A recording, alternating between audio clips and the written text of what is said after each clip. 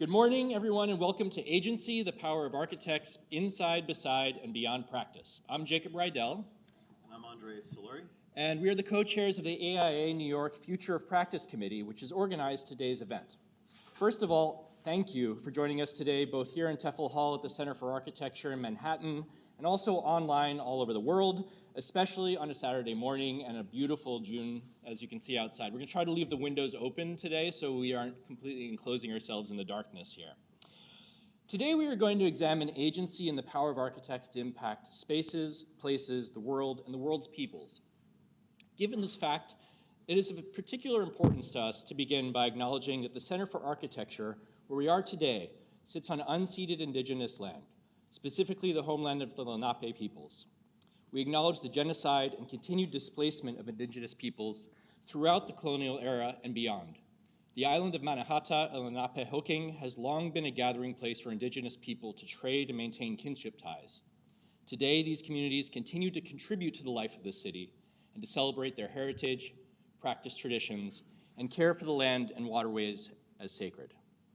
We acknowledge today's Lenape communities, including Lenape people who belong to the Delaware Nation and Delaware Tribe of Indians in Oklahoma, the Stockbridge, Muncie community in Wisconsin, and the Muncie Delaware Nation, Moravian of the Thames First Nation, and Delaware of the Six Nations in Ontario.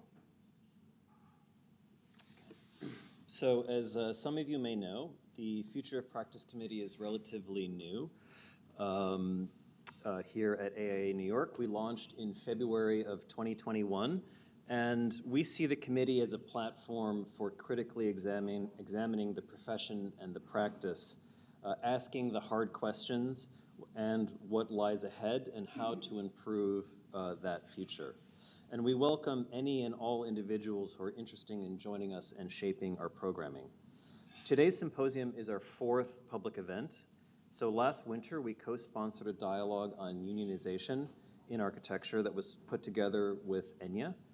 Our second event, last summer, we had addressed the challenging issue of value and what is the value of architects, where our panelists discussed some of the structural, cultural, and financial reasons that architects may be undervalued.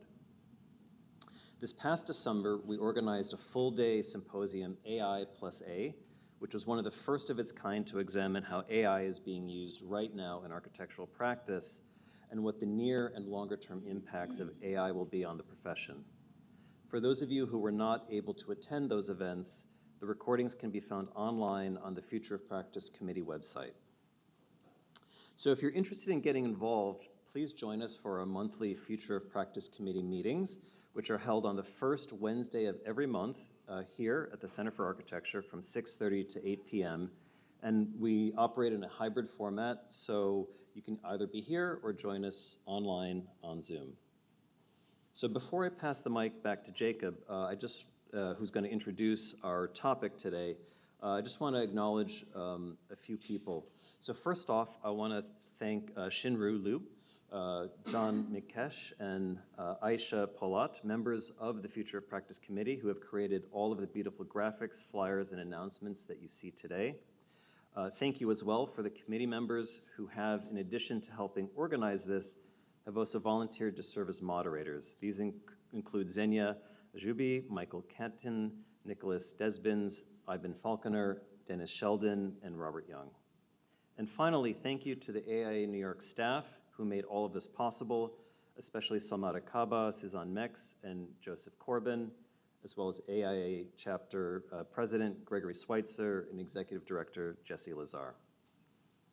And last but not least, we want to thank our sponsors for today, and they include Microsol Resources, Turner Construction, and CASE. CASE is the Center for Architecture, Science, and Ecology at Rensselaer Polytechnic Institute. And it's thanks to our sponsors that we can enjoy breakfast, coffee, lunch, and drinks throughout the day. And I also should add that Microsol is holding an upcoming Tech Perspectives Conference at the Japan Society here in New York on June 20th. And they've assembled a great group of speakers to discuss the future of AEC technology in the age of AI.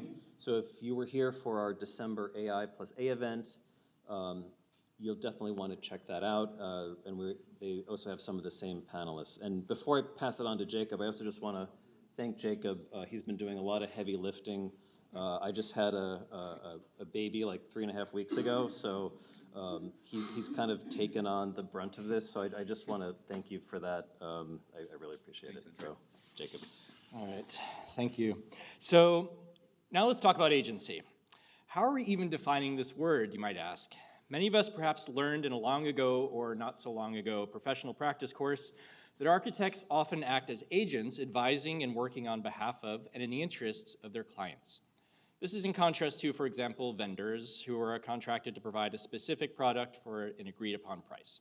We're not going to delve into more professional practice talk, I promise. While the architect's traditional role of agent is not unrelated to today's conversation, however, it doesn't really fully capture the meaning of agency through which we are framing today's symposium.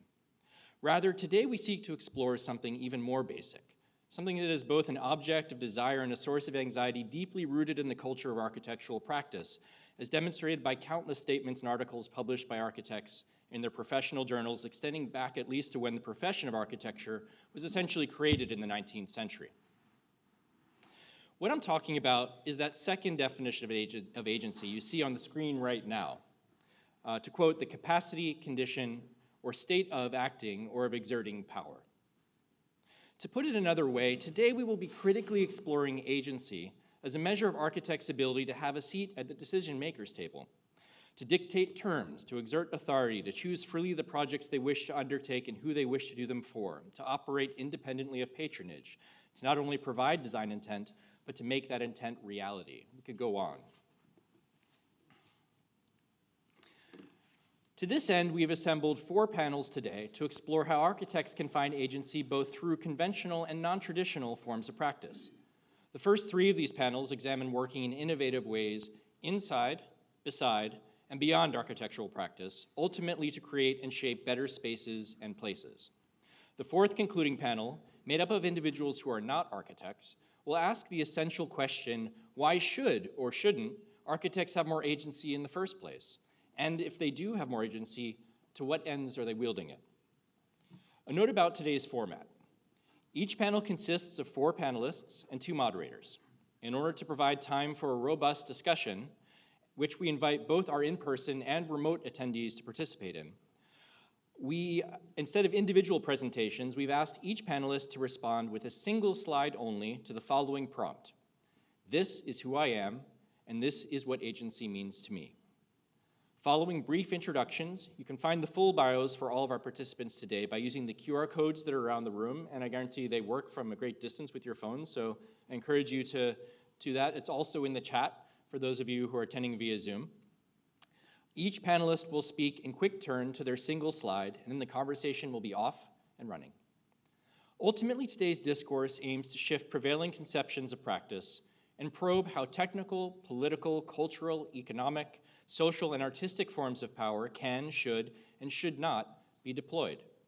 And while there are many ways to interpret the title word of today's symposium, just about however you define it, agency equals opportunity. So let's get started and make the most of this opportunity we have together right now. And with that, we're going to pass this over to our first panel, and we will dive into the conversation. All right, panel 1, please come up.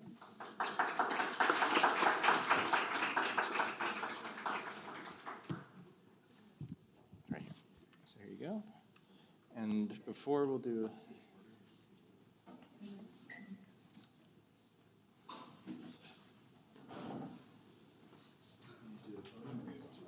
so we were going to do each panel right before. We'll just do a photo since otherwise we're going to lose folks against the wall. So, yeah. All right. Panel 1. We have time. Against the wall right there. That was the ask. Just a public shot. Yeah, this is up. All right.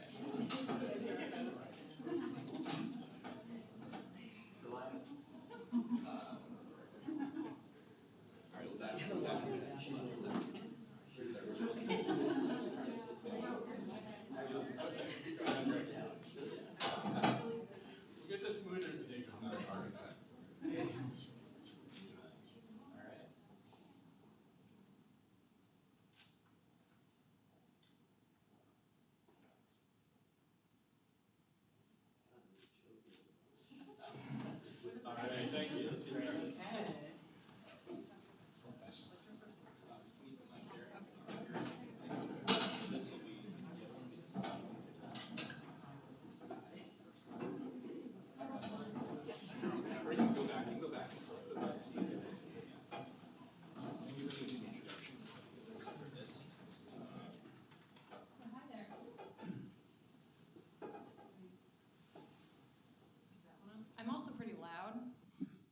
need a mic.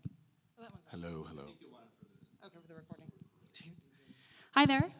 My name is Eben Faulkner. I'm the Global Marketing and Business Development Leader at SOM, and I'm here with my co-moderator, Robert Young. And we just wanted to say a couple words before we jumped in, because I want to hear from this panel, that this topic is one that is near and dear to my heart. Since I work in business development, I'm always saying that business development is ultimately about agency. What's the kind of practice you want? Who do you want to be working with? What are the projects that you want to do? So I love this, and I think of this a little bit as a chance to ask a bunch of people that I respect questions that I've always wanted to ask them. So when Robert and I put together this panel, we really wanted to bring together people who are really known as practitioners within the work that they do, within our field, and also all trained as architects, but are kind of pushing at the edges. Even though we are the inside, we're thinking of inside, but pushing out a little bit, and that will continue throughout the day. And they're all pushing in their own ways and all are doing work that's very unique and interesting, and so we just really are excited to bring them together. So I know we're not doing full introductions, but we at least wanted you to know faces and names. So I think Robert's going to just do a quick intro of all of our speakers. Does this thing work? Yes. Okay, so forgive me for reading. One common denominator in this group is that they are not guns for hire. You practice architecture to accomplish something more than what can be put in an AIA owner architecture agreement. In some cases, probably more than what your clients ask for. You come to the table with an approach, an attitude, a set of priorities and values passionately held. The members of each of this panel have built incredible reputations over the years, so people come to you for who you are. But I doubt it was always that way. Agency got you here. First of all, we'd like to just do the quick intros, and then we'll go right into it. Claire Weiss is a founding partner of WXY, a New York firm globally recognized for its community-centered approach to architecture, urban design, and planning. Jerome Hafford is the principal of the award-winning Jerome Hafford Studio, an assistant professor of the architecture at City College Spitzer School of Architecture, where he co-directs the New Place Memory and Culture Incubator, and a core initiator of Dark Matter U.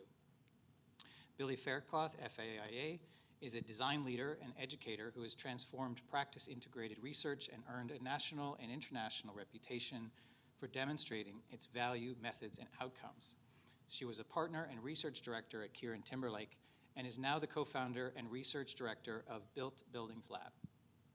Sean Watts is a partner at Leroy Street Studio.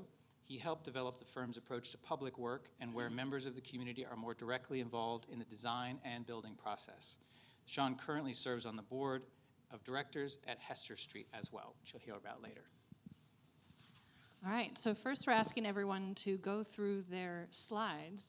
So it's a little bit of a surprise order. Billy, you're up first. Great. Sorry for this. They're in alphabetical order? There you go. Fantastic. So, anyone recognize this building? Yeah? By Robert Venturi? No, it's in Penn across the It's in, no, it's the Saarinen building, Hill College House, I believe, right? But does anyone recognize what's happening to the building? It's under renovation. So we were asked to talk about agency and who I am and what does agency mean to me? I believe that's the question, if that's right. And the one thing, the reason why I brought this slide forward is just, in this image forward, is to point out maybe part of what agency has meant to me is recognizing that we have a relationship to these moments in time in a building's life. So primarily, I exercise agency through research, through asking questions. And what I've learned by asking questions of architecture, what it is, what it can be, what it can do, I've learned to also question its impacts over time. And so with this image, this I think begins to represent for me a large transformation that my question asking has basically helped us gain some agency.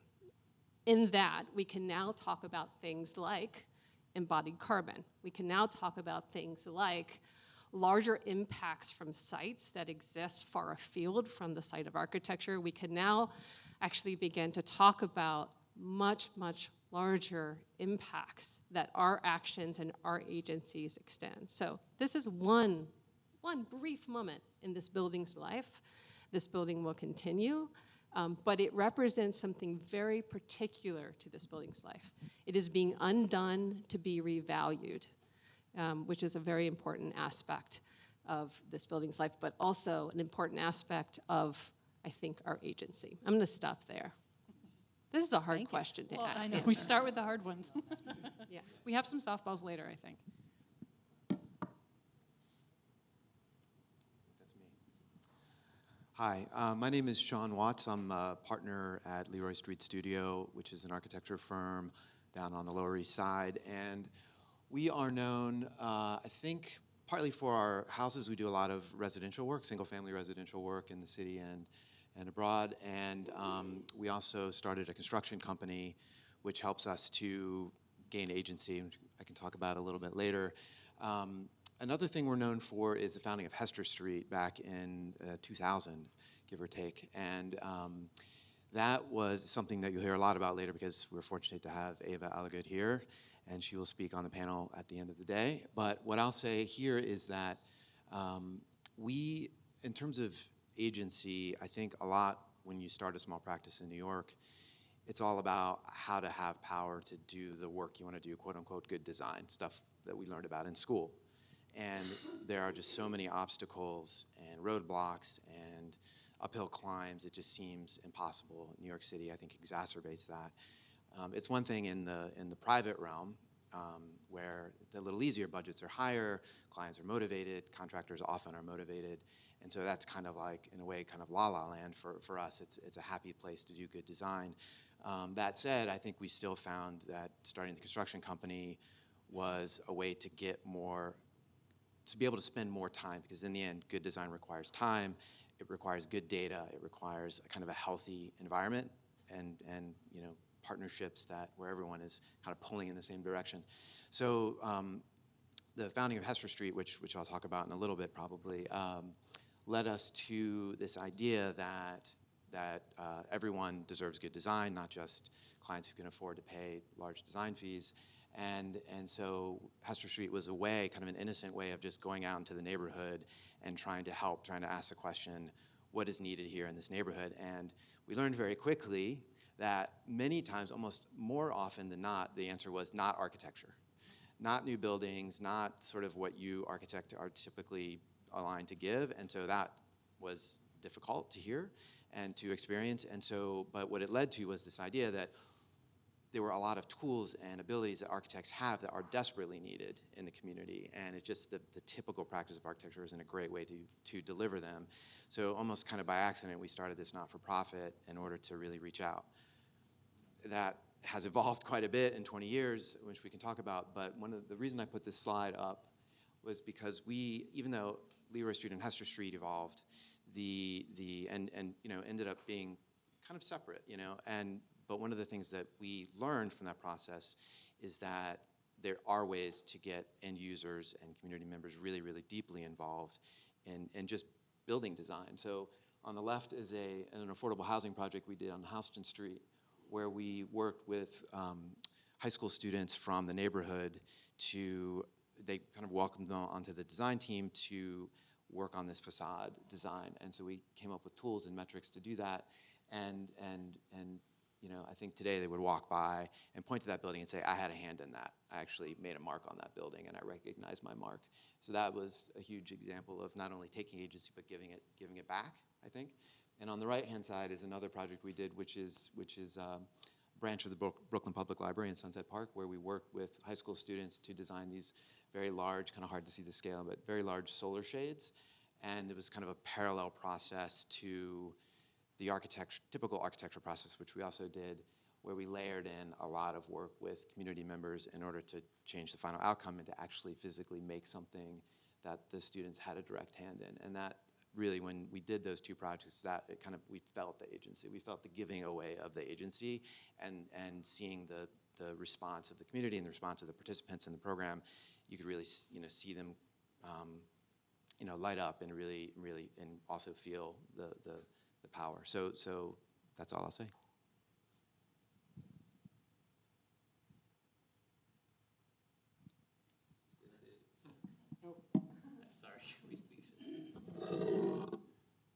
I think this is me. So when you both asked for this, I was sort of intrigued by the definitions that were up for the symposium itself, and look back at, well, where are the tools for agency? Since architecture, to my mind and in my practice, has been so hard at providing those tools of agency, and that's maybe why we're all here today. So this is from, also because I really believe that the sources of what we all do are embedded in our own life experiences. So as someone who first, as someone of the early 80s or late 80s, this is from a sociology paper and was considered the elements of agency. And I read through them and I thought, oh my God, this is still the tools that I use, even if unacknowledged, that architecture is a social art. And we probably rely a lot more on sociology and anthropology than we think. And maybe we're getting back to the deep acknowledgement that people in place have kind of a kind of skill set, but also some embodied knowledge that we are only starting to understand. And I would also extend that to land and people. So iteration, I mean, if you read this, you think, yeah, what is this? Like, I was in architecture school then, and this is how we were taught to do architecture. Iteration, right? Routine actions to respond to typical situations that help people sustain identities, interests, and institutions over time. Like, if you read this, like, just read these, you think, yeah, that's what architectural practice should be. So anyways, I just thought that was, I'm always looking for things to connect what I might do as an architect to a larger world of knowledge in other fields and other people and life experiences. And I really think that ultimately, when you ask the question, where do you come from? What does agency mean to you? It means that your field, your situation, you find ways to continue to act, as architects, probably in this way. I read Practical Evaluation, if you guys can read that, and I think, oh yeah, like, unfortunately, I think these activities, each one of them that have the word people in them, for architects, have been reduced to substituting the word people for the word building. And I think that's actually where I find agency, and where I did when, coming out of school for the second time, I really felt that public space was the way for architecture to be understood more broadly. And I kind of pursued, through starting an organization, through working in the AIA, to joining other organizations, being active as much as I could in trying to work with others to get that message out and push it forward. So I would just say, just to sum up, that we have to be careful of the potential of our own language to self-limit agency.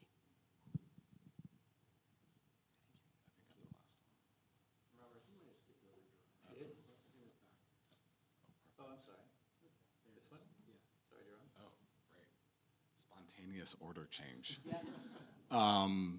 But yours, I think, was a good intro to this slide. Yeah, this slide shows sort of two images from that sort of come out of my expanded practice related to sort of academia, sort of, on the left, and then sort of design practice on the right, but kind of rethinking both of those things, and also thinking about these sort of spatial products, but also these as human infrastructures, which is where I think I was meditating on agency. And I think these human infrastructures, you could say, and a kind of idea of networks of care that have highly architectural implications, which is what I try to sort of unite in my design practice, but thinking at that abstract level. So on the left is the sort of first physical spatial project that Dark Matter U did. This is an image of the constellation exhibit at the Lisbon Triennale in 2022, which really was an attempt to actually model and spatialize that human infrastructure, that human architecture that makes up a kind of counter-institution or network of care, right? Of designers, of architects. Was quite different than anything else in this conference. And then on the right is a sort of circle, as opposed to a constellation, you could say, of this installation called Sankofa that's now been up for about a year, but is in its second iteration. In my local park, which is Marcus Garvey Park, and is this kind of locus of my design practice in terms of producing sort of spatial architecture with the community that itself also demands a kind of collective care and has notions of collective participation built into that architecture, including, you don't see it in this image, there's lots of images of both of these projects that are eye level with lots of people, but I thought that there was something abstract about these two things which indicates some of the latent thinking that's kind of happening in my design practice, and then also manifesting through an organization like Dark Matter U, which in Dark Matter's case is really trying to think through a new institution or new forms of mentorship and agency, collective agency, or in the case of this sort of pavilion, which is really nested in the park, really embedded in that black landscape, in the kind of expansive notion. And both of these things, I think, are thinking institutionality and architecture sort of outside of, or maybe in spite of, modernity or late capitalism or white supremacy, you could say, right? And so that's why I wanted to put these images up. I could keep rambling, but I'll stop there. We'll have more follow-up questions. Thank you. It was funny, when Robert and I were coming up with the questions, we spoke on Thursday night and we're like, oh, we don't have enough questions. And then this morning we looked at each other and said, we have too many questions. And I think, honestly, listening to all of you talk, we're gonna have too many questions, which means we'll make good use of the break. We have a couple of questions that we're interested in hearing from everyone. And then we have some that are intentionally directed at one person, but not exclusive. So we'd love to hear others riff on what you're hearing. And I think maybe we'll start with one, and then maybe we'll start with two for everyone. The first is, where do you think architects have the most agency within traditional practice?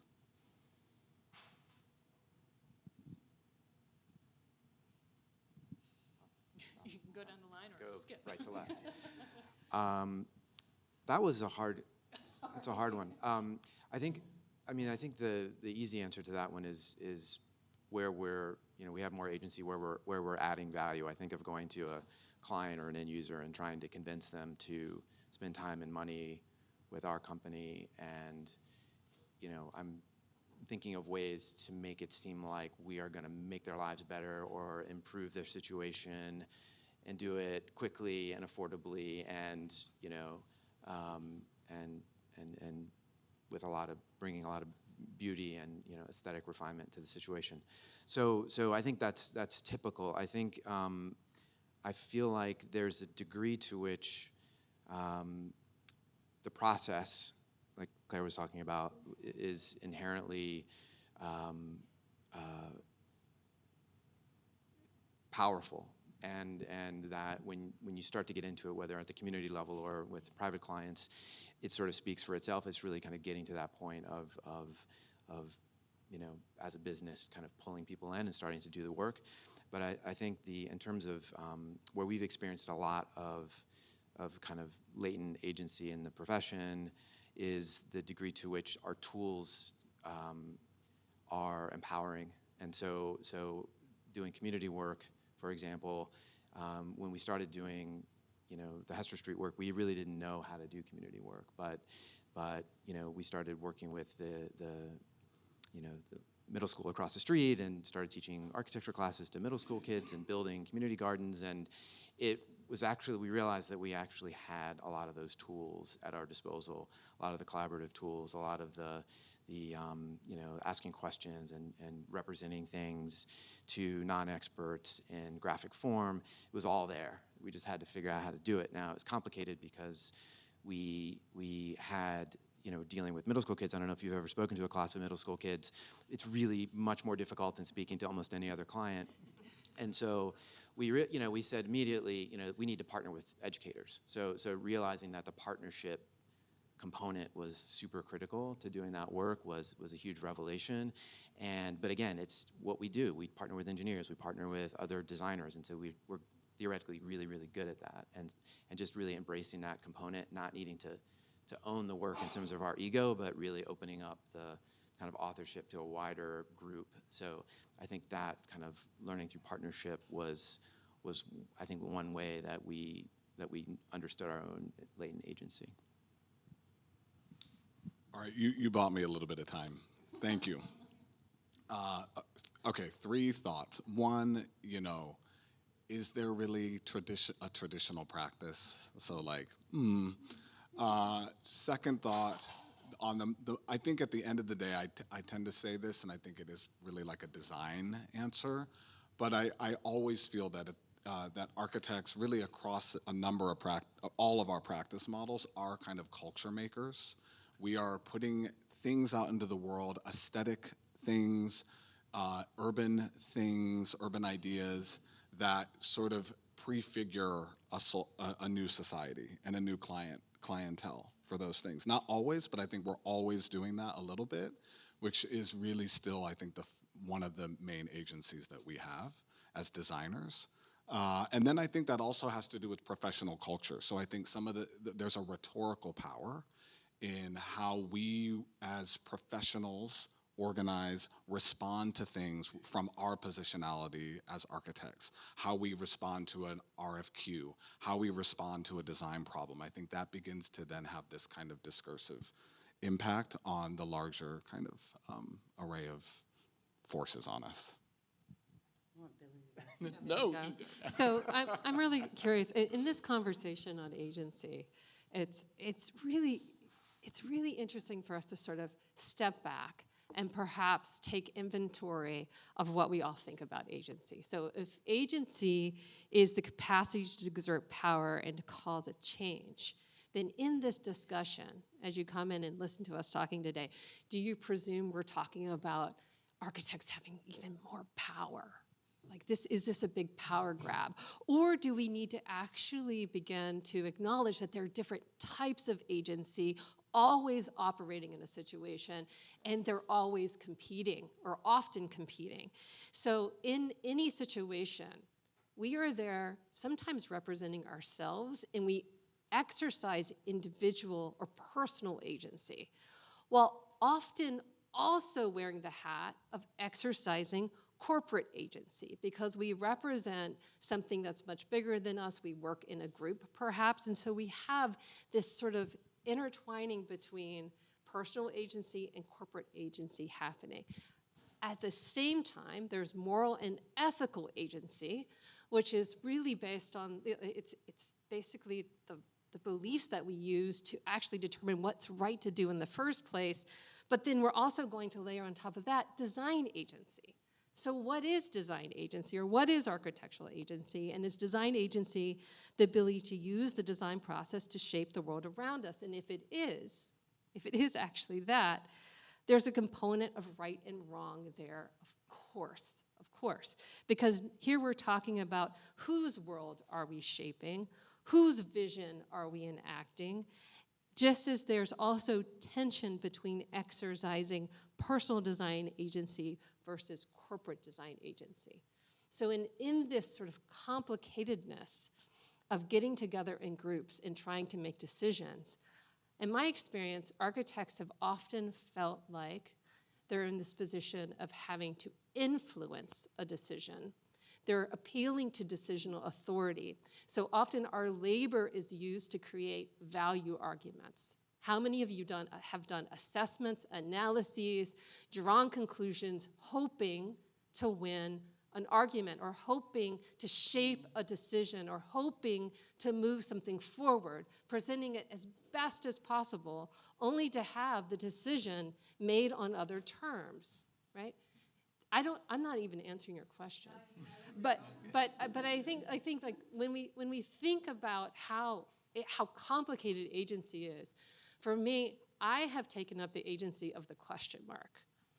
I have found that being able to ask and answer questions and use a form of research as agency has helped me step back and frame our actions through value arguments, knowing that my labor is often going towards helping others make value judgments about what to do with Hill College House, or what to do with something else, another property, another thing, what to connect to, whom to connect to, whose agency to undermine and whose agency to actually amplify.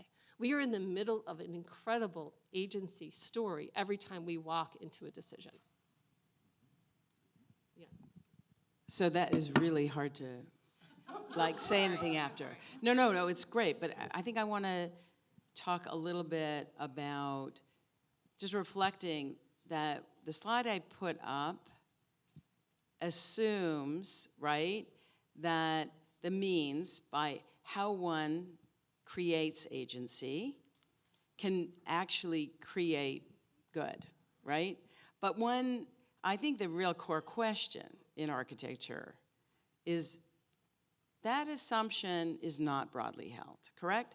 And that, reflecting on what you just said, we are forced, I think, the profession, I'll call this normative, or corporate, or whatever you want to call it, basically asks themselves over and over again, each project, each part of a project, does the means justify the ends? The fact we, even as a profession, let in that means can even justify ends shows the fact that the profession, as an ethical value, the fact that what we build out there has already created so much ecological damage, never mind other forms of damages. The fact that that is the basic question of the profession, will these means justify these ends, is so problematic that one can't just look at kind of the hope that the methodology of creating agency, not only for oneself, but for others, will in itself solve the problem. So then maybe that's another way of reflecting on what Billy said. So like, just to not be super pessimistic, what I would say is an honest discussion amongst the profession, getting involved in the profession, like we're all here, right? So I'm preaching to the converted, but going outside your practice, no matter who you work for, and actually just your community board, your kids' play group, the middle school, whatever, like the fact is we have all benefited from an amazing evidence-based and experiential learning in terms of our education. We can deploy that, and I think that's actually the only way forward. And then one can be self-critical, and through being self-critical, one can, through the mechanisms of practice, kind of go, why are we asking this question if the end should justify the means? Why don't, if the end, what end are we talking about? What means are we talking about? So I'm just going to do one more follow-up for the whole group, and Yeah. it touches on what you were saying, sort of in a certain way. In this gathering, there seems to be a kind of natural, understandable assumption the kind of agency we're interested in is the kind that makes the world a better place.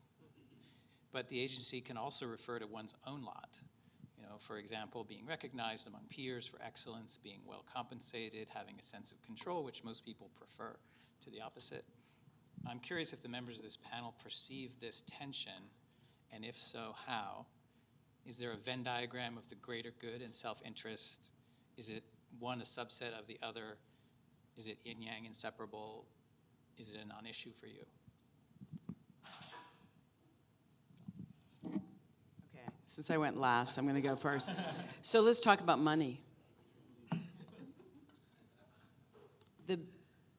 The field as a whole has gotten wealthy as the world has gotten wealthier, but that doesn't translate to people, salary, clients who need it. So there is no inalienable right to architecture and beauty, unfortunately. And I think that's really where we have to talk about, when does everyone have is supported to be an architect, work in architecture, and work towards this greater good. This is very challenging in our kind of economy, but it's also challenging, I think, in any kind of economy. And in a lot of ways, the kind of fight for, if we had higher salaries or higher fees, will that make it for better projects, I think is not going to reap the happiness everyone wants. I mean, I guess because I started with, we actually have, as a business, we are making more money than we used to. And people are, just if you looked at the data. But I'm not convinced that it's architecture. We haven't found a way to serve more people better, to kind of restore and preserve more of our building stock that's already there, to actually acknowledge that we could bring more nature into everything in cities. People don't necessarily feel healthier and better because of our architectural production. So I think that's really the question, which is, if we only talk about how to make ourselves better, I think we won't actually make it better for ourselves.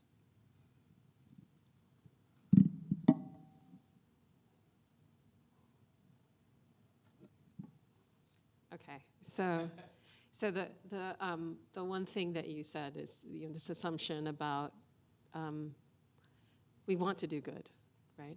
We want to do that, and I think it also tags into the last thing that you said to the answer to the previous question about what we're all attempting to do here with our agency. But we haven't necessarily, as a profession, taken up the agency to change the way we structure our practices to ask the question, have we actually done good? What have we achieved with our architecture? How do we understand how it performs? How do we understand what value it is actually provided? Because that value, often I find ourselves with these sort of false presumptions that the value that we think we're providing, and maybe we catch glimpses that we actually have provided that value 1 year, 2 years away from a project, it begins to disintegrate over time. And why is that?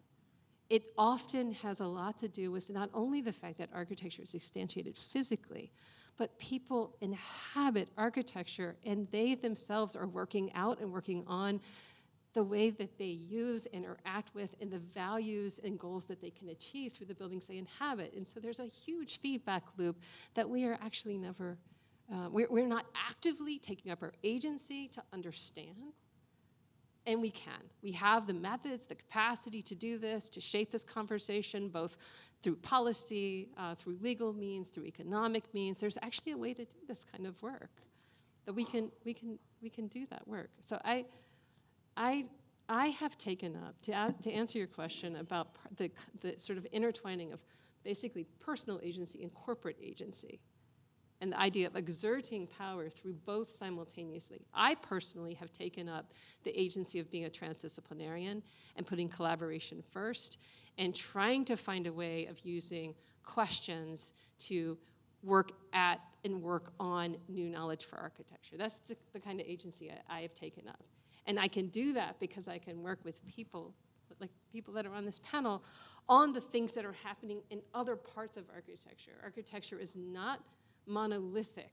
We need people working in these various fronts in order for us to actually try to understand to what degree can we know the built environment and how do we acquire knowledge of it in order to actually do to basically reflect on our power and how we want to shape it, if we have it in the first place.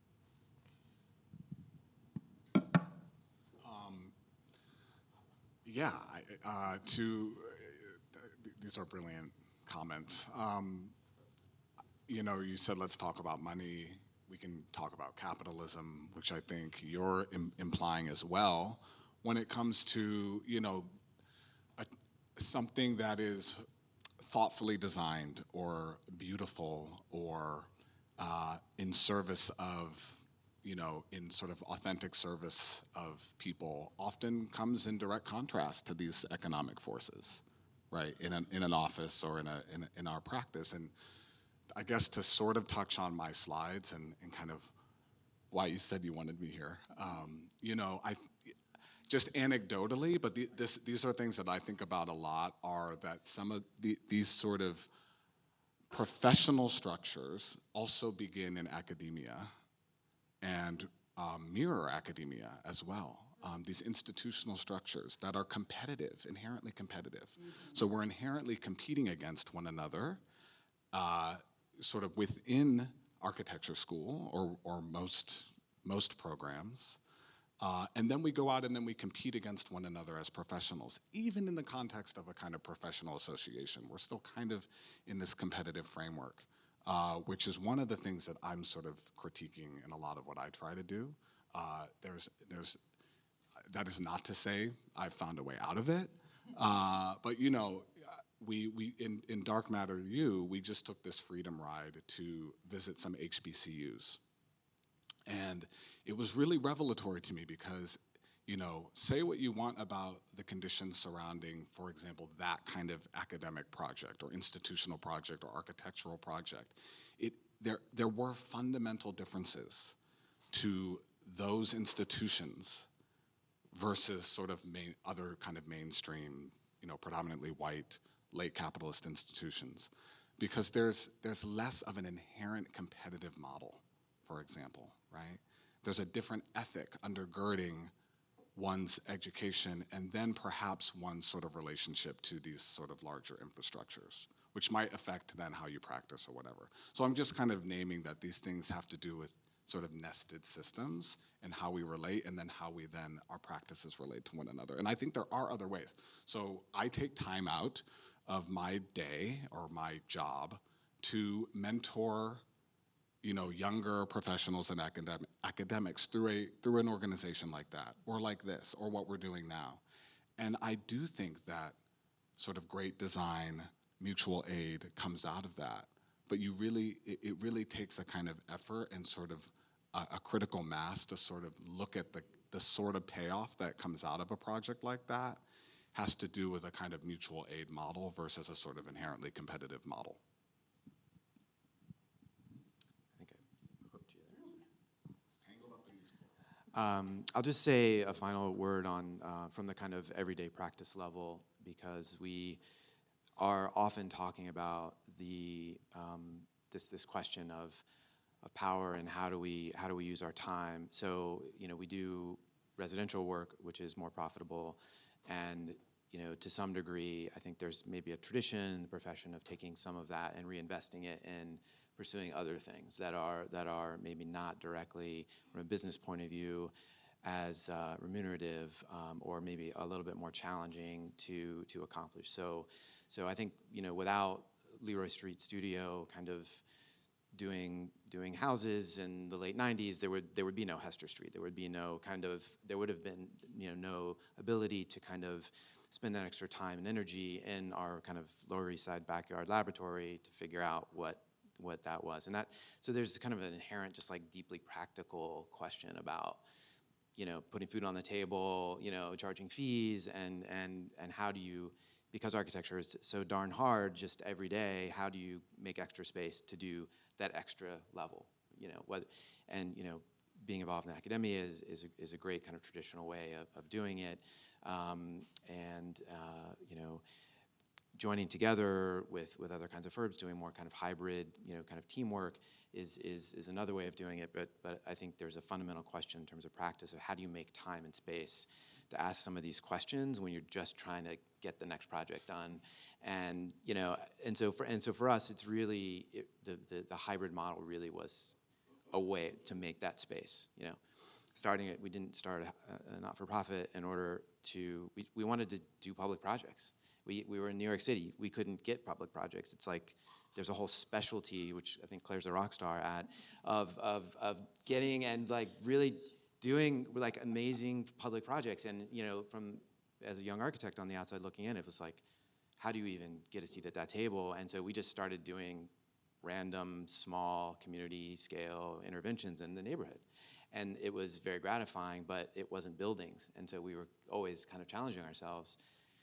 We're not doing what we set out to do, but then when you kind of pull back and look at what you've actually done, that we use the basic practice as a platform to experiment with, it had its own merits and had its own course, which today, became a much bigger, broader, and deeper thing than we could have ever anticipated. And so that was, I think, just a sort of an encouragement to try to find those ways to spend that little bit of time to ask those hard questions, even if you're just like slogging through doing buildings is pretty much taking up more of your time than you had allocated to do it in the first place.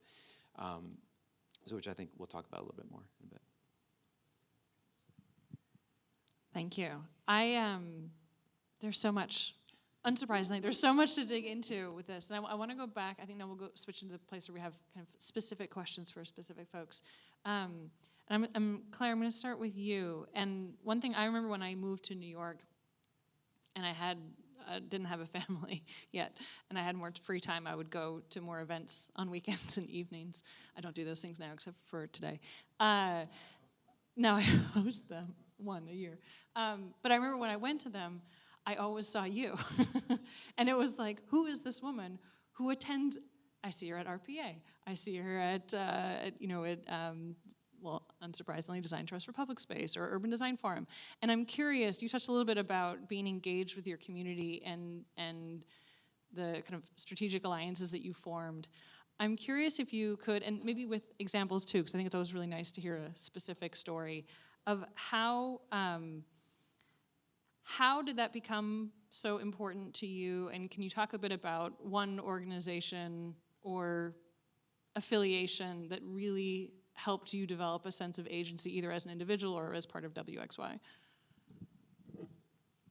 Yeah, that could be a very long-winded answer, which I'm going to avoid. But, just like am I vibrating or something? Maybe I'll try it.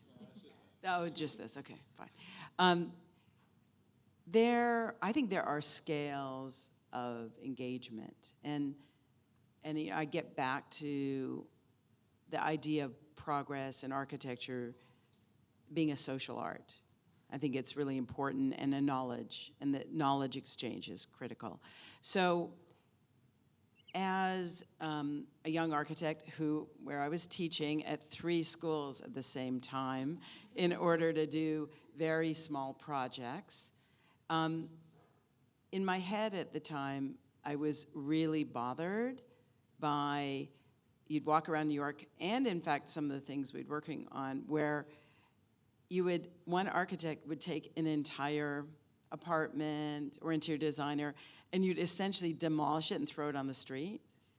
And then you could go around and people would pick up stuff because people were throwing out really great stuff all the time.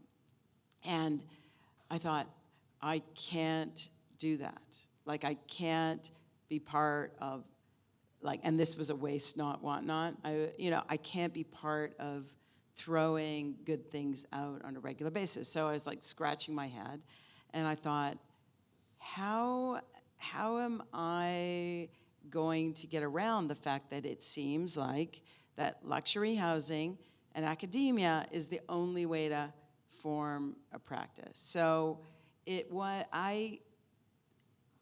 I started to do things like hear about a program at the Architecture League in East New York and go to it. Or like I just started looking for these glimmers. And then Deborah Burke, who was my professor at Yale, recommended me for a fellowship that was starting up, which was called it was before the Van Allen became the Van Allen, and Andrea Woodner kind of agreed to run this program, who I'd never met her before. And I kind of show up, interviewed. There was another there, and I had a practice of one person at the time. And Mark, my life partner, was working in other offices full time, and no children were involved yet. And he had just graduated. So like I interviewed, and they said, okay, we're going to give you Randall's and Ward's Island to do as a project, and you have all the space at the Van Allen, and tell us what you would do with this opportunity of being given a fellowship. And I looked at it and looked at Randall's Island, and I said, there is no way that I would do this without a landscape architect. And I said, and I'm teaching at City College, and there's this landscape architect, Ken Smith, who I think is super talented, and I would propose to him that we would do it together. And so I got a call a week later, and they said, well, we've decided to give this to you because the other architect said they could do it all by themselves. And we really liked the fact that you understood your own limits. So, I mean, to me, that's the story of how, continually my approach to things was to admit what I don't know, to be curious about it, and to find other people who know. I've got one for you, Sean. So the Leroy Street, Hester Street duo seems like a unique example of agency in that Hester is in some ways beside Leroy Street in a complementary way, rather than fully integrated into the practice. And first, is that fair to say? And second, could you give us some examples of how the two entities have been able to achieve things they could not have done alone, or even unexpected conflicts, or how that relationship works? What was the first part of that question? Is it true that is it that fair we're to say that we're they're beside? Separate and complementary? Yeah.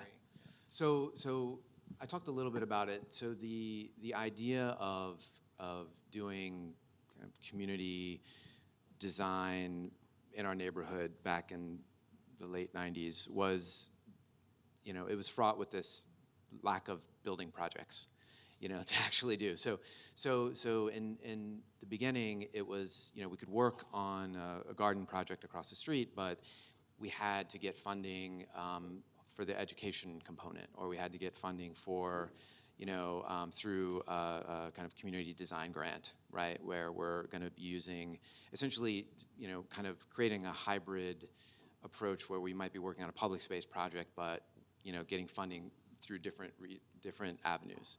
And so that was what led to the not-for-profit model. It wasn't really intentional. It was just because we had to go after funding, and in order to go after funding to do that work, which was not really architecture, we had to start a different kind of practice. So it became pretty quickly obvious that the kind of for-profit architecture practice and this kind of not-for-profit, which was mission-driven, could have a lot in common and a lot of overlap, but there were also things pulling us apart, right? So the structure we had was essentially we were Hester Street's landlord. We were on the board. We all of our staff of Hester Street and staff of Leroy Street would collaborate on some projects, on the projects that made sense to collaborate on. And it was great because, they had a place to practice. They had a lot of support, and we had a lot of resources to offer. And there were a lot of projects that that needed architecture support, or a lot of times it was building support. We were building tile sculptures in our basement with the middle school kids across the street. We were going down to Pier 42 and making things out of rebar to create shade for, temporary public space. And we did hundreds of projects like that over the first 10 years. And so it was a kind of a cohabitation of our studio on Hester Street. And it worked really, really well. But still, I think it wasn't leading to building projects, and it was frustrating because there were lots of building projects going on we just didn't have access to. So eventually, I think a couple of things happened. One thing was that, Hester Street kind of moved into a larger space that, advocacy and working on larger public space projects and doing community engagement with a lot of very specialized technical skills that they were offering. And we had said by that point, learned how to do participatory design, where we could get like a community group and figure out how to make them feel like a part of an architecture project, and to actually, layer a whole nother kind of process onto the typical architectural design process, which yielded, a more kind of holistic approach. So, flash forward to now, we're totally separate entities, and we collaborate less frequently, but we're still kind of like, our DNA is kind of melded together in some ways, and I would say, so looking back on it, is it a great model to start a not-for-profit if you want to do public work? Not really, But is it a great model to get like really deep and meaningfully engaged in your neighborhood and your community? Absolutely, it's a great model for that. And, we just needed to make the space to be able to do that, and also to be able to do our day jobs, And what was the second part of the question? Or did I answer both parts? Okay. I have a question for Jerome, and I would love to hear you expand a little bit more about the dark matter U.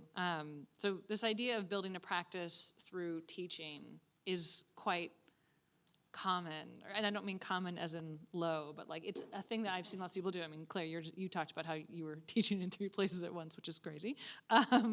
Bless you.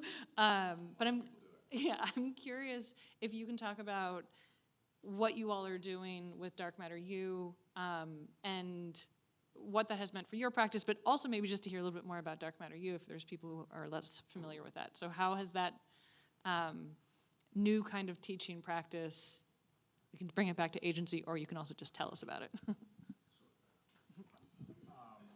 Yeah, I mean, I think when I give talks about my work, I now have, I think in part because of something like Dark Matter U, which, to be clear, is really, regularly participated and formed by about 50 to 60 people. So I'm representing that kind of project. I'm not the founder or sole person involved in that.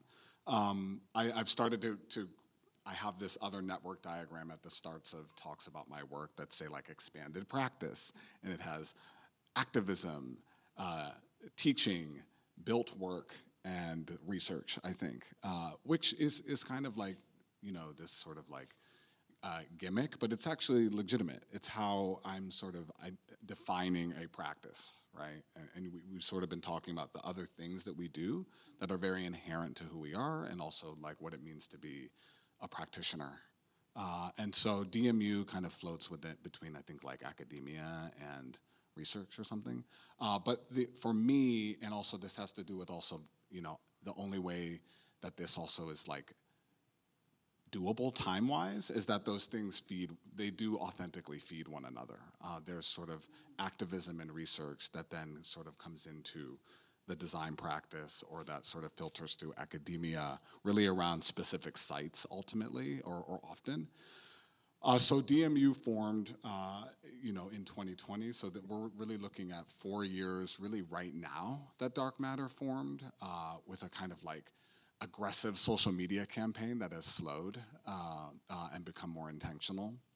But that, essentially it was an idea to produce a kind of POC, people of color-led institution or school, which now I would say is one part professional association, one part mentorship kind of structure, one part academic association, and one part school, in the sense that the idea is to sort of work inside and outside of these sort of existing institutions of professional institutions, but also primarily academic institutions, in order to have perhaps more freedom to motivate other kinds of ethics and do other sorts of things, and really mentor outside of the kind of power dynamics that exist within those institutions. So, for example, we just did this incredible project called the Summer Institute, which is a 2-year project. And we decided to have it kind of honor the Freedom Rides, which were these sort of bus rides led by students in the 1960s in the South, United States, to sort of build agency around what was then sort of Jim Crow repression against things like riding the bus or segregated education and so on. And so we sort of kind of thematically hacked that model and invited a number of students from schools that actually our network are not really in or sort of operating in, and most of them in the South. So several HBCUs, Mississippi State, UVA, Virginia Tech, Morgan State, FAMU, and then kind of convened some of the people in this network, which is again academics, most of them out of school, sort of young professionals, but ranging up through people even older than me. And just went around and visited these different historically black colleges and a few civil rights sites and sort of produced discourse around those sites, right?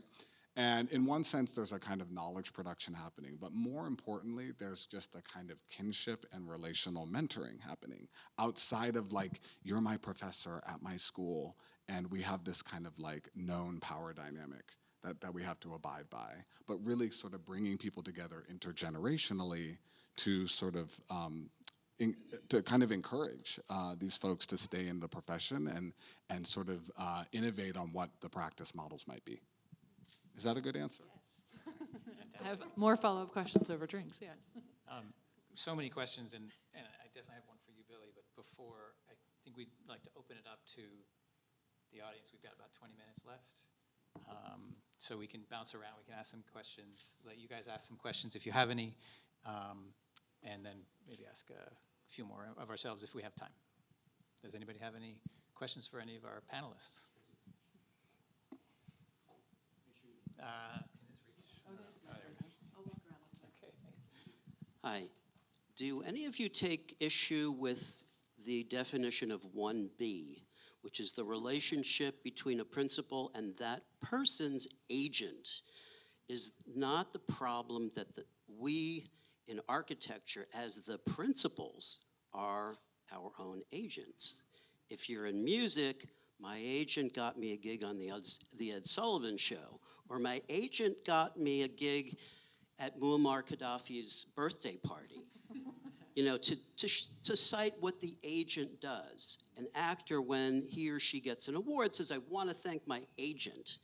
Well, the agent, similar to architecture studios and the actors, the agent gets those actors' particular parts in particular films, just as you would go after public housing, you would go after politically conscious, but we're not having your agent get that for you, nor are we having our architects, we're not having our young architects or even our older architects say, oh, my agent got me a job in a firm that does skyscrapers versus hospitals versus schools.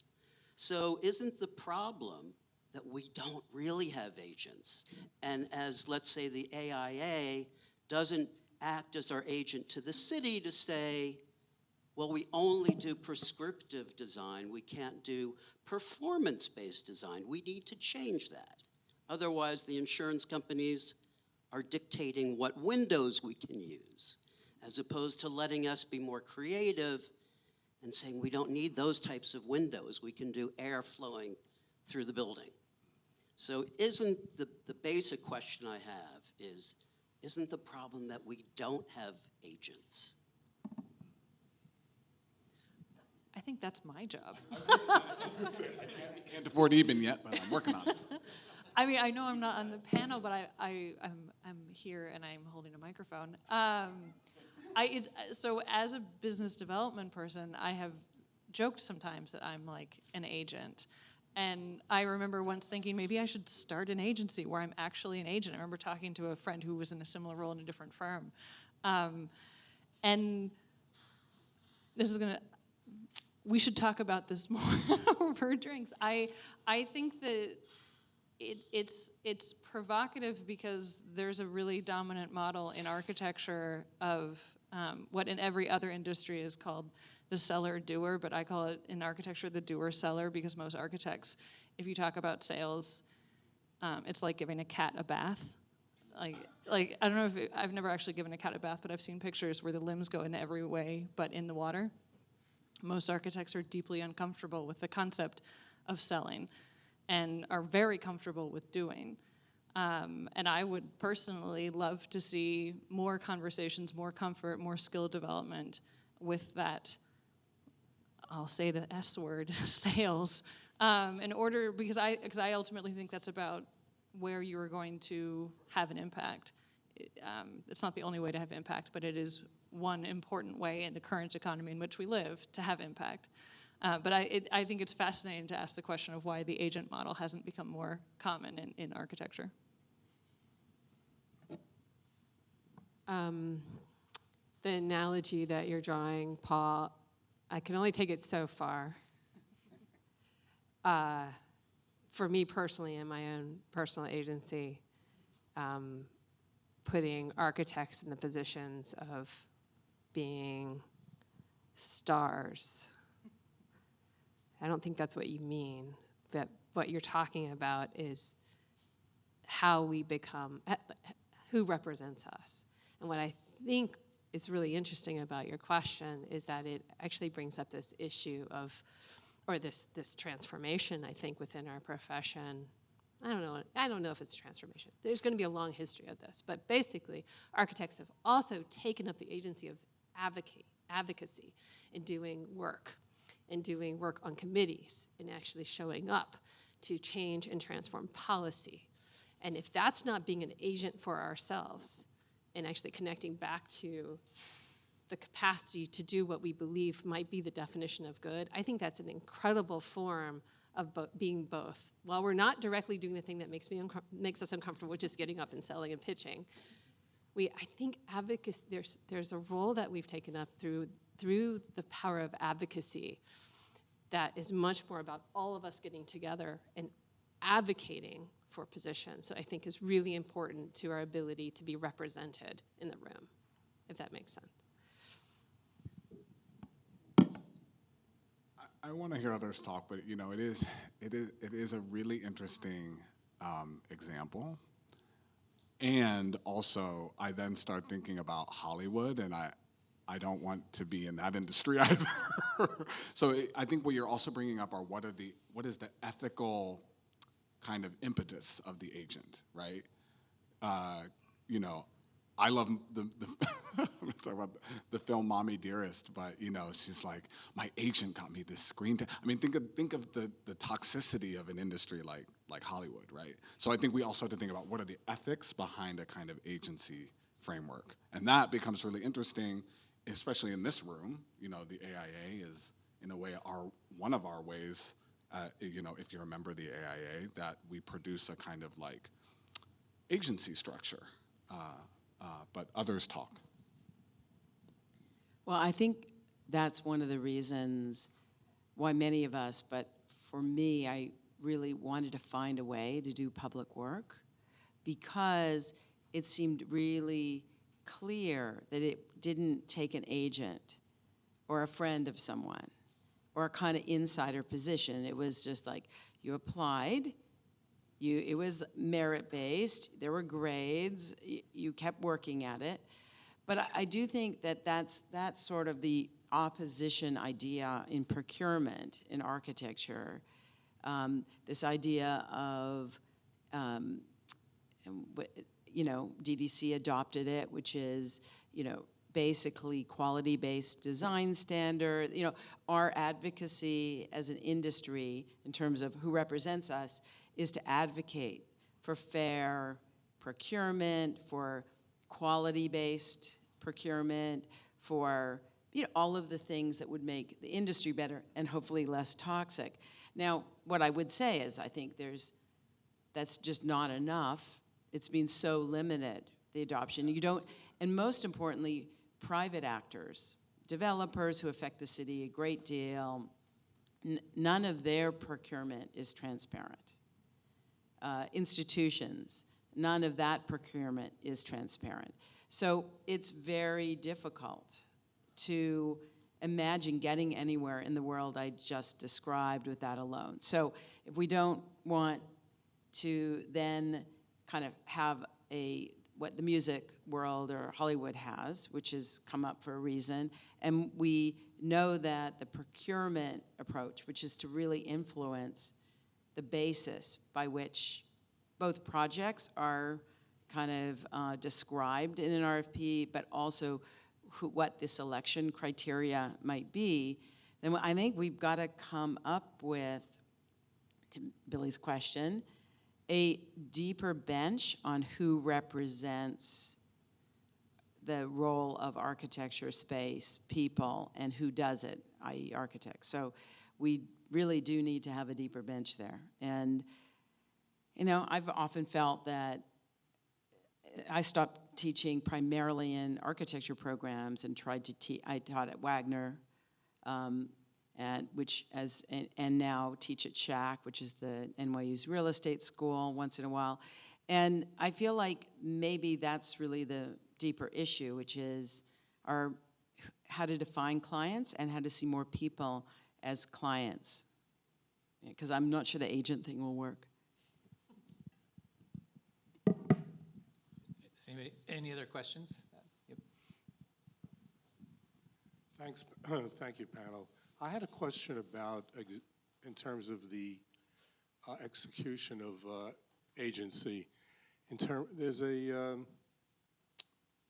jargon. That's the word that I think of, and whether to use jargon or not use jargon.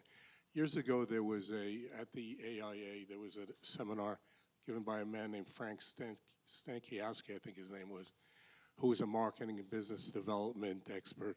He spoke against use of jargon, that it alienates you from your client and so forth. But the most successful architects, maybe I'll say many, use jargon as a way to sort of exert superiority, intellectual superiority over their client. And the client responds, boy, he's really smart. I don't know what that word means. I'll give you an example. There was an ad on a building talking about, basically they were talking about the flow between the outdoor space and the indoor space. And they used the word, the dialogue between the outdoor space and the indoor space. Now, these apartments were being marketed to, they were like $20 million units. And these people are very smart who are going to be buying these people are successful. But I'm sure most of them have no idea what this guy meant by the dialogue between the outdoor space and the indoor space. So my question basically is, how important is it, or which approach is more successful? The use of jargon to sort of intimidate and gain intellectual superiority over a client and therefore have him be attracted to you because you're smarter than him, or to do an engagement in terms of just talk to him as a regular person, speak to someone at their level of understanding. So that's where I'm curious. I don't know quite how to respond to that, but because I think the answer is kind of obvious. I think we rely on jargon partly. I mean, it's kind of a crutch. It's kind of a way of organizing complex issues in our heads to be able to communicate with each other. I do think when you get outside of our circle, it breaks down pretty quickly, especially in a middle school class. But I think that, which is, that keeps it real, I think on some level.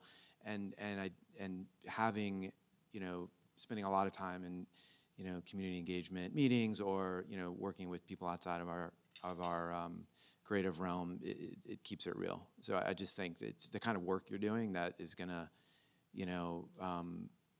help you to find that, that note, to hit the right note there. I do think, I mean, I'm not teaching, so I don't necessarily need to present myself as kind of an intellectual, which I think is nice sometimes and refreshing. But I think it's also having just working in construction as well. Just spending a lot of time talking to framers, spending a lot of time talking to tradespeople. There's just a huge broad spectrum that we have to communicate with, which is a massive challenge, I think, especially if you're doing something in a hybrid way. And so I think that, again, I think that's one of the things that we should be good at, is being able to maybe use jargon when it's powerful, but also kind of really stepping away from it. But it's really hard work, and it's really, really difficult to do. And that's one of the challenges we face when you're doing kind of a broad spectrum of work, is just like, the culture shock, your middle school classroom in the morning, and you're sitting with, a wealthy person designing their house in the afternoon.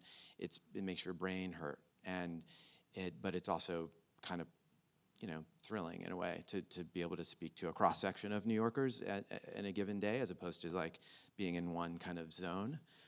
That's a choice we've made, which has its ups and downs, strengths and weaknesses. I think we could all debate that, but anyway. I have to tell a funny story. So in a big community workshop, like 400 people, I'm doing a presentation and kind of trying to get people, I think it was either a word cloud or at tables, to add ideas about what could happen in the public realm. And a woman stepped up and said, what is this public realm stuff? Is that a place where Cinderella and her sisters live? Like, really? And that was like a real lesson in that even if you think you aren't, you are. And I'm reminded of that often. But what I would say is that, yeah, we use a lot of words, but that's because it's so difficult sometimes. Is it through VR? Is it through physical models? Like communicating essentially non-verbal, really, like it's all aspects of things, is really difficult. And I think that we are, to give architecture some credit, we're in a constant search for actually showing what places are really like, the cost of them, the metrics. And we're not necessarily in a world that cares as much anymore, or that is going to spend the time. So I think they're both sides. I just, it's kind of a funny question, but I think it really, behind it is some really deep opportunities to think about what we do. And if we actually want the participation of not us, I think, part of the kind of what you're saying jargon, what you're kind of getting at with the jargon thing is also like, my client or community member or whatever are not dumb. They have a lot of great ideas. They actually need permission to participate and to feel comfortable to participate and contribute their intellect and their expertise to what we're doing. So there's a number of things that happen when we sit down with a client or a community member, definitely, I think especially community members, is that we divorce ourselves, that we are also community members, right? We're doing this together, and do we actually want that participation, or are we more invested with this sort of kind of intellectual project that is only ours and can be really limiting? I'm just going to say that this reminds me of when I started graduate school with Jerome, and I had to say, what is all this fenestration condition? I think we're just talking about windows, right? We're just talking about windows. And that's just lived with me ever since. Robert, do you want to ask one? 3 minutes, right? Okay, but did we have one last question for Billy that we were going to do? Did we have one last question for Billy? Yeah. Should we try it? Okay. Yeah. You can try it. Okay. All right. So one of the things you said that jumped out at us was that sustainability means being brave enough to challenge whether or not a new building is a solution to the community's need in the first place. And it seems to me that this kind of bravery can be seen as an existential threat to the business side of an architecture firm. Do you have any advice for practitioners to help us navigate through the inevitable resistance to this counterintuitive stance? No.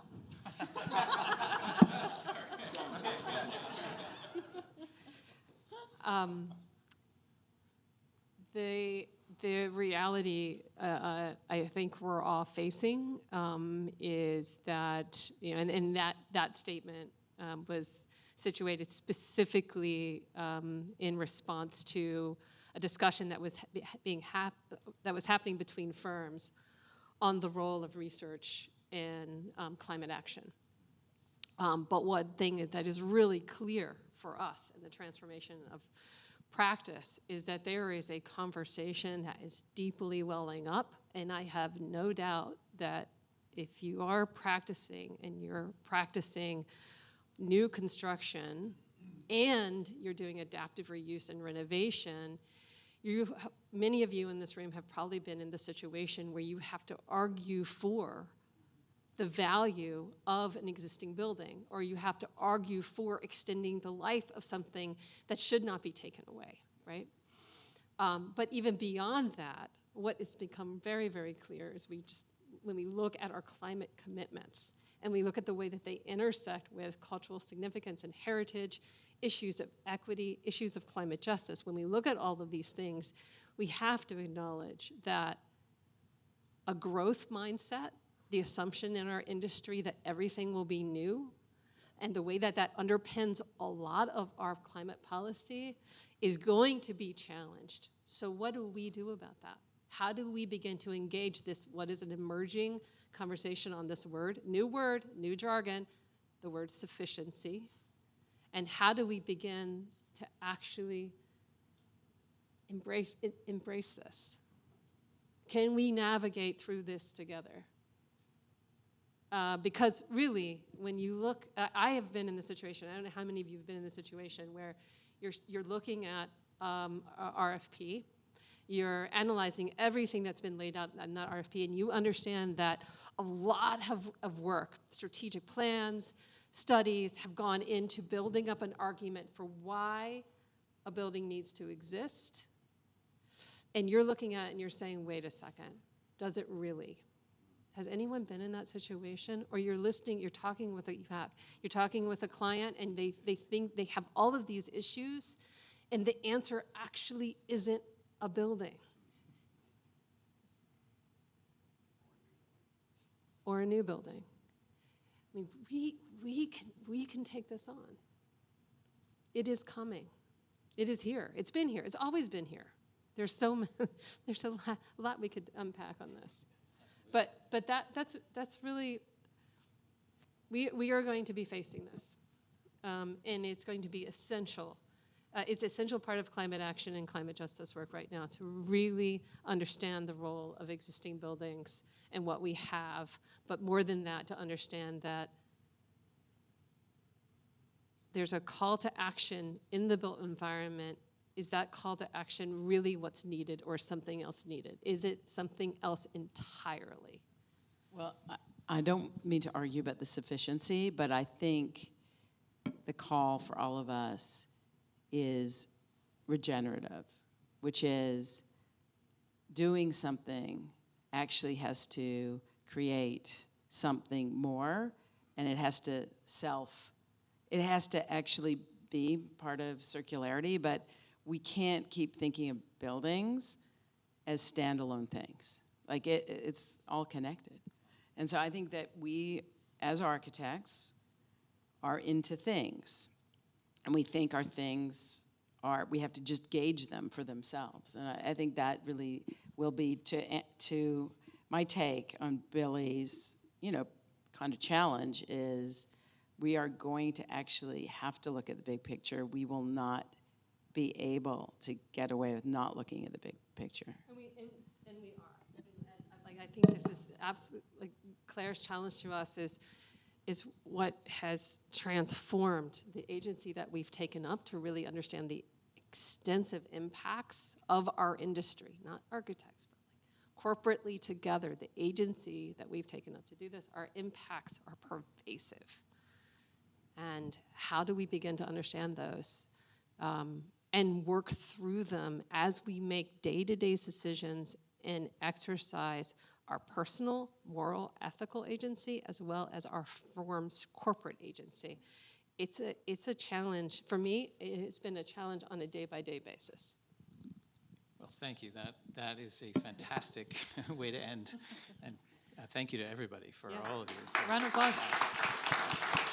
I couldn't be more excited about the panel that Michael and I are able to moderate right now, because it's specifically about agency and how, not only how do we redefine agency, but how do we structure the way we work and even the way we think about what architecture is differently, in a way to be proactive in our own agency. So I was really excited to hear Billy Faircloth talk about and basically make an admonishment that architecture is not monolithic, right? For me, that's really exciting. We know a problematic definition of architecture is forms assembled under light. For me, what's always interesting, even at the formal level of architecture, is actually how things come together. That's where my eye as an architect always goes, right? And so if we zoom out from that, from the building to actually the profession of architecture and design and just impact to the built world, how do things come together? Where do we find people who are doing things? They're an architect, but they're also something else. They're a designer, but they're working in a different way, or they're bringing a new technology or a new way of thinking to the same old problem. For me, that's exciting. And we have a great group of 4 people, 3 in person and 1 online, who all have a background in architecture. But one of the things we found in our discussions leading up to this is, although you'll learn a lot about the way that they practice their agency, very different, going from technology to, again, community engagement and nonprofit model, like we've heard, but the similarities are what struck me in our conversations. So there's a certain mindset, there's a certain a way of expanding the imagination around what design can be. An entrepreneurial mindset, whereas if there's not a model for what the work you want to do, you kind of invent one. And with that comes a certain appetite for risk, which is hopefully those are some of the topics we'll touch on today. And I'll pass it to Michael to introduce our panelists. Good afternoon, everyone. I'm Michael Caton, most recently the head of technical computing at Juno, who's represented on the panel besides myself today, but I promise no softball questions. In addition to that, I also serve on the board of directors here at AIA New York. And so I'm really excited to introduce our panelists for our B-Sides panel. And actually, Robert's last question in the last panel and where the conversation trailed off is a really excellent pivot point to the conversation that we're going to have here. I think even specifically, I know there was the point about maybe a building isn't the answer. We'll talk about that, but does this work against the architecture business model? So we'll talk a lot about business model expansion in this conversation. So to my left, we have Sierra Bainbridge, who's a senior principal and managing director of Mass Design Group. I was excited to learn that MASS actually stands for Model of Architecture Serving Society. Didn't know that until today, but which is a nonprofit organization that researches, designs, builds, and advocates for architecture that promotes justice and human dignity. Next to Nick, we have Mercedes Carey-Curry. Hopefully I pronounced that correctly. Perfect. The co-founder and chief operating officer of Slantis. Slantis is a technology company that teams up with AEC organizations to empower their projects with advanced tools, workflows, and production. To Mercedes' right, we have Jen Grosso, the director of architecture at Alloy Development, a design-led real estate development company, based here, of course, in New York. And on Zoom, we have, all the way from California in San Francisco, we have BJ Siegel, co-founder and head of design at Juno, a real estate technology company accelerating sustainable multifamily housing development through a product-based approach to design. Fantastic. So from that, I think we're going to go similarly to the last panel with introductory slides, where I think this panel especially has some heavy lifting to do, because not only do they have to explain their approach to agency, but each of them is kind of doing that in a significantly different context. So it's a bit introductory as well. So we'll go to the first slide, and honestly, we'll see who it is. It looks like Sierra. All right, I'm going to try to do this in the 2 minutes.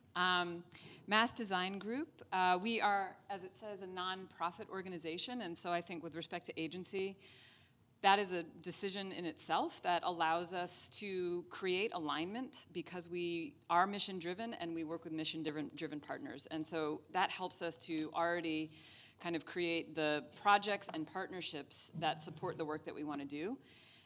Secondly, we're transdisciplinary, and so we work across architecture, landscape architecture, engineering, fabrication.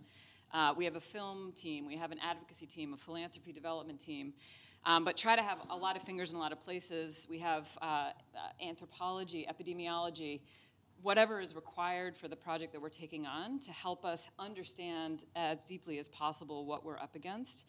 And all of that allows us also to create a very holistic design approach and create a problem solving across scales that we otherwise would not be able to have. And finally, we always work towards systemic change, and that can mean anything from changing the recipe for a sun-baked block that makes it 30% more durable, or it can mean impacting policy. And we try to at least have some portion of every project, and the opportunities are different depending on the project, really shift up and create something that is impacting projects beyond their local space. I would say finally we are in 5 different locations, well 4 different locations, but we have 5 studios. Our first is in Rwanda. We're also in Poughkeepsie, New York, Santa Fe, New Mexico, Boston, Massachusetts, and then the 5th studio is landscape. We are not geographical, we work across all of those. But part of that is learning from partners in health about being deeply embedded in location and with communities and within the structures that are there. And so we work in Rwanda, for instance, with the Ministry of Health or Ministry of Environment, as well as local agencies and firms, and do multiple projects in one place, because that is what allows the scaling of learning. And then finally, I would like to say that I'm so excited to be here and learn from all of you all, because Mass is nothing if not a giant pile of experiments. And so we're always kind of super curious and wanting to learn from all of our colleagues and partners.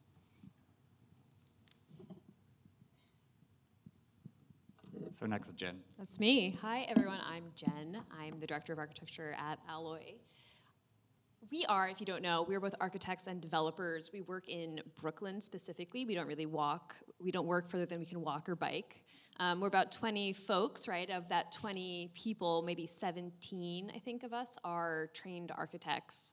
And, you know, for the slide, I kind of just took a screenshot from our website from kind of a moment back in 2021, which is, you know, this moment where the governor and NatGrid were kind of at loggerheads relative to trying to get an extension of a pipeline in Brooklyn. We got a letter from NatGrid basically saying, hey guys, unless you support this, we can't really guarantee you service. And, you know, it's one of those moments that I think, for me at least, is defining for the way that Alloy thinks about impact, because we had to ask ourselves the question of why do we need natural gas at all, and it led to the kind of ultimate resolution of creating the first all-electric skyscraper for New York. And you know, it's doing a lot of things from the design and the development side, but I think ultimately the goal here, and one of the things that I think that Alloy is doing, is kind of leading kind of an alternative value set for the development community. There's a leadership position there that I think we're beginning to take on. Fantastic, thank you. So next we'll go online to BJ. Hi, thanks for having me from a remote distance. I think I'm supposed to share my screen. One moment, please, let me do that. Okay, so yeah, I put this kind of silly picture of myself in here because of this personal touch that was being asked about who you are and what you think about agency. I've done basically 2 things over the last 25 years, one of which was, as Michael mentioned, co-found and be the chief design officer for Juno. This is a slide from one of Juno's materials. And I also spent a lot of time as the head of design for the global Apple retail program. And in both of those places, I tried to position myself in a way where I was able to have as much influence as possible over the whole of the development process. And I think Michael said it well, we're going to talk a lot about business models. I think design has the ability to unite and direct and drive activities of programming, fabrication, and installation, and this kind of cross-functional holistic vision can actually create value. And if you can create value, you can have influence on where that value can then be placed within the project. I think as we heard in the first series of conversations that, why do architects want more agency? The goal might be to make the world a better place through your point of view and what you think people around you would appreciate. But how do you become effective at that? Why do we think that we have a potential ability to be more effective than other people? Why would we want to grab some of this decision-making power? And what's interesting is that traditionally, architects have always been positioned from a business standpoint to avoid as much risk as possible, to push away the risk. And one of the things that you kind of start to realize is if you want more agency, you might need to actually assume more risk. You might actually have to try to actually put yourself in the position of influence or the position of actually doing roles that actually take on more risk. And then there's this question of your performance and are you able to live up to the performance of this? And so to me, it comes down to kind of three things that are required in order to gain agency within this world of development. One is, can you create, like in this slide, a naturally occurring model where there's an incentive alignment and everybody naturally gets what they need out of the project from a benefit standpoint? Or in order to assume more agency, do you need to actually get in the position where you start to control the flow of money and as a result, the flow of decisions in the project and get upstream into the capital or development seats? And then lastly, does it come down to, if you aren't able to do that, if you're not well positioned to do that, how do you demonstrate that you actually can create enough value that is predictable where you can then become a huge influence to the people who are making those decisions? So I'm really looking forward to speaking, and thank you guys for having me. Thanks, Vijay. Now, Mercedes. That's me. Hi, everyone. It's great to be here. So the prompt for this image was, who are you? And what does agency means to you? So that's me, pretty explicit. My face is covered with Slantis stickers, very colorful. So Slantis is a company we founded 8 years ago that makes technology happen for architecture. So not necessarily buildings, not necessarily architects, but everything that touches architecture as a whole. So what we do is help architecture firms, contractors, GCs, or just manufacturers to really bend technology for better buildings and ultimately change our profession for the better and the built environment for the better. So that's me, and then I'll try to explain what agency is to me with the background.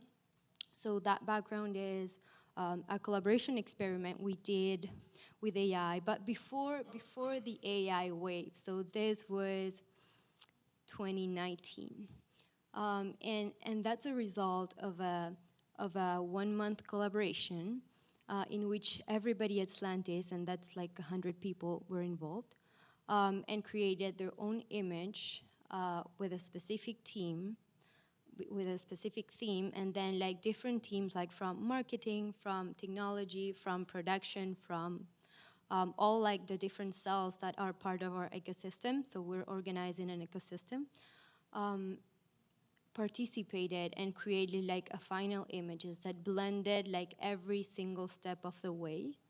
And so this was framed in a competition for which we won an exhibit that in a luxury store back in Montevideo. So agency for me is creating the right conditions and the right systems behind the scenes for people to collaborate in a way in which architecture is being better over and over again. It's a very wicked problem, it's a very complex profession, and there's different stakeholders along the way. So the systems behind the scenes in order to help architects or anybody that's creating new things or just like reshaping new things is as important as the team and the buildings itself. Wonderful. Great introductions here. So much even just came out of those 4 slides and what you all shared so far. So there are a couple of themes that we want to touch on throughout this conversation, but we'll go through it pretty casually, and whether they stick to those themes or not, we'll see where the fun goes. But nonetheless, some of those themes include things like expanding the imagination to envision new forms of agency, being entrepreneurial, which we'll talk about. Of course, incentive alignment and risk has already come up. And so to get things started, given that this panel is full of people trained, you all are trained as architects and landscape architects and have moved from inside, or maybe you didn't even start inside, to B-side. To speak about that kind of catalytic kind of moment, the shift from, let's say, inside to out, to beside.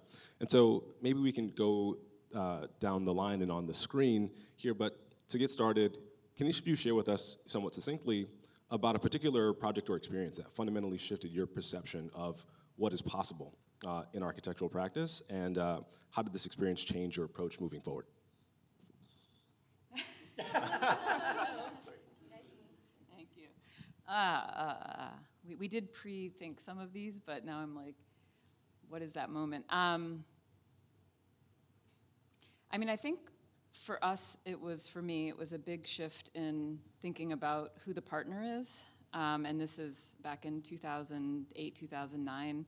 And even I worked on the High Line at that time, and even in that moment, also understanding projects as massive collaborations that start with your team partners, but then work through the contracting process, through all the other agencies that you have to work with. And that is such an amazing part of the challenge. And then shifting over and starting to do work in Rwanda, and kind of that becoming exponential, that we're sitting every day with clinicians, we're sitting with patients, trying to understand, actually, how do we not just reapply methods that have already been utilized and known to be insufficient for those contexts, and actually look much more deeply into the context and work much more closely with our partners to figure out what is it that is actually needed in that moment. And in those cases, I think the agency came from the belief in that collaboration, that actually it's not just about architects responding to a brief, it is about, in many cases, just rejecting whatever is already on the table, whether it's, and there it was, kind of not even outdated, but fairly inchoate kind of guidelines about what healthcare infrastructure should be. And so let's just forget those and let's start over. Let's understand how healthcare is delivered, that it's actually in the community, it's in the village, it's not necessarily in the hospital. When it gets into the hospital, what's actually needed to have it be not reliant on a consistent electrical grid, not reliant on consistent water, that all of those things, you have to create systems that are redundant within that context. And then also, how do you create a place that is caring and soft for the people within it? And so it was kind of just exploding, and what is that client group? It is actually all of those partners at all of the pieces of the process. And that, I think, when you start to involve that many people, it actually increases our agency, because we can be responsive and visionary for the things that we're hearing. And we're already supported by the content that they've given us. So I guess that would be mine. I like that a lot. I think for us, it also goes back to my slide, which is the developer being able to set priorities and kind of define the problem that they're trying to solve. That, when you don't have a client except for the capital markets, it's up to you to figure out what that is. And I think the all-electric tower is an example of one where no one really asked specifically for that, right? It was about finding an opportunity in a moment in time that you can then create something highly communicable to kind of a broad stakeholder group about. That's one, but the other is really, like, the other piece of that phase was the Passive House public schools, right? Anyone who's worked with SCA knows that there's a set standard about how they build, and it was, the developer, the Alloy development model that brought that to the table, right? This is really, hey guys, this is maybe not how we should be building for the future of New York City. Why don't we set these types of goals? And I find that to be kind of like two kind of moments more recently, I think, that really kind of explain how we set and define priorities. Yeah. Thanks. So my moment has to do with understanding that the change is on the organizational side of things. So in order to create change, so when we were a 20-25 people company, we started to understand that our way of delivering work and organizing around a project or around a firm needed to be different from what we already saw or what was there and the typical like hierarchical organizational systems, because we started from empiric experience and we weren't organizing that way. So that was when we created our own organizational system, which we're still working on and still refining. But it is an ecosystem, like, and with the sense that everyone's uniqueness should be taken into consideration for the sake of the work and the better project. And that has proven to allow us to work differently as many firms do. And we often get asked, like, how do you collaborate? How do you organize internally? And that has opened for us a new way of possibilities in helping firms to organize around projects. So it's like a little bit the back end of things. But in the end, like, people are the ones who are producing the work and putting their ideas into practice. And if you don't go to the root of the organization, then there's no way you can make the best of everybody that's like within your team. Yep. Wonderful, thank you. BJ, would you like to share your thoughts? Sure. So I've always been like such a believer that architecture and through design, you have such a holistic view of the world. You actually really have this kind of step back, organize, and then follow through on that idea in the most kind of, loyal way as possible. And that way of thinking actually has always given me the inspiration that designers and architects, as a result, have the ability to really drive an amazing kind of clarity for projects.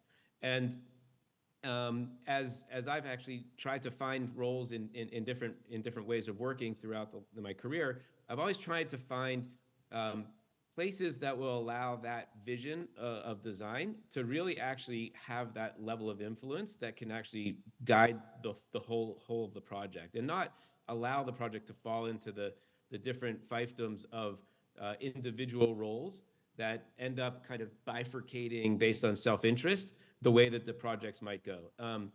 In my role at Apple, there was a kind of a clear way of driving not just the design, but also understanding where materials came from, the fabrication, the construction, the development of that. And that, for me, was the first eye-opening moment to really understand the kind of process holistically, not just from the architect's seat, but really from a centralized, interest that actually cared about all of the results, not just individual results. And then starting Juno, we tried to start from scratch to actually deliver housing in that same way, really thinking through every step of the process to be consistent and holistic, and actually find a way to actually allow the decision making and the value creation to actually enable better projects and let people, the users, benefit from that. So.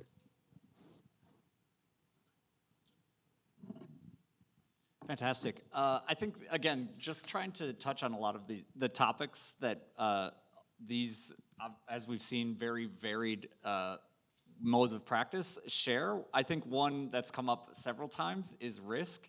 I think it would be worth going down the line in the same way we talked about agency, talk a little bit about risk and what that means to you. Obviously, no one here is forging the normal path. They're kind of going outside the boundaries, which is why we brought this group together. With that comes risk. And so if we could just start with Sierra and go down the line and, oh yeah, maybe, okay. There's been a request. BJ, we're gonna start with you. And you can talk, and I think even touching about how that risk is shared among stakeholders, because that's obviously another huge one, whether it's Partners in Health or Apple, like those are big organizations that have their own cultures that probably, became very influential in how you thought about these questions of risk and growth. Yeah, well, I think it all comes to, architects and design professionals, we want to innovate. We want to try new things. We want to push the needle. And really, it comes hand in hand with, is what you're doing going to work? Is what you're doing going to actually provide benefit? finding a culture where risk taking is acceptable or requested or required, I think is ideal for being able to be in that position to safely think new ways, new thoughts, new ways of doing things. Not just use the status quo. I think we've all experienced that. The dichotomy between people who design things and people who make things. People who in the end have to stand up with the financial risk of actually the design maybe not fulfilling its dream. Whether that's the owner operator, is it the general contractor holding the bag for ambition that maybe doesn't follow forward. And I think this question of assumption of risk is a really, really important one, and it comes hand in hand with, I think, the question that we had during the first panel of performance, and are we able to design things based on a performance criteria, and in the end, are we confident that we can actually live up to the promise of performance in the face of risk and innovation? And I think that's really inspiring, and if you can find that balance, then you can do great things. But being careful not to overpromise and not being able to deliver, I think, is really quite important. Agency for the sake of agency is not in anybody's best interest. I think it's important to make sure that whatever risk you assume, that you can actually deliver. Sorry, do you think, just a follow-up on that, do you think the kind of conceptualizing of architecture as kind of a product or helps you in managing that risk? Or not even managing, but assuming it in a way? I think the benefits of thinking about the built world like people think about products tries to simplify the problem down to less variables, number one, allows one to get really good and iterate on trying the same problem over and over again, and as such becoming an expert maybe faster because you're not working on an alpha project over and over again. You're actually taking a feedback loop, which also came up in the first conversation, and applying that lessons learned over and over again, and building that level of expertise. And I think that's really important to pushing the needle. I mean, innovation doesn't necessarily come in a flash. It often comes in an iterative, built-up way. And I think those are ways that you can really push the needle by building your expertise and building that level of innovation, and having a structure hopefully around you that allows you to do that. Great, thanks. So if you take risk as the possibility of something going wrong, then risk is embedded within the architecture profession, because as soon as you act, then there's possibility of something going wrong. So I'm not necessarily risk averse. I am an entrepreneur. I've broken 7 bones, practiced in extreme sports. But the way I see it is inaction is a very insidious type of risk. And where I'm standing from and from where I see it is our profession needs to change in many ways because the responsibility is too big, and in a context in which speed over quality tends to take the stage, the ability to question how things are getting done, it's more important than anything. So like the courage to really, at least like from our perspective, like question how do you measure productivity, how you measure the quality of a project, how you question the request of a client or of a specific building or just of a way of organizing. It's pretty essential for everyone to make sure we're not doing things just because that's the standard, and question the standard and keep it up and match it to where we think it should be going. I think at Alloy, we like risk. I think it's also the defining factor between kind of traditional architectural service and development. And there is a little bit of a false dichotomy there where, we don't fall into either guild, right? When you're talking to the architects are like, you just want to make money. When you talk to the developers, they're like, well, you want us to do all these things, and you don't understand math, and you don't know what's going on. And one of the things that I think we have found by putting ourselves, and by ourselves I mean our principals, invest their capital into our projects, means we're asking people to invest along with us, right? If we're willing to put ourselves at risk, we're gonna work really hard to do the things that we say we're gonna do, and it builds a level of trust that I think brings other capital along. So there's no difference now between Alloy 5 years ago and Alloy now, in that we're completely at risk at all times. If something were to go wrong, we're gonna lose our shirt, but that also means that we're gonna do a really good job, and we're gonna do the best we possibly can to not do that. So there's risk mitigation in there as well.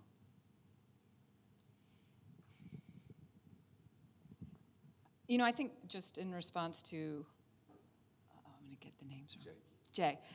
BJ, yes, I think, you know, just in terms of thinking about gaining expertise in a kind of typology versus building and gaining expertise in a process, and I think both are valid. We have expertise in, I don't know, healthcare or conservation or different types of work, but also I think we hope to build an expertise in a process that actually, that we can rely on, and that allows us to apply to anything, and that's where the risk is, that we often apply our process, which is to maximize impact, which is to go beyond what people would say is effective, sustainable, reliable. That's the bottom line, right? We want to go so far beyond that, and we need to create the imagination to say that's not all we're going for. But then we can apply it to educational systems. We've written curriculums. We've, you know, redesigned how you build Adobe. Like, you can think about creating policy in Toronto to reduce embodied carbon. What are all the different ways that you can apply this process that is maximizing impact? And that process is what has carried us through, I think, and it is actually kind of aligned, or sorry, it is also part of how we create the alignment to push those things forward. That part of the processes that we built and rely upon help us to create conversations amongst all of the parties that must be together in going forward, and that alignment also helps kind of push the process. But I think everyone on the panel has said something in the version of, like, if it isn't really a risk in some way, then you're not actually progressing or innovating, and it isn't kind of worth doing if it's not part of finding the new thing. Yeah. Well, maybe like the first off-script moment here to double-click on, just following the natural line of this conversation. I was curious, and maybe this is more directed to you, Sierra and BJ, around this notion of hitting the reset button, right? In that around health, and that there's the way that it's done, but let's rethink this. Likewise, BJ, of course, when it comes to developing buildings, they're typically all alphas, so even Sierra, to use your phrase, creating the imagination, right? To envision a new kind of healthcare operation or a new way of developing a multifamily building. Can you bring us into the room a little bit and kind of elaborate a little bit on, in each of your work, kind of what some of those moments of creating imagination among stakeholders was like? Yeah. So, I mean, I can think of many, many examples, but let's see, what's the right one? I mean, I think it started so much in working in kind of resource-constrained settings where we're bringing in potentially a design or an aesthetic or even a solution such as natural lighting and ventilation that feels potentially in that moment out of touch with what modern is or what is even achievable there. And I think something that I've come back to actually quite recently, but kind of reasserts itself at multiple moments along the way, is kind of a process of gentle decision making, in that we bring an idea into the room and create space and opportunity to hear everyone at the table. And in some cases, it's all the people who are impacted by the delivery of healthcare, or you know, reimagining what agriculture should be in order to create a food sustainable future. Like, there's so many people that are a part of that, and how do you make enough space to hear all of that? And then provide the examples, which we as designers are trained in, that help people to align and understand what it is that we need to get through to get there. But I think the places in the rooms where we're not hearing everybody are the places where poor decisions are made. And so that, I mean, even very, very recently, like, you know, working with Gallaudet University or Berkeley, not Berkeley, we're working at University of Texas right now, and whew, some very political conversations there, but in one room, you know, there's, you must do this because we have the money. In another room, we have these three options. Who wants and is a part of, you know, wants A, B, or C. Some people want B, some people want C. But we hear everybody. And then slowly, towards the end of the conversation, we say, okay, well, and it's not us, actually. It's our partners who are leading this. We can have parts of option B in option C. You know, we can make sure that we take that piece that you like. And then by the end of the conversation, there's actually like a direction, a decision made. But it's through hearing, and it builds so much momentum and solidarity, and actually continues to propel the process. And yeah, that's my answer.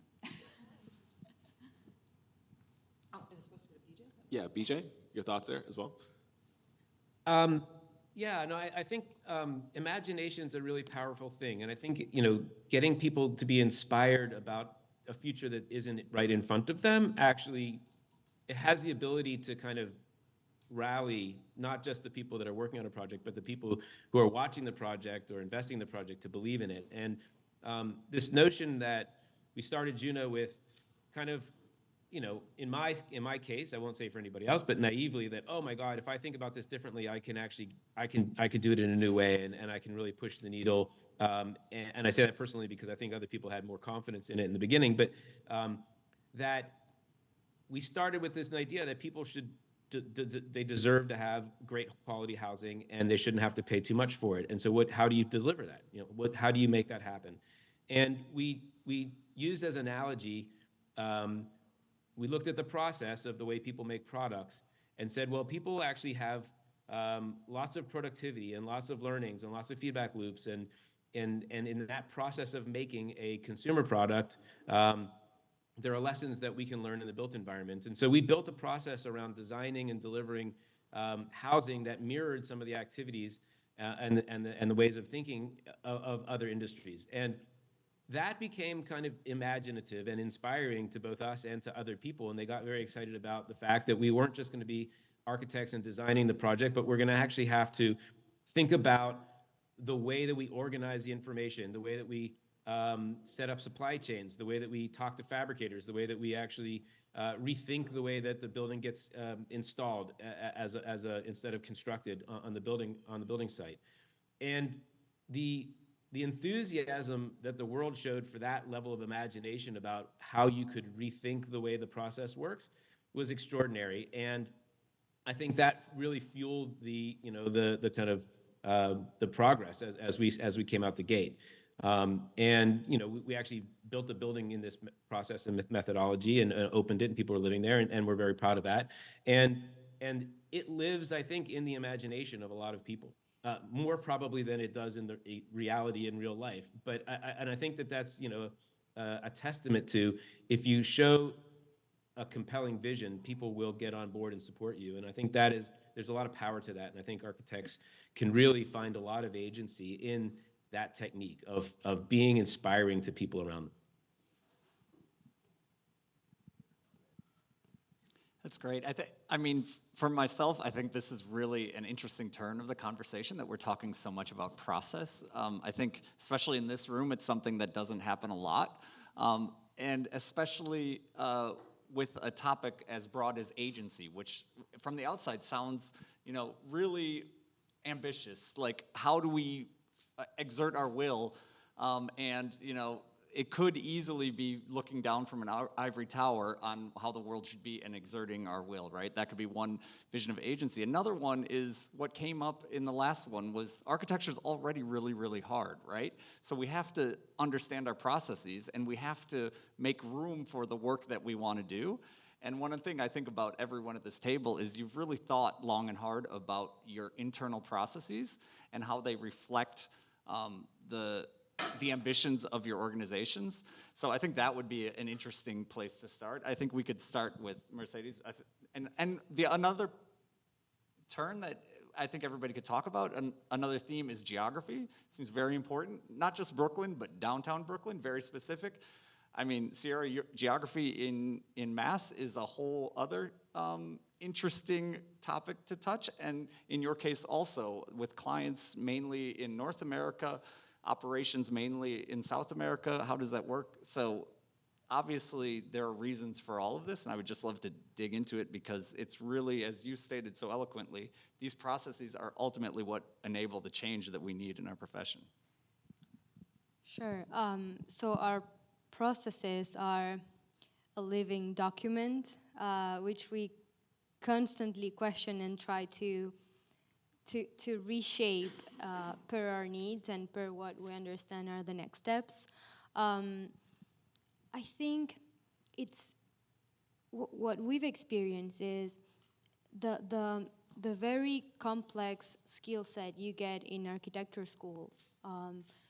It's fairly abstract and does really apply to pretty much everything, and that includes processes. So like for the design of our processes, which includes like not only our organization itself, but just like how we do things and how we make sure to ensure quality and how we make sure to propose a solution that aligns with what we're looking for.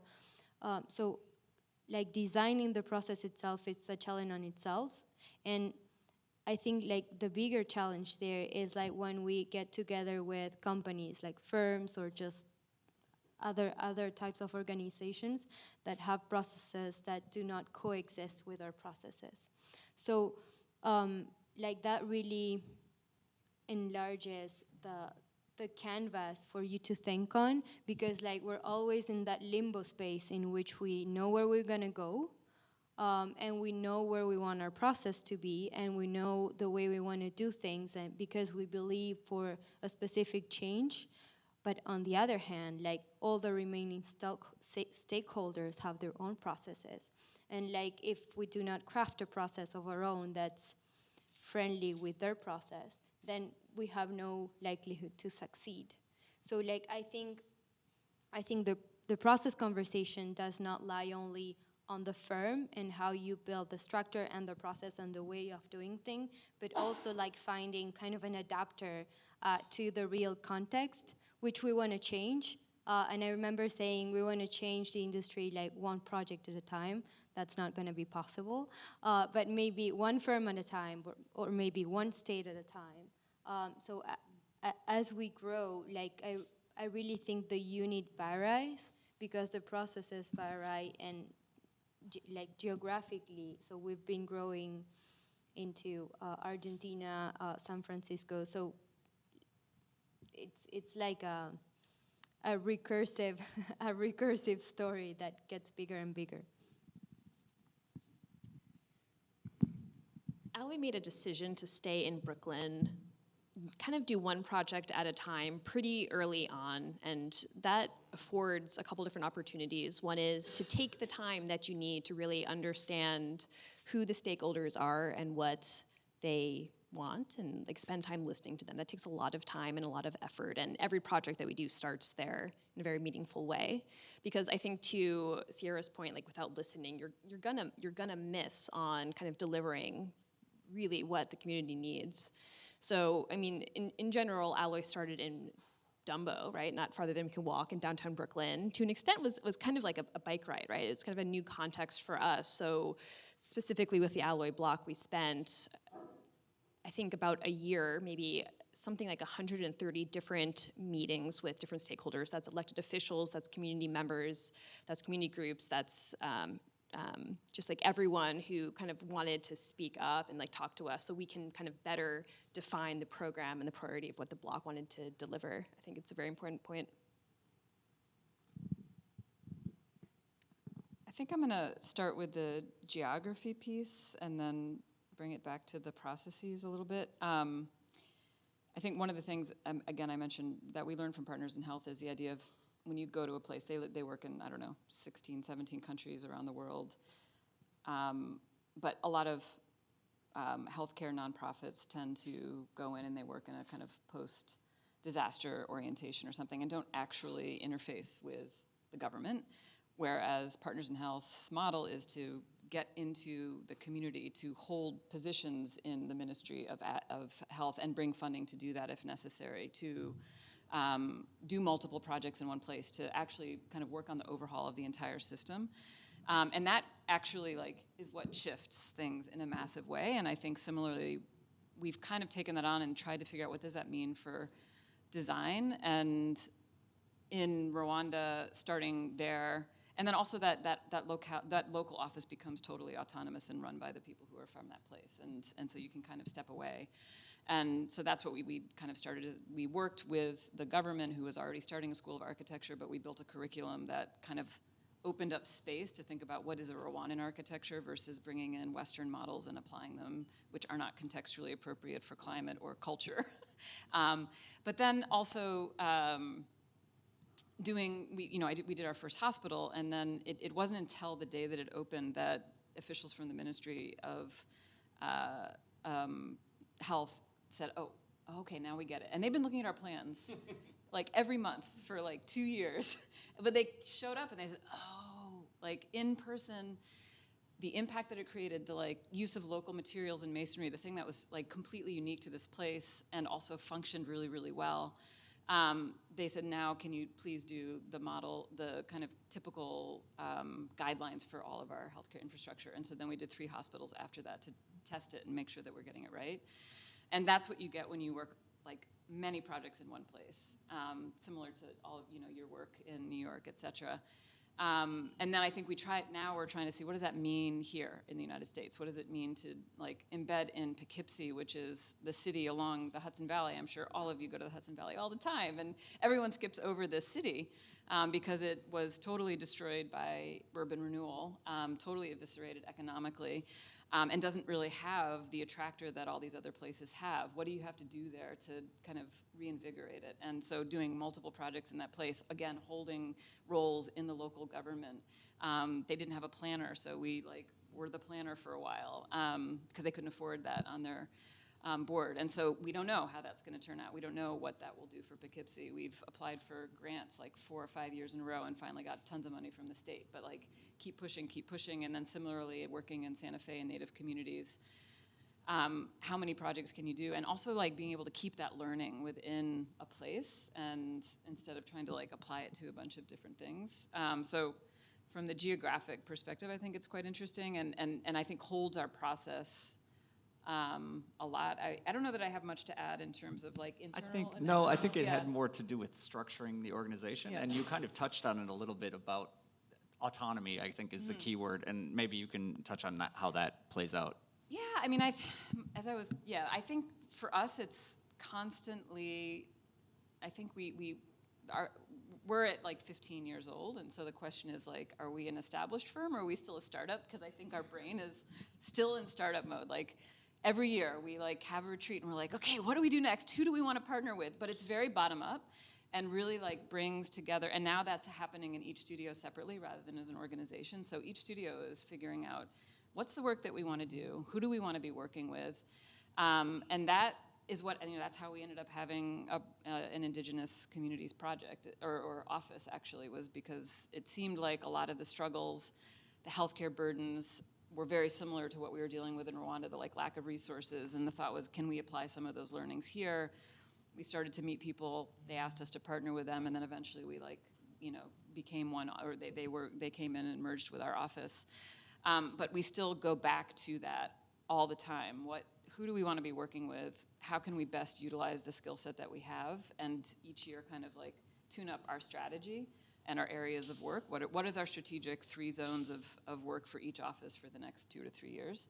And so I think and then I think to what BJ was saying, creating the safe space of like curiosity and risk taking at that level. And so I think it starts with that, again, like hearing everybody in the room. And, eventually I'm going to be like an old fuddy-duddy, and I'm not going to know what's the most important thing. And so like getting people ready for that leadership very, very early on in their first year, their second year, their third year, knowing that taking initiative and finding the thing that's most important to solve is the only thing that will keep the work really pertinent.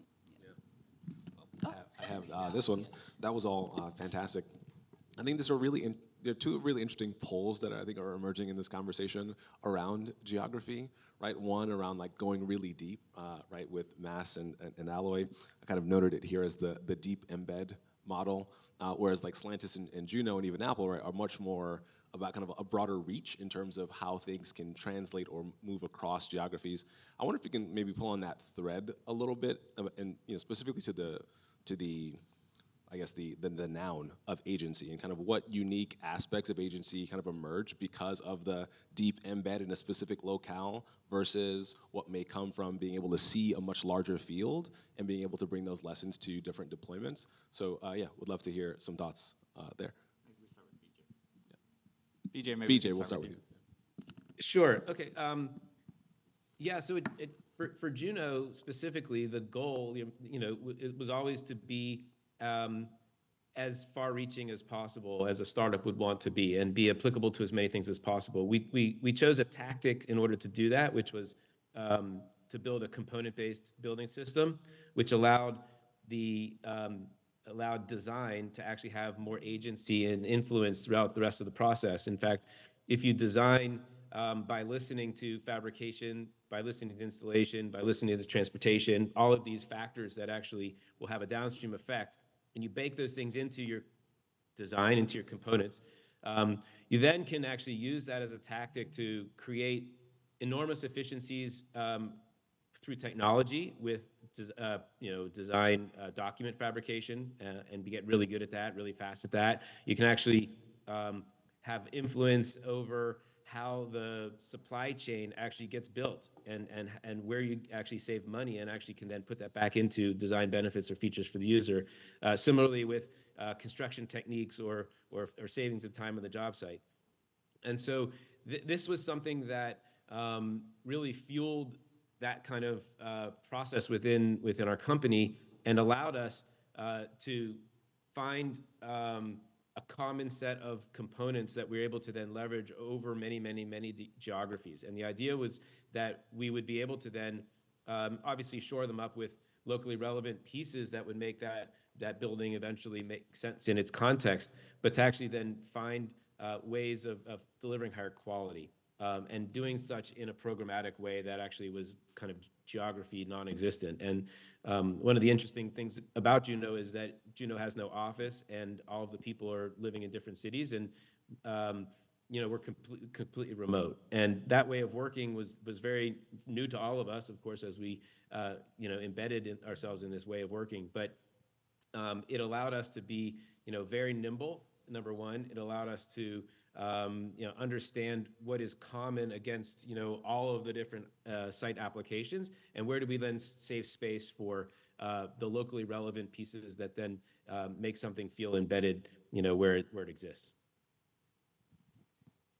I think the question, or the dichotomy that you're starting to set up, also is asking a question of scale, right? I think for you guys, right, it's horizontal, it's replicable, kind of absent of specific location. And for Alloy, it's a question of like really focusing in one place, starting small, and then over time our work getting larger and larger with really deep embedded knowledge. And I think in both of those threads, there is kind of an embedded agency in developing trust, right? Whether it's a consumer base or with a neighborhood population. For us in particular, like trust is really important from a efficiency perspective, from a communication perspective. So it's really important that we do what we say, and that takes time in one place to build, and has become very important to how we practice. And I think in particular, we've been asking ourselves this question as, we started doing condos, and as we've scaled to things that are like 5 buildings on the Alloy block, have we lost agency? Have we lost control? And I think the answer to that is we're more Alloy, we're more at scale, instead of it kind of dissolving and becoming something unrecognizable, because we have invested in building trust in kind of our different stakeholders. We're able to have more impact, be more what we mean when we say Alloy, when we're forwarding beauty, equity, and sustainability in Brooklyn. Yeah, I mean, I think that similarly, the kind of two areas that you're looking at, like the embed versus breadth, are actually, they're both seeking to achieve the same thing, which is like intensively impacting projects and processes outside of your own. So by developing deeply a way of working with mass timber, like I would imagine that part of that is to say, not only to do it the best possible way yourself, but also to create a model that can actually impact all other models because you think it is the best way to do something, the kind of the least harm and the most good. And I think similarly with the embed model, I think that is also our approach. Like the question is like, how do we create the project that actually can impact everything outside of that project that is related to it through getting to know either the typology, but also all of the pieces that are interfacing with it, the, you know, like the government systems, the policies, the material networks, all of those things. So I think they're both achieving that like maximum impact, but just in very different ways and getting outside the project. Like, you know, how can we shift all the systems? So geographically wise and scale wise, I think we have two complementary strategies. So as for our clients, they're all in North America. So that's pretty transversal and the market is huge for us, like based on our size. So everything we do there is try to understand like the bare bones on like every potential client that we have within that map, and trying to like understand what's the common component and see how we can scale that and impact people that are not necessarily our clients but could benefit from what we've learned. So like among those projects, we're launching probably next week, like the Real Detail Library project, which is like an open source project with real details that are updated and curated by our team and accessible to everyone, like our clients and not our clients. And the idea is to create a community and engage people in interesting conversations around details and avoid having everyone recreating the wheel on their own firms, and allow people to allocate more time to design and thinking what they need to question. So like we understand technology properly understood is any new and better way of doing things. And so forget about the computer. And in order for that to happen, then you need to have time for that and things that are there and should be available to everyone, then we open source that in order to make a bigger impact. So like that's on the client side of things. But then on the team side of things, and our culture is a very important part of who we are. So we're not a global company in terms of teams location. So we have different hubs. And we decided very early on for the US and North America in general to be our market, basically because Uruguay, it's a 3 million people country and opportunities are fairly limited. And we also decided very early on, and even like during the pandemic, that we didn't want to go global in terms of talent, not because we believe it's not possible, but because we wanted to keep like the face-to-face collaboration and synergy that has proven for us to be a very big difference. So like our teams are in Uruguay and Buenos Aires and San Francisco, but the office is a really important place for us, and the design of the office really enables collaboration. So like it's a dual strategy with the fact that we're like fluent remote, a fluently remote team, and we have been since day zero. But like we're also a very in-person and hub-oriented team, and the impacts we have locally and within our different communities, it's more about learning, it's more about creating workshops and trying to import knowledge. So again, Uruguay is very small and we export our services, but like we import what we've learned and try to make like the place we have our hubs in a better place for other people who are part of our community, but not necessarily from our team. Thanks so much. I think with that, we should probably leave some time for audience questions, either online or here in the Center for Architecture.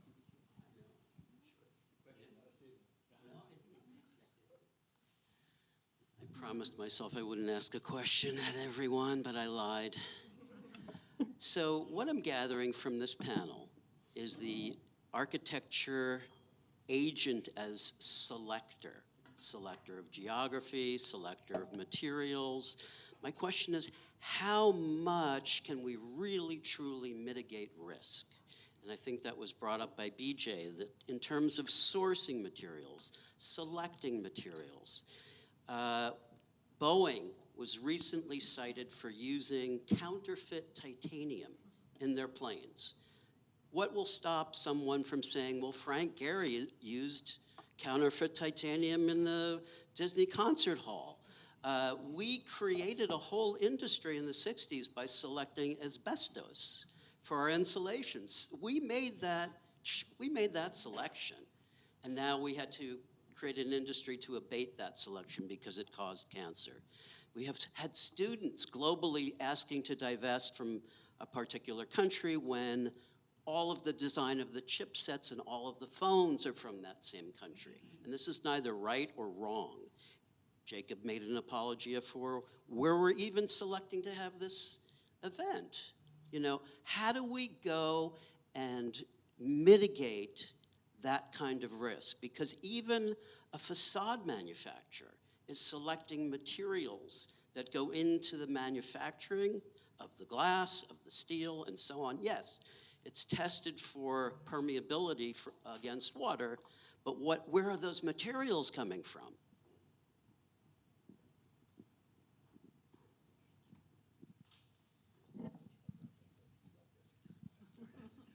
No, I really like the question. And the reality is you can't always have control over risk, right? There are economies and markets that are larger than us that we don't have control of, and we're operating within it, right? So, like, as a really good example, COVID 2020 is a really good one, right? We were at 60% CDs, and we were going out to the capital markets to get a loan, and everyone's like, nope, no office, nope, won't do it, right? And we had spent and sunk like 2 years of time and energy into this development, so we had to pivot. You're not gonna get it right all the time, and in some instances, you can only react, and I think the nature of risk is like understanding that there is existential variability that you can't control, and finding ways to have those negotiations when you need to have them. And you know, we're not going to get it right all the time, and I think it's really important to think about when we're not achieving the thing that we're trying to do, how are we talking about our failures, and kind of like sharing that learning information with the broader disciplines.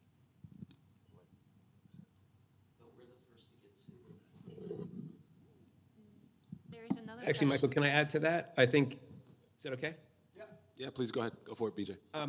You know, I think that, you know, I mentioned earlier that, and it's kind of slightly unfair, that conventional architects just try to push off risk as much as possible in the way that they take on scope, in the way they write contracts, in the way that they, you know, position themselves within this ecosystem of partners that it takes to create a development. And you know, one of the thoughts that I had as we were coming into this event at all was, why is it that architects want more agency? You know, why do architects want to expand their reach and their influence? And I think it comes down to the fact that you know, we all think that we're better suited to provide good solutions, and we have good hearts, and we want to do what's right, you know, for people. And we find ourselves in that position a lot, and we don't necessarily have the trust that we think everybody else has that same point of view. Now, which is probably not right, but you know, that's in fact why we would want more agency. And I think it really is this question about the more that you do take on relative to delivering an outcome, the more you will actually position yourself in a position of risk. You will never mitigate all the risk. You know, some of the examples that the question brings up are impossible to mitigate. Some things are a little bit more in your control if you actually have some experience and actually do your homework. But there will always be risk, and you know, each individual or each firm has to find the comfort level at which they think the benefits that they'll provide will be then balanced by the risk that they're taking on. And I think, you know, you only take on as much risk as you think you're actually well qualified to deliver better outcomes on. And I think, you know, that's the game. Yeah, the other thing that I would add is that, you know, just in terms of agency, 100%, we want all the agency. And the reason is that we do actually want to create the most impact at every step of the way. And that includes material supply chains, and we want to take them apart and put them back together in a way that we're comfortable with, and reject any materials that we don't think are worthy of being in our buildings and are harming in any way. And I would say one example is, we work for a lot of nonprofits, and so we were given, I don't know, we said, listen, if you want us to do this project for you, we are going to hire the contractor. We are going to do all the sourcing. You give us the big chunk of money, and we're going to tell everybody else what to do, because we don't want to be beholden to the contractor who is looking for profit. And then eventually we created a nonprofit construction firm to actually build that project as well. So then we peel away another 15 or 20% of profit that actually can go into local craft sources, to local materials, to the research to get the local materials, to getting a labor force that is safe and is exceeding all rules for safety on site. And it was actually just because of some of the locations of our projects that we started to work in this way, where we're actually getting 95% of our materials from within 10 to 100 miles of our projects. And so then you do know the risk of that decision-making piece is very much part of your control. And I think also it comes with doing similar projects over and over again and getting to know all of those source providers and being able to make better and better and better decisions each time you go through that process. So I think on the one hand, you want to increase the risk as much as possible by taking on all the responsibility, because that's the only way to shift the impact drastically. And on the other hand, if we're not doing that in all possible ways and trying to manipulate the product supply chain and show that you can do it in that way, then we're not creating a new model. Oh, I keep trying to give you the mic. There are a few questions from our online participants. So one is for everyone, and there's one for Mercedes and one for BJ. So the one for everyone is, so regarding the fear of being an old fuddy-duddy and not knowing anything, and at what age does one start to actually lose knowledge? And what point have we seen fewer results than we had seen the year before? And a bonus question is, will AI have similar self-doubts at goals? And for Mercedes, the question is, what do you identify as the main ingredients for achieving a strong collaboration culture? And for BJ is, let me see, what do you think is a cost and benefit to a project that results from being the famous one-man owner or architect or contractor non-locally? So how are we doing time-wise? We might have we to have, pick, yeah, pick we, one. we have to, yeah.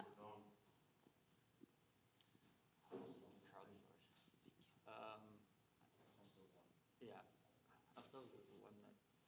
I think the first one for everyone maybe. Well, I think it is worth. I mean, that comes down to a culture of leadership that you talked about, and something that our profession historically hasn't been great at, which is just succession and passing on of values. And we're talking to basically 4 organizations that are driven by certain values and certain change they want to see in the world. So with that comes the idea that doesn't end with one person or 2 people or 3 people. So I think it is a valid question, and really probably pretty interesting to hear what your thoughts are on that.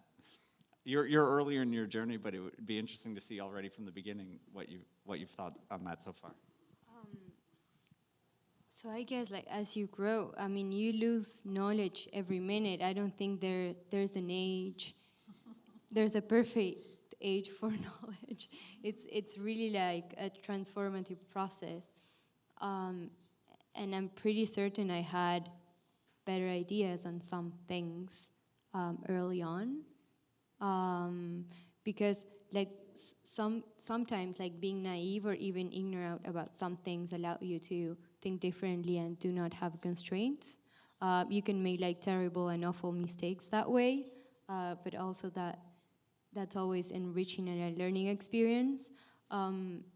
Rather than age, I would focus the question on different backgrounds and journeys and living experiences. So at some point I got mad at architecture and kind of stepped aside, and got to meet many bright and interesting people on the electronics field, software development field, or more cultural field. So that when I taught at university, I was on the theory side of things. So I think you can never get old if you're open enough to talk to people that think differently than you, because that keeps you young somehow. So like the openness and the mind opening, like to really talk to people who you really disagree with, it's like an age or young elixir or something like that. I think for us, it's about setting studio culture as well, and everyone's expected to speak up, right? Our design meetings are not just design meetings. It's like part real estate, part marketing, part design. It's like all messy and all there in together. And we need to hear from everyone to come to the best outcome. It's kind of like the best idea wins kind of idea. And the age thing is weird because it needs to, like, an idea needs to hit multiple different positions in time when we're talking about like a really long-term project like a building. So, you know, we're building for 100 years, it's future generation. It would be a mistake to just listen to the person who has the most experience in the room, similarly the youngest, because they don't have enough experience, and it's a balance.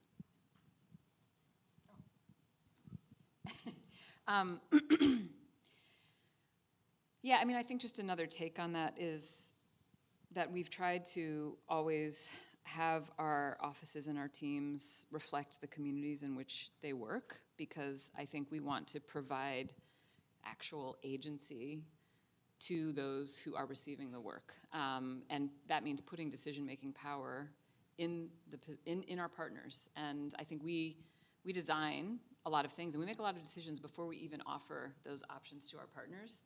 And I think we're trying to gain more and more awareness of that.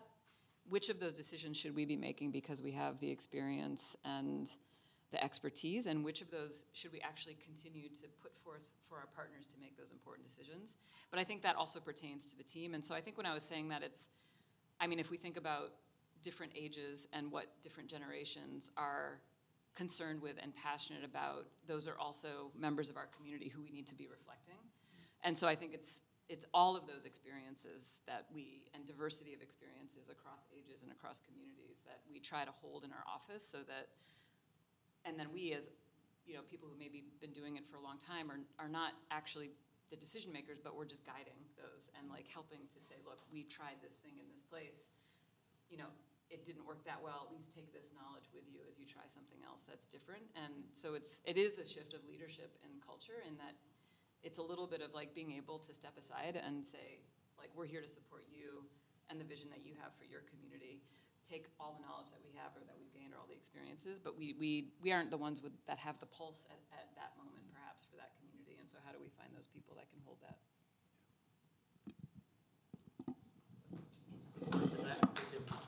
Thanks, everybody. I think this is a fantastic Thanks, everyone. Thank you, BJ, on Zoom.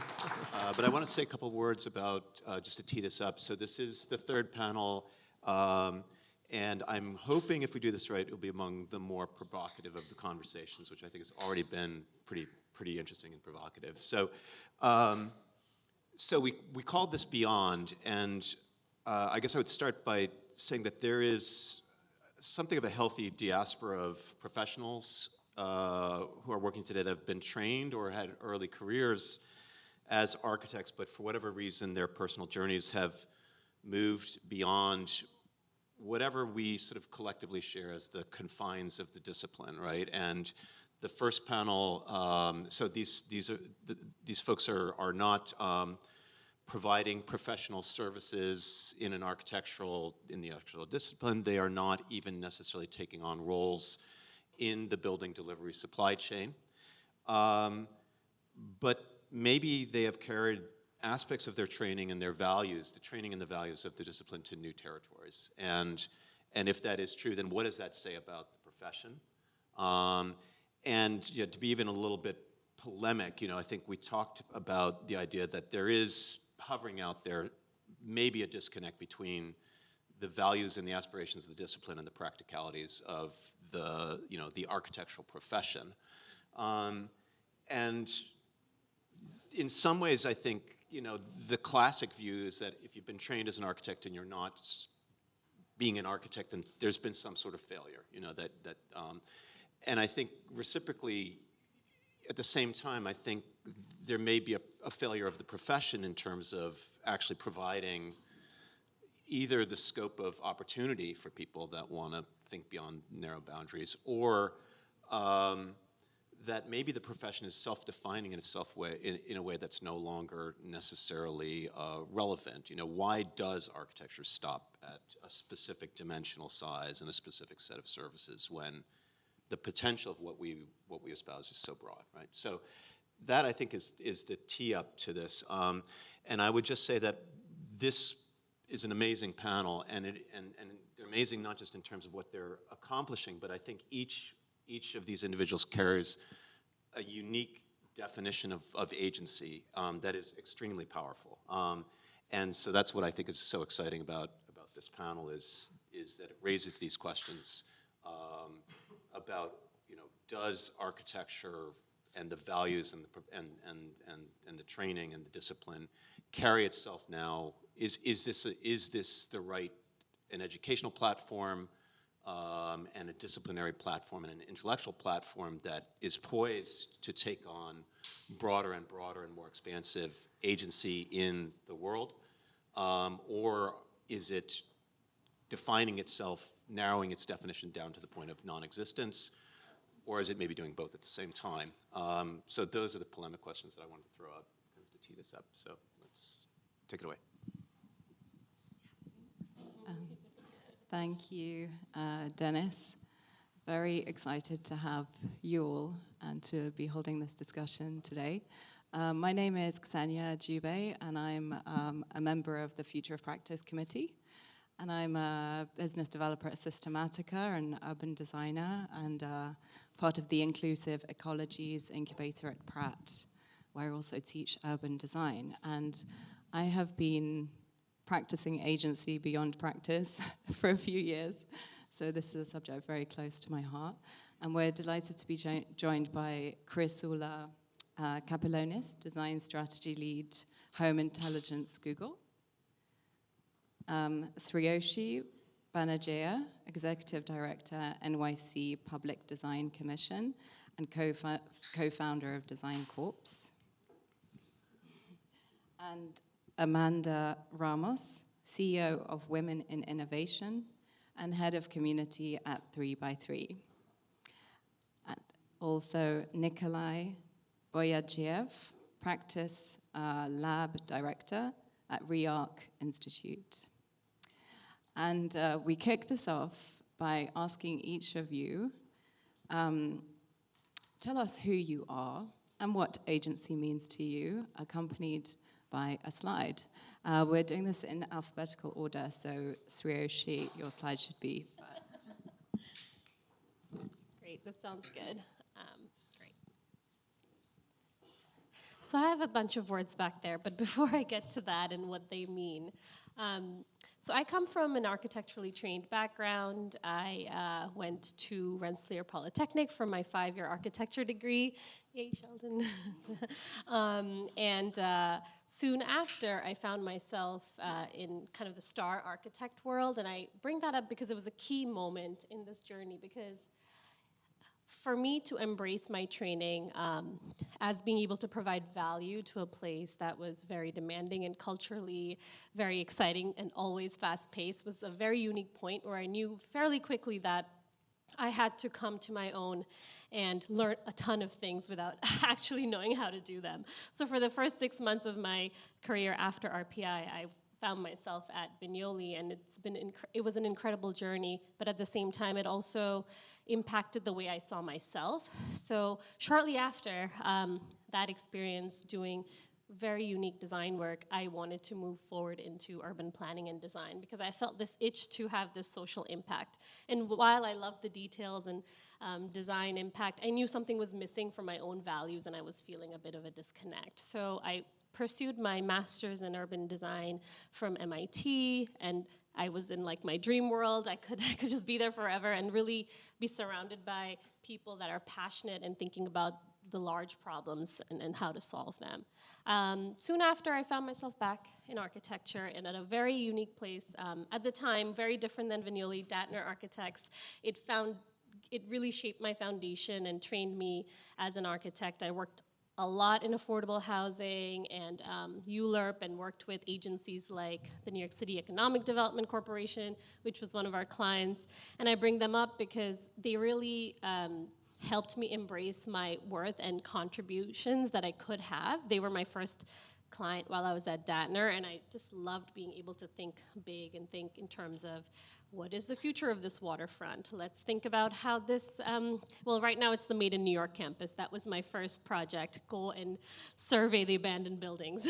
But while I was there, I realized making connections with people, really embracing our talents, but thinking about how to contribute beyond that was key. So Datner really helped mentor and shape me. And then my role, my next role, which was foundational for my current role, was the first urban designer at the New York City Economic Development Corporation. So many of you might know NYCEDC. It's a quasi-governmental agency, but it also owns a lot of assets around New York City. So my experience at Datner helping shape one of those assets led me to become their first urban designer. And I was the one architecturally trained individual in a world of planners. And to be the one of something in a place where others may not know what you do is dramatically different than being like, say, an architectural designer at Vignoli or at Datner.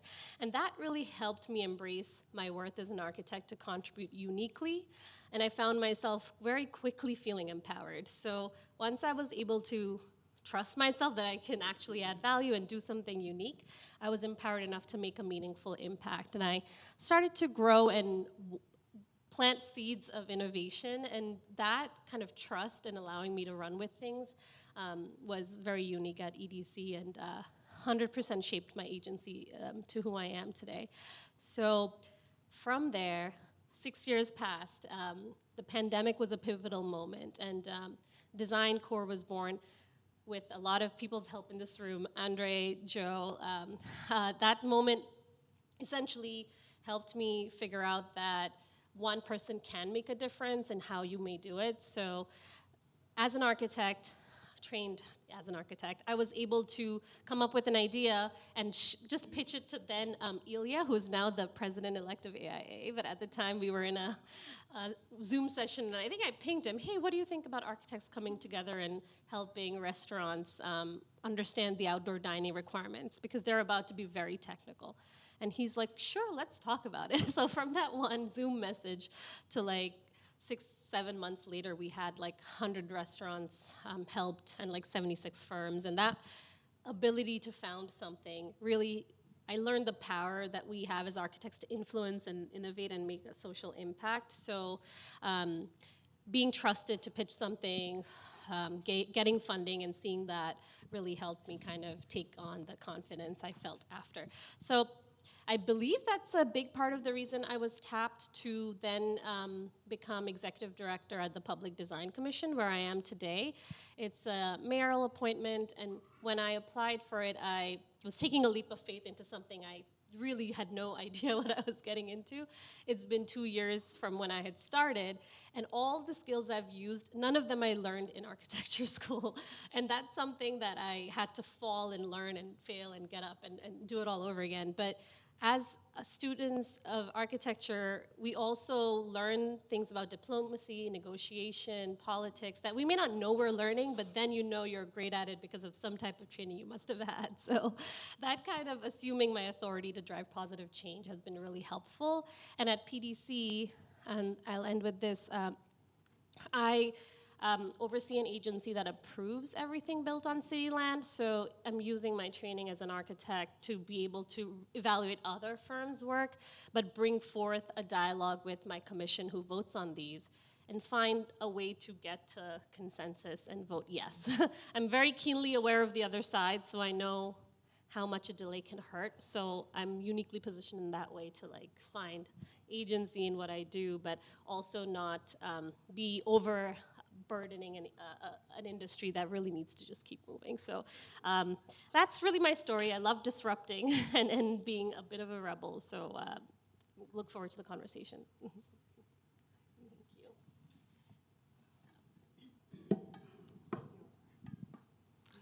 Thanks. I'm Nikolai. I'm trained as an architect. Worked as an architect for many years in a large corporate design firm that shall remain unnamed, kind of top 10 big worldwide firms. Sometimes I joke that I'm a recovering architect, actually, but and the reason for that is actually I'm still very interested in architecture, but not quite in the professional sort of label of the individual that kind of practices that profession. I guess I'm also trying to honor the question about my perspective on agency, or like what that word makes me think of. And I thought it was an interesting, very interesting prompt for this conversation, because on the one hand, agency also kind of, I think, wrongly might imply control or intent, which actually I don't think it does necessarily. I think if you think about the sort of the planetary design project of moving 1 trillion tons of carbon at the atmospheric level, that requires a tremendous amount of agency. And by weight, you could think of architecture as in the transformation of the environment, really having done more by weight at transforming the atmosphere than the planet's crust. So that implies a huge amount of agency that wasn't necessarily intended. Another thing that makes me think about this word in the context of my work is that also agency sometimes is wrongly, I think, associated with like subjectivity or identity or individuality or autonomy. And I think there's also really important to think that agency also lives in systems. It lives in chains of relay.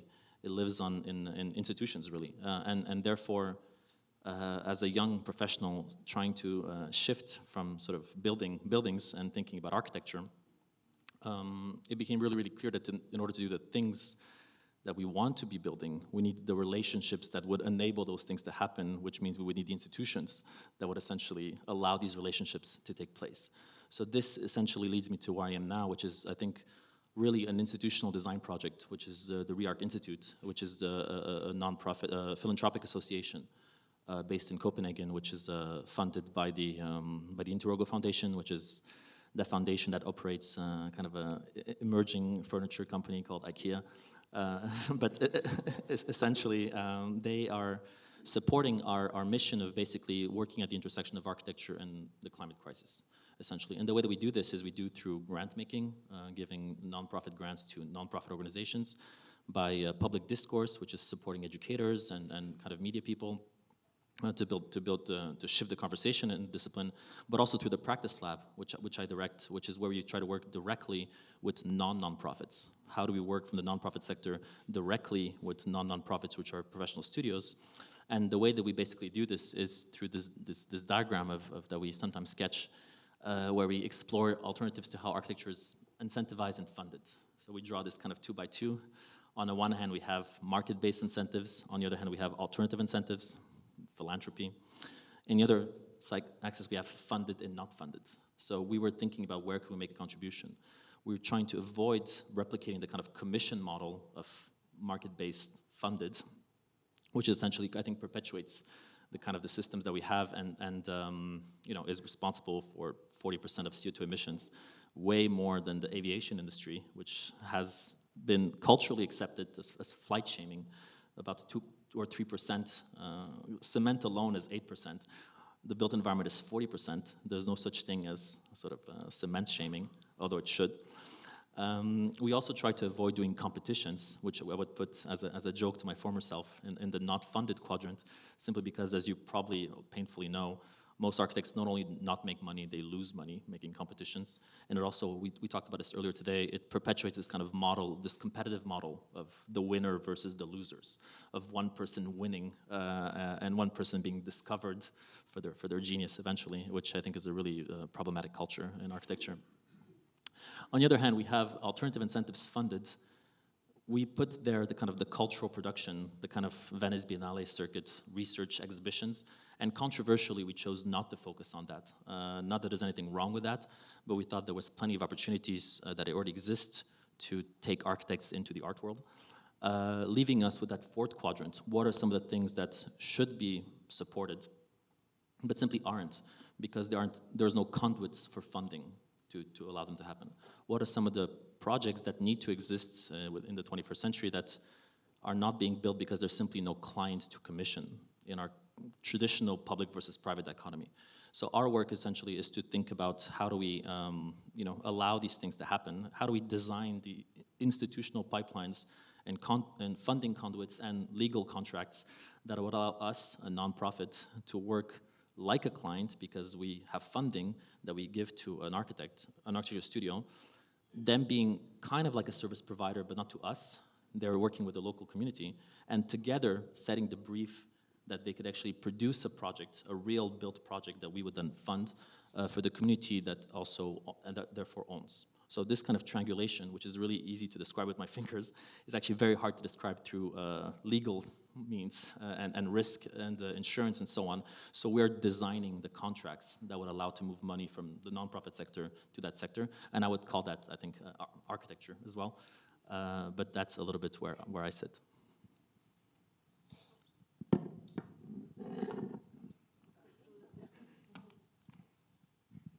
My slide, I think, is very clear in terms of what I'm, but maybe not so much. So the prompt was, what does agency mean to you and who are you? And I realized as I was sort of thinking through this, it took me quite some time. I think the word interface kind of captures a little bit of who I am. I consider myself as a designer of interfaces. Architects, in my opinion, are mediating, essentially the environment between the exterior to the interior environment. This diagram is one of my favorite, the ones that's kind of in the background. It's a little bit, in a different orientation, but it comes from this book called The American Building and the Environmental Forces That Shape It, James Marston Finch. If you can get, there's this one edition that has this very beautiful diagram showing a human inside a house and essentially all of the forces that hit, even sort of just, the way that the cardiovascular system works, the way that, even just the respiratory system and the way that a building actually mediates this. I really resonate with this diagram. That's supposed to be a wall section. So if you start to see here, it says, hey, we're blocking vision by allowing for privacy. We're allowing for air to permeate through the building and starting to really think about what do building walls allow and disallow? What do they allow to go through and not? So the way I see it is I started off as an interface designer, and technically that's what I am now, just with a different material. So I really resonate with this, which is why I wanted to bring it up there and kind of introduce myself. So I started as architecture, like as everybody else here. I went to City College. That place is very near and dear to my heart. And I remember that in my third year, I had a professor give me The Medium is the Massage by Marcia McLuhan, and I remember reading that book and thinking, wow, we're at a place right now where technology is going to affect the built environment more than the physical materials that we will be using. So from that period, I remember thinking, I know I want to engage in the world of buildings and the built environment, but I know that I don't want to do it in the traditional way. So I'm just going to use my thesis and use every means possible to start to question what does it mean in terms of where I want to engage with practice. So I remember my thesis came up, and I was thinking to myself, okay, I definitely don't want to go into a traditional firm. I was working for one of my professors. It was an incredible firm. They're wonderful. But I remember thinking to myself, this isn't where I want to engage with the discourse. So on a whim, I applied for grad school and somehow miraculously got in to Harvard GSD. And there, I remember I gave myself the prompt, I'm going to spend the next 2 years not designing a building and just asking myself what that actually means. So I had incredible professors that let me do this. I designed robots through multi-material interfaces. I designed wearables that were sensing environments and starting to really think about what built form means. I remember this one moment that I had where I realized, in a silent disco, we basically have like the digital version of a building. You have a bunch of people that are listening to different things in a shared environment and starting to really ask what that means for architecture. And I remember thinking to myself, I don't think I'm done yet. I kind of still want to continue this school thing a bit. And there was one thing all my professors had in common, which was they all somehow ended up teaching at the MIT Media Lab. And I was like, well, clearly this seems like the place for me. So when I applied, I ended up getting into Kent Larson's, what was called Changing Places at the time. It's currently called City Science Lab. And the way that they broke down the lab was quite interesting. It's a confluence of technologists, architects, urban designers, politicians have come in and out. I mean, there's so many people that go in and out of that lab. It is a really, really beautiful place. Really looking at urban analysis, placemaking, and really what does that start to mean in terms of changing places and kinetic architecture and mobility.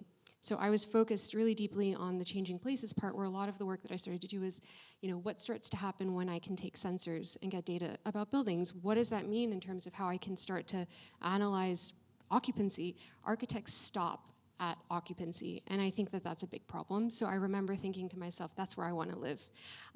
So through that, kind of doing a lot of that work, I remember thinking, it's really all about interface, and that's really the kind of question that I care about. I feel agency lies in the, where there's a lot of kind of, I guess, facets of agency is how people shape interface. If you give people the right tools, they can shape everything themselves. If you don't design the right tools, that's where I think agency gets lost, right? So I ended up at Google, and then I'm currently there, and I work on smart home. So tangentially related, still using the skill sets of an architect, which I think I really enjoy, and starting to think about, what does intelligence mean for buildings? How does that mean, how do we start to affect occupancy, and how do we start to affect our environments? I mean, the HVAC just went up. I care so much about HVAC. So, it's these types of things where, I don't use traditional materials, but I love engaging in the world of architecture through interface. So that's me.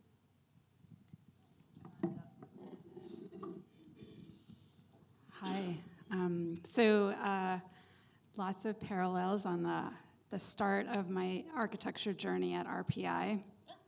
So graduated there, and I think one of the, if I was to think in a kind of innovation terms of like the keep, toss, create kind of methodology, the keeper there was just learning at an early age that I was very much a project-based learner, and so that was something that absolutely, I love saying I was educated as an architect. That's like one of my lines in introduction. And bringing that into next on the journey map was, I interned at Ralph Applebaum Associates a million years ago. And they said, welcome, Amanda. And I was like, I'm an intern. And they were like, this is so-and-so, she's an architect. This is so-and-so, he's an industrial designer. This is so-and-so, they're a writer. And then this is a graphic designer and a paleontologist. And I was like, oh, this is what normal life is like when you intern. And like just having that kind of Renaissance team and thinking that this was the norm, I absolutely became addicted to that. And then jumped into Bruce Mao design. And that was very formative for me, hiring a lot of architects to do lots of different things. And it was like, just take the process that you learned and apply it and know enough to be dangerous. And so there was a lot of kind of just confidence and exploration and excitement about not knowing and using that as a source of creativity and just having models and a context where you just pull a book off the shelf and you're like, this is my inspiration, and just doing it.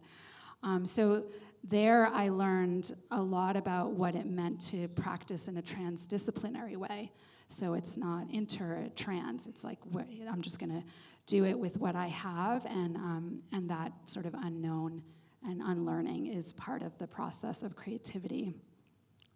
And then I jumped over to Gensler for 17 years, became a partner there, and that was, I remember actually in my interview being like, wow, this is really corporate. Like, look at all these, desks and things. And then there was a pencil. I'm not lying. This is not the actual pencil. I don't know where the pencil is. I had to recreate it. But it said, the architect of ideas. And I was like, I'm home. It's going to be okay. This is going to be great. And so just really being in an ecosystem, like thinking of a firm as a platform, I became what I like to talk about as a serial entrepreneur. Like, what are all the services that we can do sitting in a room with a client and realizing there's like lots more opportunities. So that was where I learned that I'm a strategist. Oh, okay, strategy, this is what I do. And just completely realizing, in the sweet spot, I think you mentioned, I love pre-design. I can, pre-design I did for 17 years, just really thinking about who's the client, what are we trying to do, what are we trying to accomplish, what's our source of inspiration, and how do we set up the best brief ever. And in that, just learning that there's so much more that we can be doing, and discovered innovation rather than only building the space for innovation. Why not help also design how we innovate or what we're innovating? And so that brought me to reach out to WIN, which is Women in Innovation. It's a nonprofit organization of practitioners, very generalist across all fields and industries, really showing up and saying, you know, we do this. It's important for us to be part of inventing, designing, defining the future. Otherwise, we're not going to be part of that narrative. And so we need to be together, learn how to do this work. And leaving Gensler and jumping in as CEO of a nonprofit is another whole journey. But I find my architecture chops come in handy in many different ways. And I've always felt that I am an architect of many, many things. And it's interesting to see when you job search architect, most tech jobs come up. Like the word, I just recently had someone who is in the transformation architecture team within a management consultancy world. So the term is used more broadly, and I don't take offense to it. I think it's beautiful, and I enjoy that, and have just continued to find ways to be multifaceted, and that's my new description of where I am and what I'm doing, and how architecture is kind of a big part of it. So. Tough act to follow. Maybe we should just end the panel now. Were you going to ask the first question? Or do you want me to lob? I'll lob something out. Oh, okay. Yeah. So I guess what we talked about this a little bit, but I'll ask it a slightly different way. Each of you, in some ways, had a story about a moment where you were doing something architectural and you discovered something else, right? You talked almost like learning by osmosis. You talked about, I'm a strategist, right?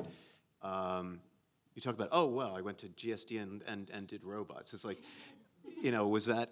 I mean, so I guess I'm going to throw this one out. I mean, and talk a little bit about architectural education, but it's not just about architectural education. I mean, it is hard to learn in the space of 3 to 4 years everything you need to do to keep a building standing up, and I mean, so there's a reason why architectural accreditation has so damn much stuff in it, right?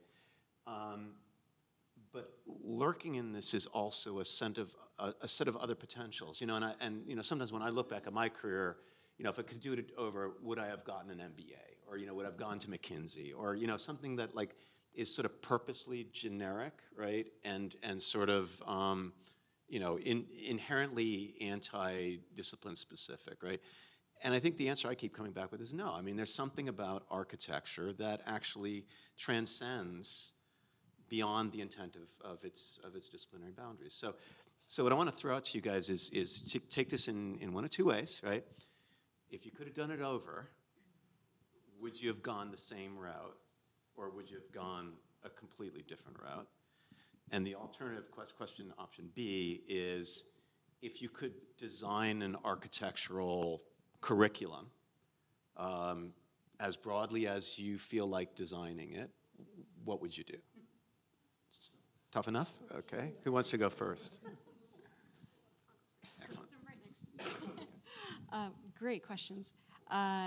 First answer to yours, yes, I would do it exactly the same. I wouldn't change anything. I would, I feel part of it, but it's also, I think, context specific, partially because I care about the built environment and the things that I do. So I think that's where it's a bit different. If I was really interested, for example, in graphic design, maybe that might have not been the case. I feel I follow the idea, and I'm just kind of finding my way through the right hat to wear at any given moment for what that could be. But generally speaking, I'm still really deeply interested in how buildings shape the human experience of space and environment, and how we can start to think about how we animate buildings to either, obviously the challenges that were talked about earlier, sustainability and performance and all of these parts, but also the human experience. I think those two can go hand in hand, so we don't need to sacrifice one for the other.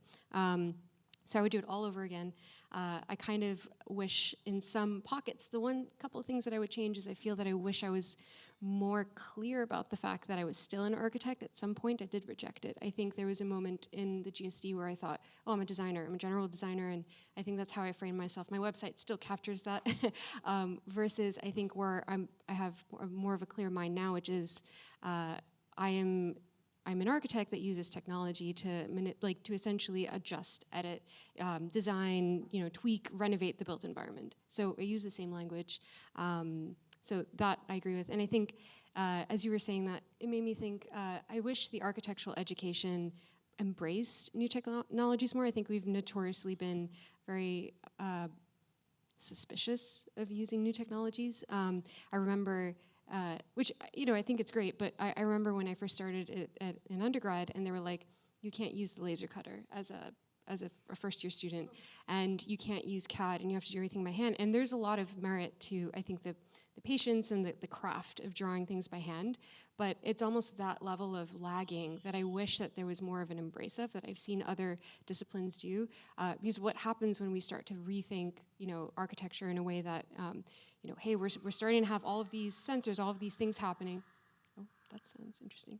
I mean, there's all of these things going on within the discourse today. Why not embrace them and start to think about what buildings could be or should be, instead of understanding what buildings kind of are. I think even just materially, like when glass came out, people were like, oh, I'm suspicious of this, or I want to still design with wood. And I think we've just always been notorious as a profession, and I wish that there was more of an embrace and curiosity in that direction. So. Go next and take the other question. The curriculum. Sometimes I wish there was a blend, thinking back to my last decade of feeling inadequate as an architect, and then feeling more than as someone who oversees certain things that come into our profession. I wish there was a blend of leadership and MBA and architecture curriculum blend together, because there's a lot one can learn from their first experience out of undergrad. And if there's anything that becomes a little bit topsy-turvy, it takes like 10 years to recover, and I felt like that happened to me, where I was very much thrown into something like, oh, maybe this is not who I am. But I found a pivotal moment for me was when I found a coach, and I worked on kind of thinking and reflecting on what I want to do, and my passions in social impact and value, and using architecture as a tool to do more and solve problems really kind of shaped me. So now I wish I had an MBA sometimes. I'm like, wait, but then I'm like, I'm doing the thing. Like, I'm trying to convince people using storytelling skills. I'm trying to explain the value of different projects to different individuals in 20 different ways, all to get to a yes, so projects can keep going. And that skill set, I know when I look at like course curriculums and MBAs, I'm like, that's where they learn negotiation. Okay, that's where they learn management or leadership. But as architects, we focus very inward in our curriculum. I learned so much about technology and practice and materials in my career, in my training, but I wish there was a bit more focus on professional practice and kind of the softer skills that you need to kind of get through the profession and excel. So,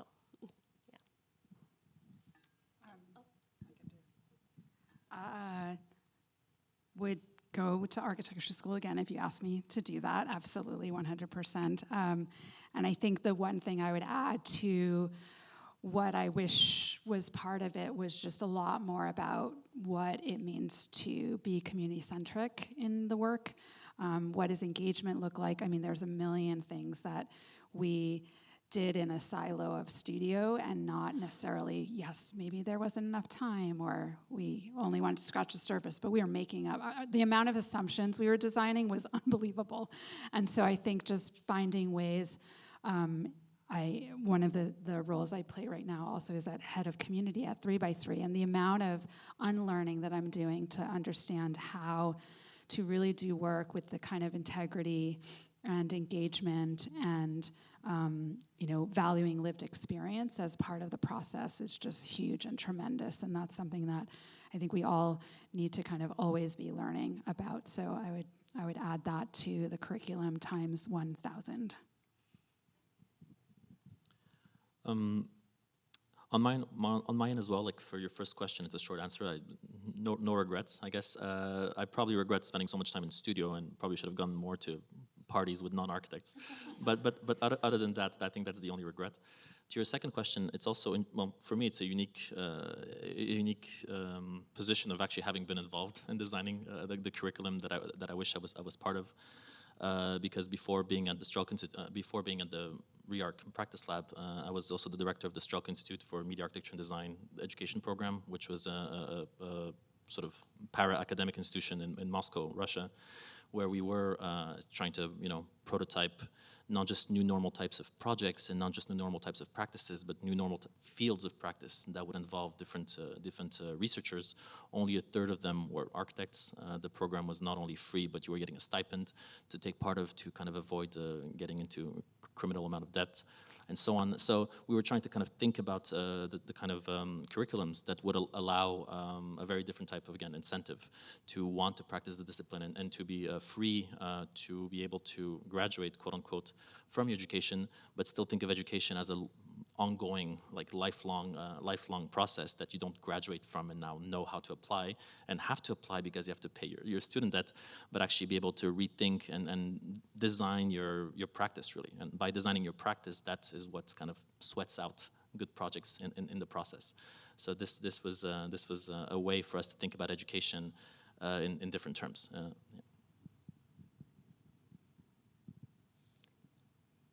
Great, thank you. I've been wondering about something that I believe to be very important. Is agency, what is the relationship in your view between this kind of individualistic and responsibility-bearing agency of the professional and agency about empowering others, about capacity building? And is there such a thing as shared agency? Amanda?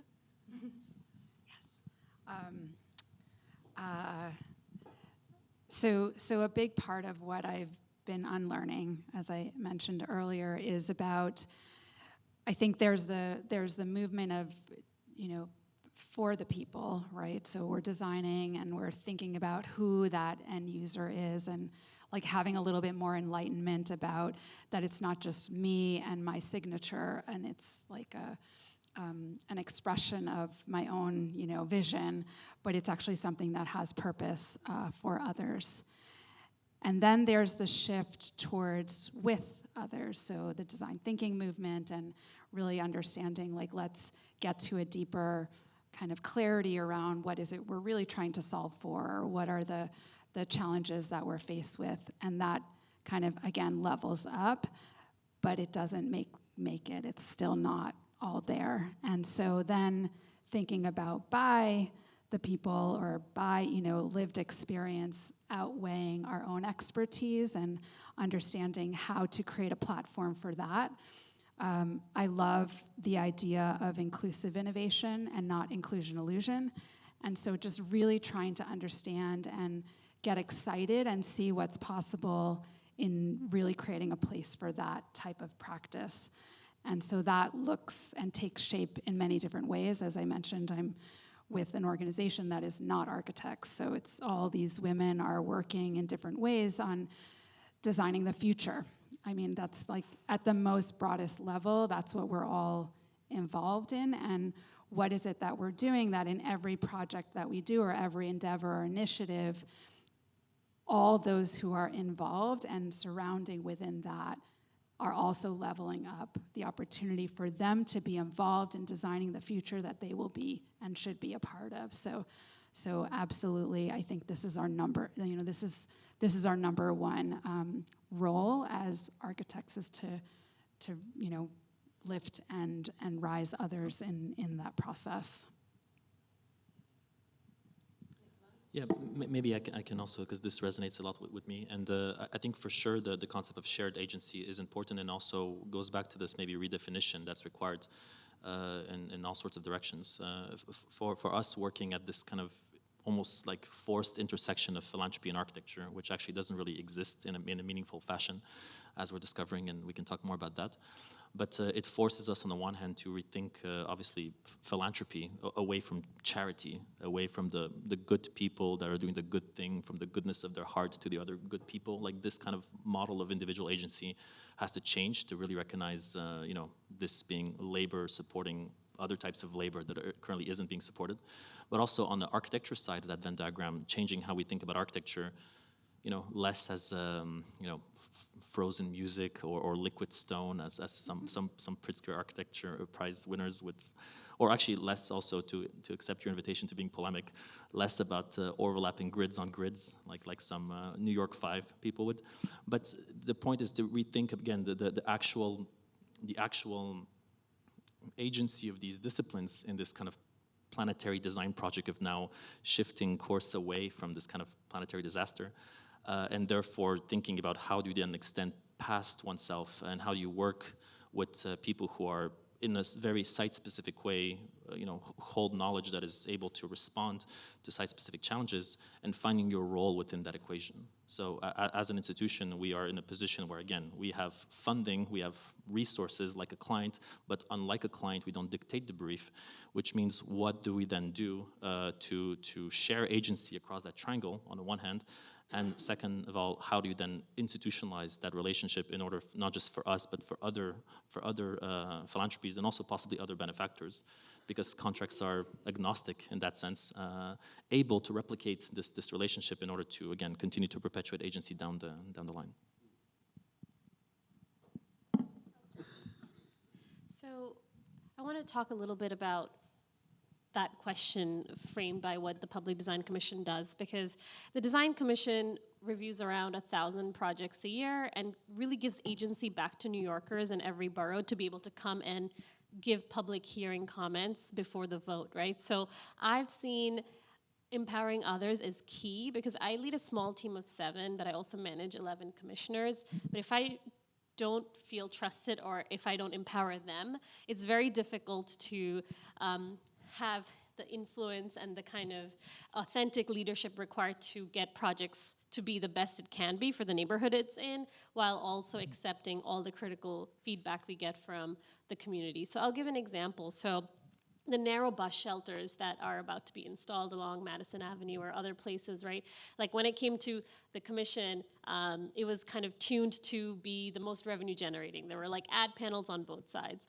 But we were very keen and we wanted to make sure that visibility wasn't impacted. So my team had enough agency to be able to negotiate out one of those for the sake of a transparent panel so that anybody can look at it from both sides and be like, am I safe to go in now at nighttime or whatnot? But that minute detail of ad panels on the side of a narrow bus shelter, like that's just like one of the 100 case studies I see on a daily basis of how the Design Commission and the community and the commission wants to think of the people for the people, even though there's like lots of timeline priorities, administrative things that might run counter to some of those decisions. But I truly think empowering the public to give their feedback about the projects they will eventually enjoy and inhabit is key.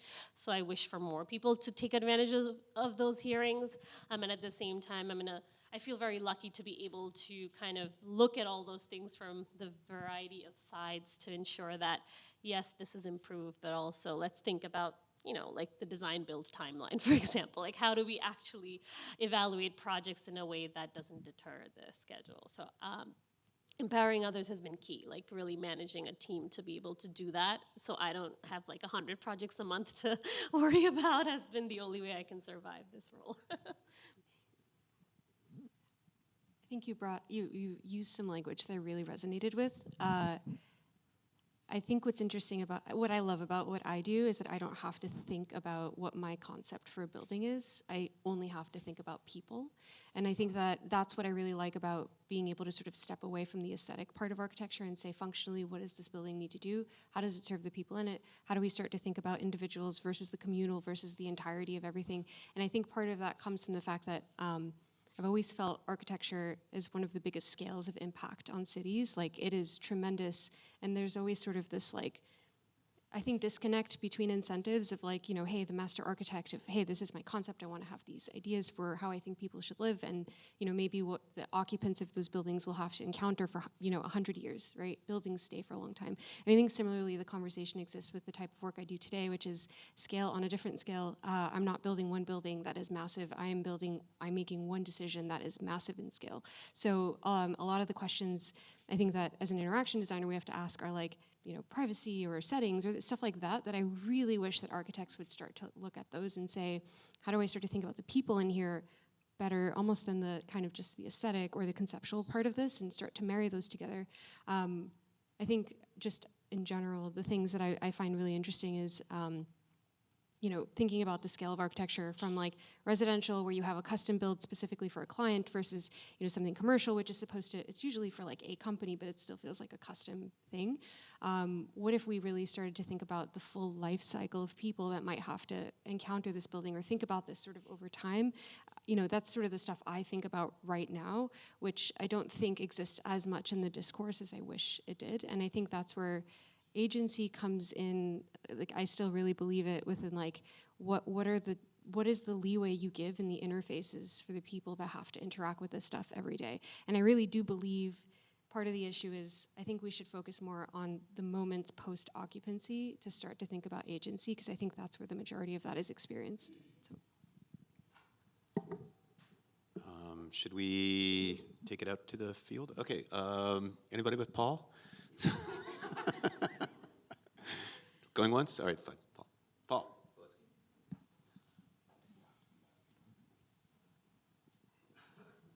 The rest of you get ready.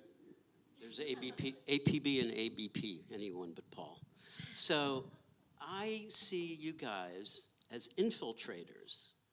You're agent infiltrators. You're impacting how we design. But first I'll get to the question, so Jacob doesn't say, stop making statements, get to the question. Question is, all of you have 40 years ahead of you. Maybe I do, but probably not. What do you see yourself doing in 40 years? Over the 40 years, what are because you've made a certain point. And so this is the beyond question, not Dennis's before question. Now, if we look back to real agency that we had as architects 100 years ago, Corbusier, Frank Lloyd Wright, Mies, they all became agents, especially Corbusier, became an agent not just of designing someone's house, but urban design. They had that because we were living in an age of decoration in the Beaux-Arts, and they said, we have all this new industry, materials and so on. We need to reflect architecture in that manner. We haven't done that yet. You might be close to doing it at Google. You're doing it in socio-political areas, as are you.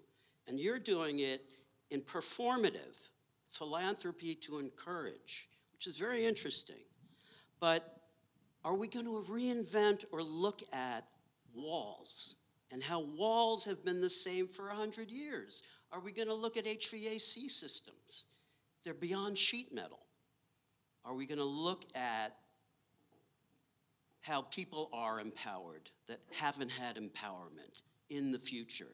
And how does that technology impact what you do? So you've reached a certain point in your careers, which is great.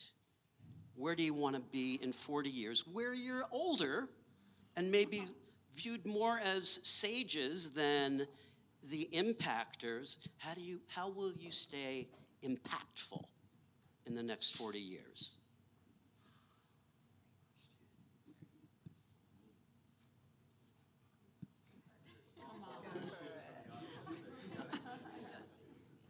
I will be 90 years old.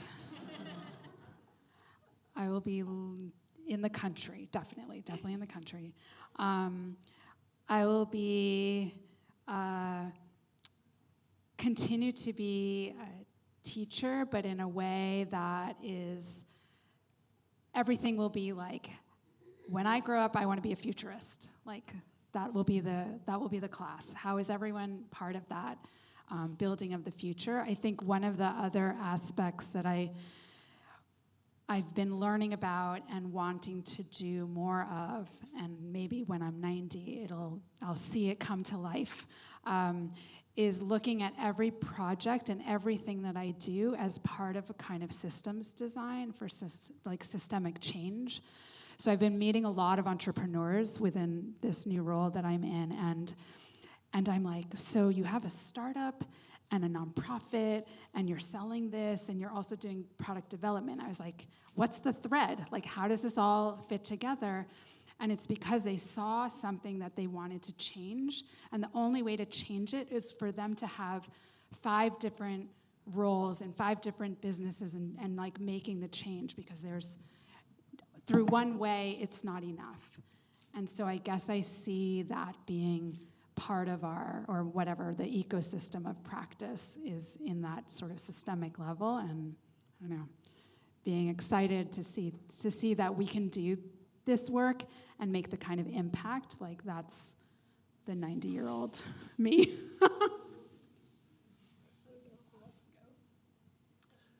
No, go ahead, please. So one thing I didn't mention, so I'm a first-generation immigrant from India. I moved to the US in '97. I was in 5th grade.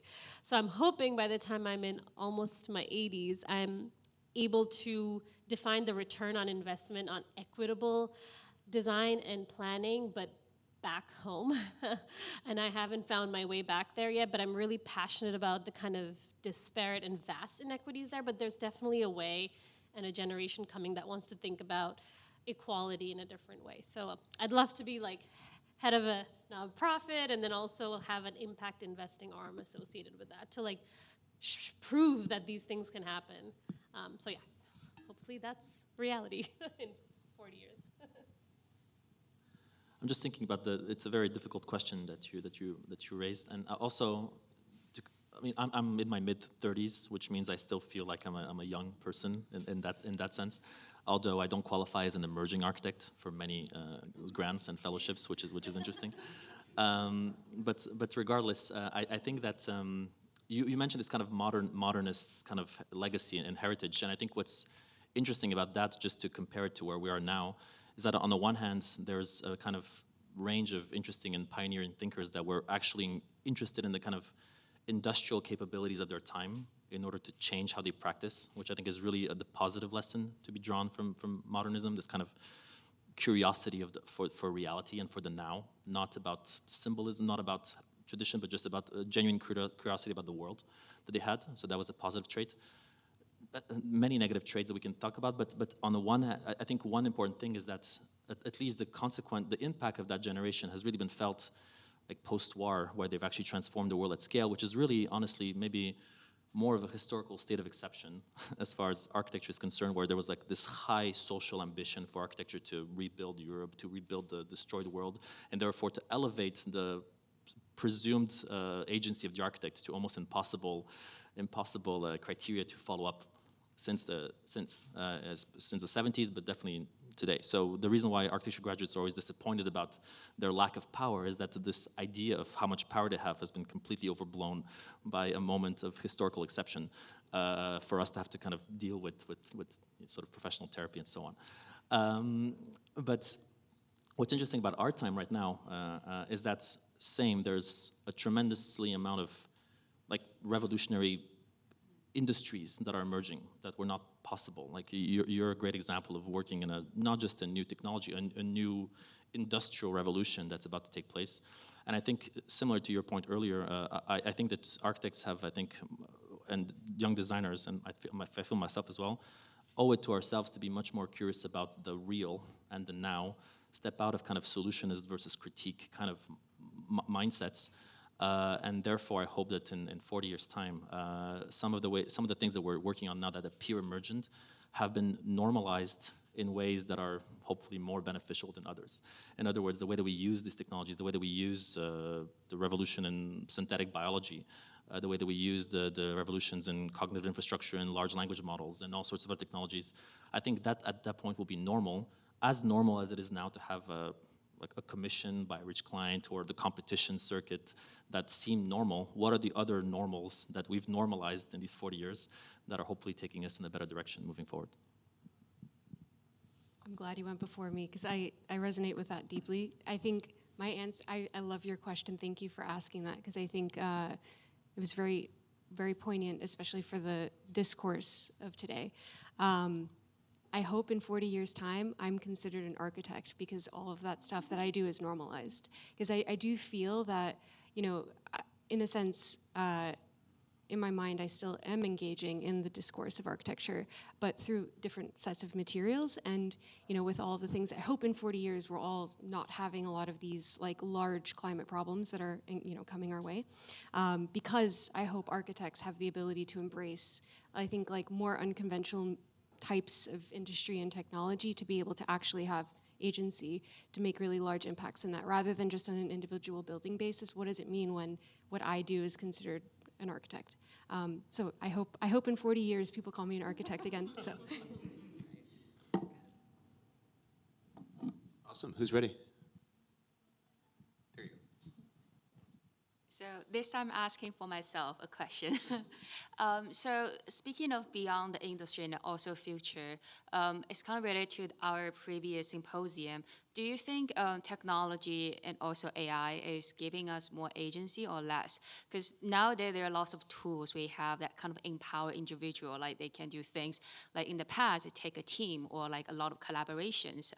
Do you think that sort of trend of technology revolution will, like, what's the impact on us, and how it sort of reduce or provide more agency? Everyone's looking at me to start. That's a great question. I have a lot of thoughts here. I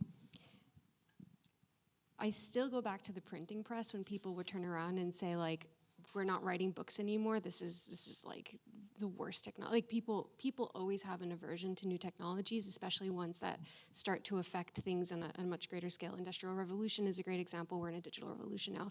I do feel like as humans, there are core things in terms of how we live our lives and who we are and what we do, and technology just becomes adapted to over time, right?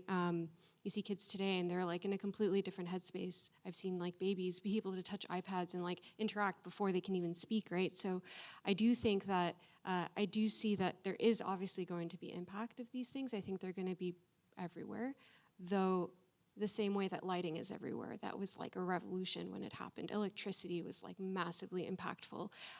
So I am curious to understand what happens in the future when all of these things become like electricity and normalized. That's sort of the way I see it. It's like there's always a hype cycle for things, and then there's always a moment in which they normalize. And right now we're not sitting here asking a conversation about the lighting, but it's affecting us radically. Everything we do, it's become a platform that we build on top of. So I think we will have agency in all our new technologies. I think it's just, we'll just have to understand how they integrate into our lives. Can I add something? I think it's a great answer.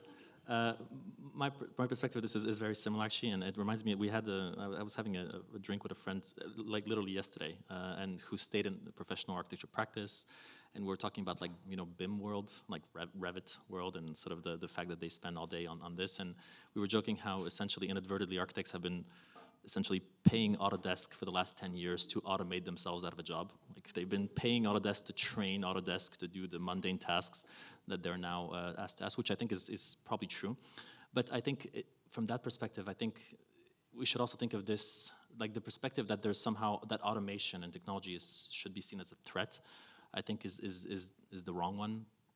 And back to my original statement on the big issue of not just of our time, but the fact that dealing with the planetary crisis of the climate crisis and the sort of breakdown of planetary systems and planetary boundaries being filled, like it's not that there's not enough work for people, is that there's literally not enough people to do all the work that's required to transition away from that direction. Like I think there's like, in the same way that we've achieved where we are right now through almost like industrial scale effort, we need like an equally large industrial scale effort, just 5 times larger and in reverse, to reverse to where we are, which means that the role of technology here isn't like a yes, no.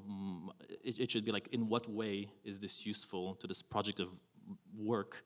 And I mean work literally in a sign, like force times displacement. What force do we need today, and in what direction, in order to actually to divert things for where they're going? And I think obviously technology has a critical role to play in that. And I think we should be less about what's nitpicking about yes, no's, and more like working towards channeling the capabilities that we have in a displacement vector that's actually beneficial to all. So I think it's not optional to use these technologies. It's more about how do we accept the fact that you can't always steer their end effects, but at least you can nudge them in a direction that's beneficial, and hence, like Autodesk, who has made this technology available for their purposes, what are the purposes that we should be diverting this technology in order to help us deal with the problems that we have?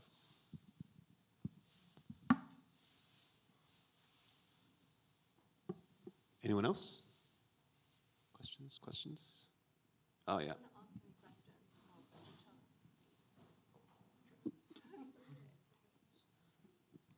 Since this is the future of practice symposium, and you guys addressed the where will I be in 40 years, and will I still call myself, or will I call myself an architect working at Google? Last week in Washington, D.C. at the AIA convention, me and some of my undergraduate classmates practicing for 20 years now had a discussion about the fact that the word architect meant master builder, and all the other professions that came out of it, engineer, civil engineer, now landscape architect, excuse me, they didn't exist, right? There's one builder. And I'm wondering, I asked myself, and I don't have an answer, so are we diluting? I know this comes up all the time, but by segmenting this and saying the person who calculates the embodied carbon and differentiates the specifications to save the planet is an architect, or the individual who's making the antenna, the conduit between the built environment and our sensing of it is an architect. Are we reducing agency if agency is being used akin to influence, or are we specialization increasing it? I mean, I know it's not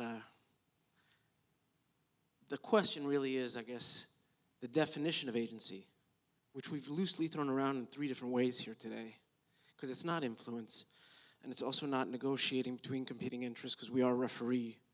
But really, I think like we were supposed to have a license to dream, and the conduit was from creativity, what doesn't exist, and bring it onto earth, and build it, make it exist. So we were agents of the abstract to the concrete.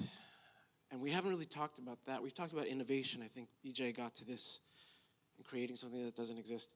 But I'd like to inject in the conversation, remembering what the architect, our purpose was originally, and embracing that creative role, and setting aside the conversations about stakeholders and refereeing and negotiating. And will that still be here in the future, or have we become government agencies, strategists? Have we become startups? Have we? Are we no longer? Can I layer a point on top of that, or a question on top of that? Does this question about generalization, generalist versus specialist, really? I mean, it's this unanswered question in my mind, right? Back in the Renaissance, I guess you could be a generalist and still be really effective. And now, at some point, the amount of content overwhelmed an individual human's capacity to operate it more than and so these specializations emerge. And now I think technology is throwing that in a loop too, right? Because you have the world at your fingertips. The amount of sort of mashup stuff that happens, right? I think a lot of interesting things happen at the mashup between specializations, right? And pretty soon you're just going to be able to ask these AI bots to just interpret it all for you and synthesize it back to you anyway. So where do we stand in this kind of, and where does architecture fit? Is it a generalist profession or is it a specialist profession? Am I directionally correct? Okay. That's a great question, and I think you're hit it on the nail. I would say I don't have an answer. I think you bring up a great point about the initial intent of what an architect was. I think the thing that I keep coming back to is when we say engineer, it's so broad. There's front-end engineers, machine learning engineers, mechanical engineers, and I do really love the idea of it being a word that means a broad set of skills while still infusing specialty within it with sort of the additional, mechanical or whatever that means. Do we ever get to that world with architect? Do we ever say design architect? Do we turn around and say sustainability architect? I mean, what does it mean if we started using the word architect like that? I think, unfortunately, it is escaping our hands in the world of software, as you mentioned. do we actually gain agency back by taking that definition back and starting to really make it about the built environment?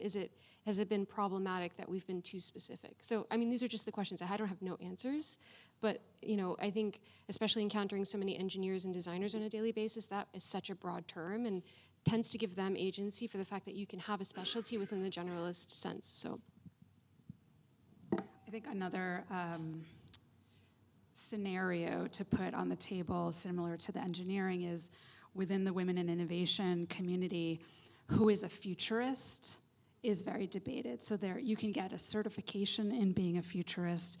You can have like a degree in certain foresight, and like there's all these little things that are going on.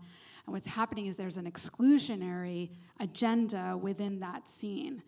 And a lot of what we're doing is trying to mitigate that and open it up so that more women who are involved in designing and defining the future are recognizing that and allowing to practice and to have the influence and impact that they're looking for. So I could see also a parallel where it's not about like the have no fear, by the way, is like on technology. And what we talk about a lot in our organization is about getting loud with it. Like, if you have fear, you step away or you're shy. You don't need, no. Have no fear and then get loud with it, meaning take it on, train it, own it, do all of these things. And I feel like the broadening of who is involved in the field is not one about dilution.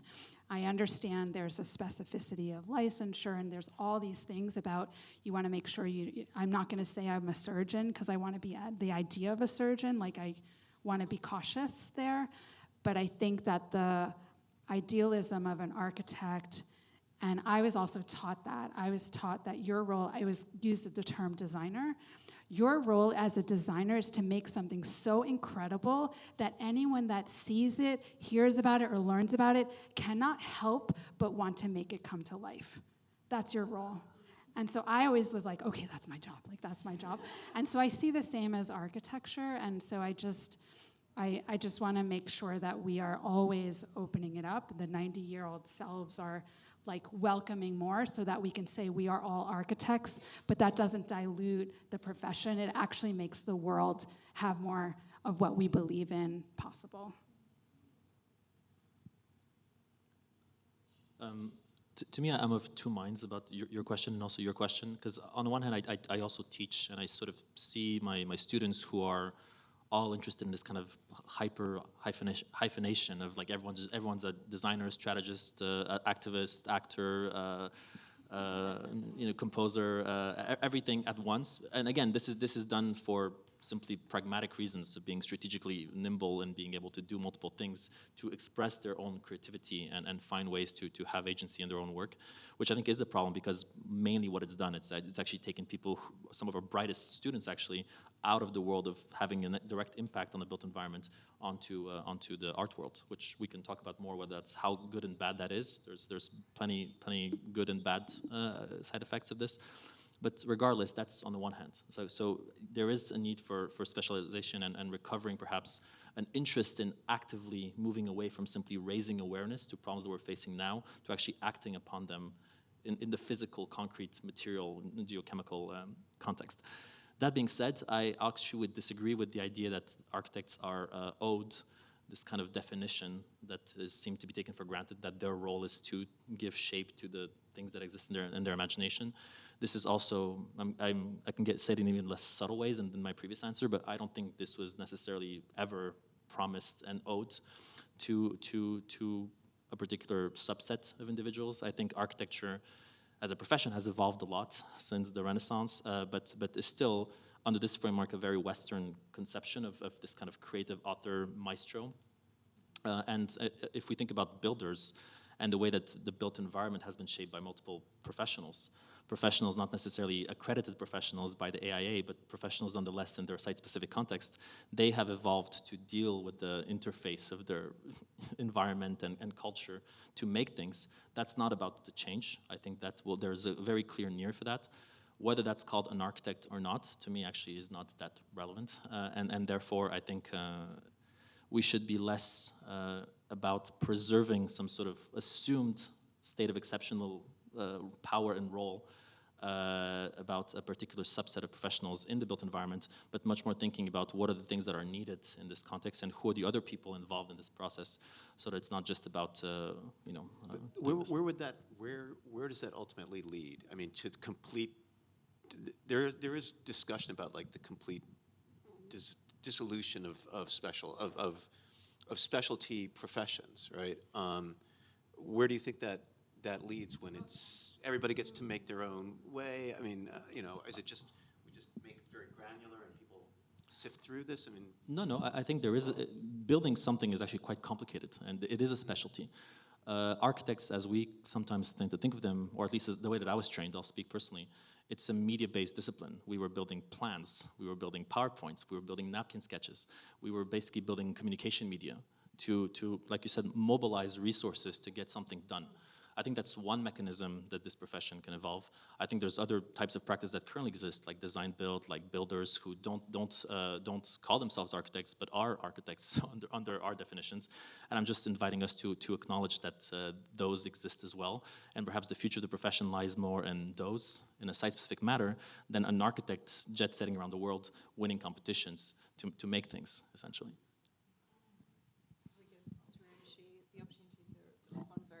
Yeah, I was just going to say, I think being multi-passionate and being able to use those talents towards innovating and disrupting and like making an impact is where I think the definition should be broader of what an architect is. But again, it took me like 12 years to want to go back and get licensed again. So while I'm actually in the midst with kids and studying, I'm like, no, there's a reason why these things exist.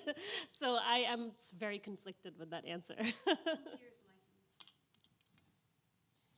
I am 3 tests in, almost. Halfway through. Hang in there. Hanging in there. Okay, I think we have to wrap up and continue this a bit later.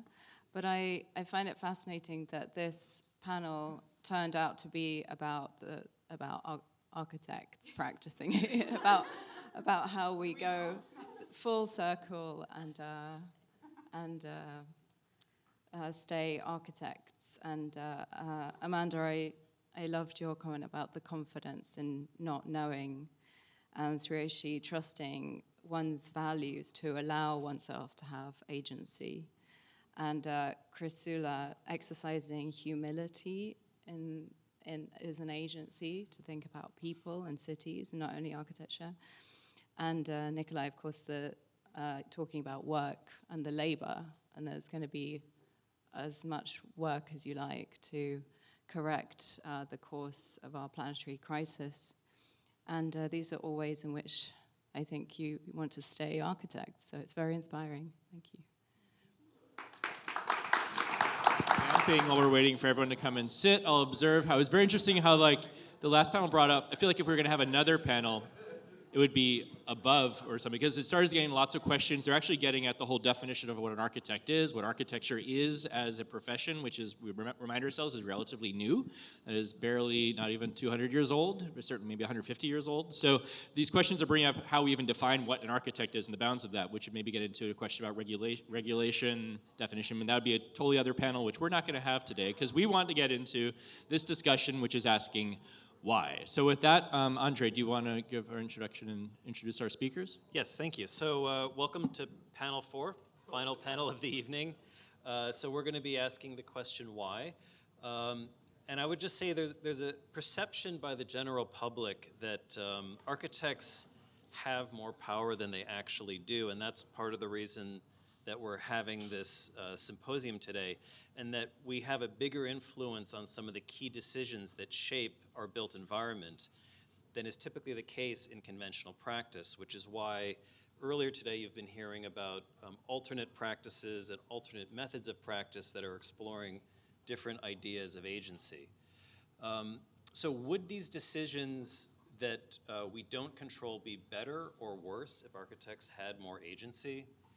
And if architects are asked to do something that they disagree with, do we or should we have the agency to push back?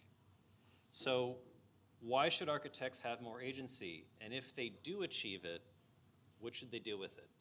So to discuss these rather simple questions, I'd like to introduce our panel. I'm just going to go in alphabetical order, starting with Eve Alligood, who is the Executive Director at Hester Street, which is an urban planning, design, and development nonprofit organization that works to ensure neighborhoods are shaped by the people who live in them to create a more equitable future. Diana Buds is a New York-based design journalist and critic who focuses on how design reveals stories about history, culture, and policy, whose work has appeared in the New York Times, Metropolis, Fast Company, Architect's Newspaper, Architectural Digest, and Curbed, where she was the senior design writer. Senator Brian Kavanagh is a New York State Senator who has been representing more than 320,000 people in Lower Manhattan in State Senate District 27 since 2017, after serving 6 terms in the State Assembly representing Manhattan's East Side. He is the chair of the Senate Committee on Housing, Construction, and Community Development, and his work has focused on affordable housing, gun violence prevention, environmental sustainability, open government, and social justice. And Angel Moncho Lopez, PhD, is the curator of community histories at the Museum of the City of New York, and he's also an urban thinker, educator, cartographer, and activist for environment and urban justice issues. He's a founding member of South Bronx Unite and the Mott Haven Port Morris Community Land Stewards. He serves on their board and also on the board of the Cooper Square Community Land Trust. So similar to the other panels, each of you have prepared one slide to introduce yourself and to state your position or thoughts on what agency means to you. So why don't we start with that? So, thank you very much. So again, I'm Eva Alligood. I'm the Executive Director of Hester Street. And I'll just repeat our mission here because I think it's very relevant to the conversation. So we're an urban planning, design, and development nonprofit that works to ensure that neighborhoods are shaped by the people who live in them. That's essential to the mission. And I'll get to who I am in a minute, but I'll just say, make my statement about agency and this question that we've been debating all day, or that's been under discussion. I will turn it to say, how do we make sure that the people who are impacted by architecture or architects have agency? That is the heart of the mission of Hester Street, because at the end of the day, people are affected by what architects build and how they carry out their work. And in particular, what really matters to Hester Street is there's a history of marginalized people, people of color, low-income people who have been left out of the process or harmed by the process of the building in the built environment, the social environment.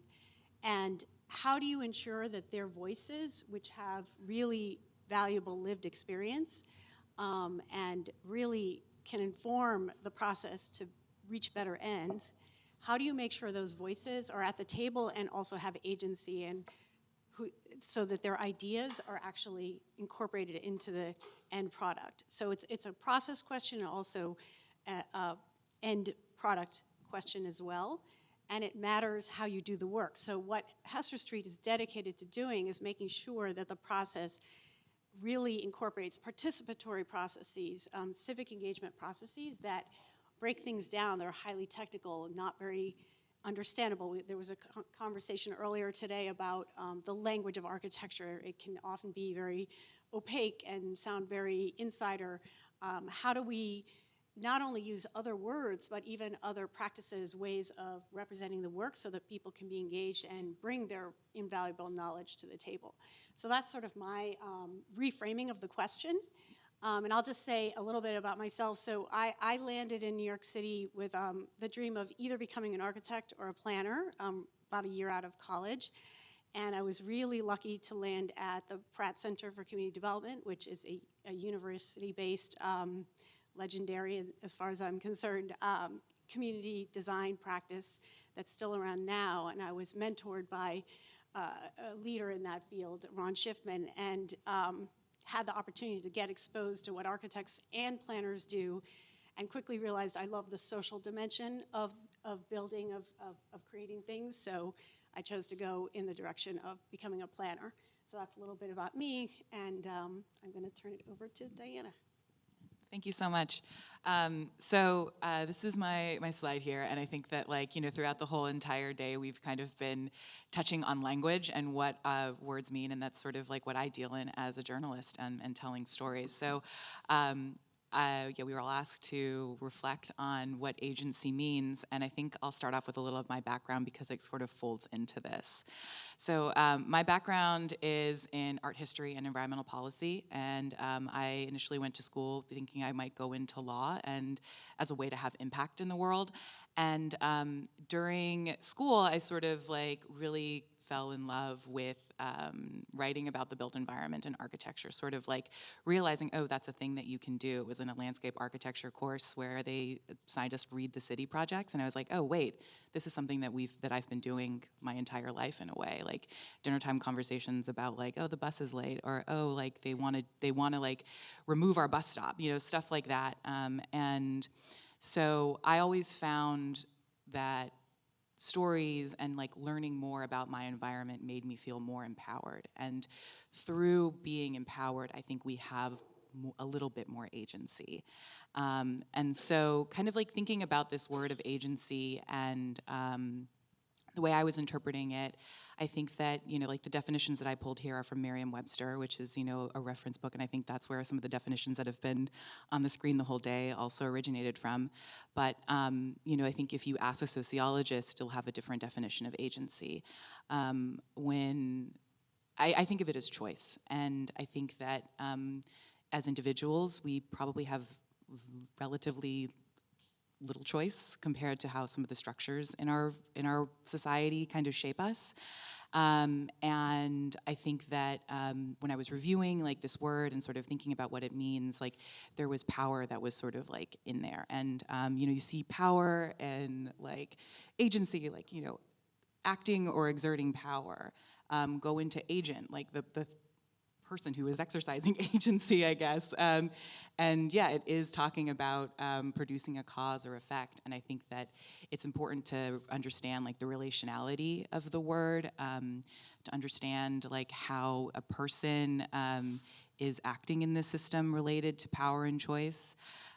When I was sort of also thinking about architecture and related to this question of agency and this question of power, I think that, you know, sort of to what Jacob was alluding, that, you know, it's a relatively young profession, and throughout the history of the profession, there's been a lot of emphasis on trying to make sure that an architect actually has value in society, demonstrating that value, proving that value. I think that was something that came up in the first session today.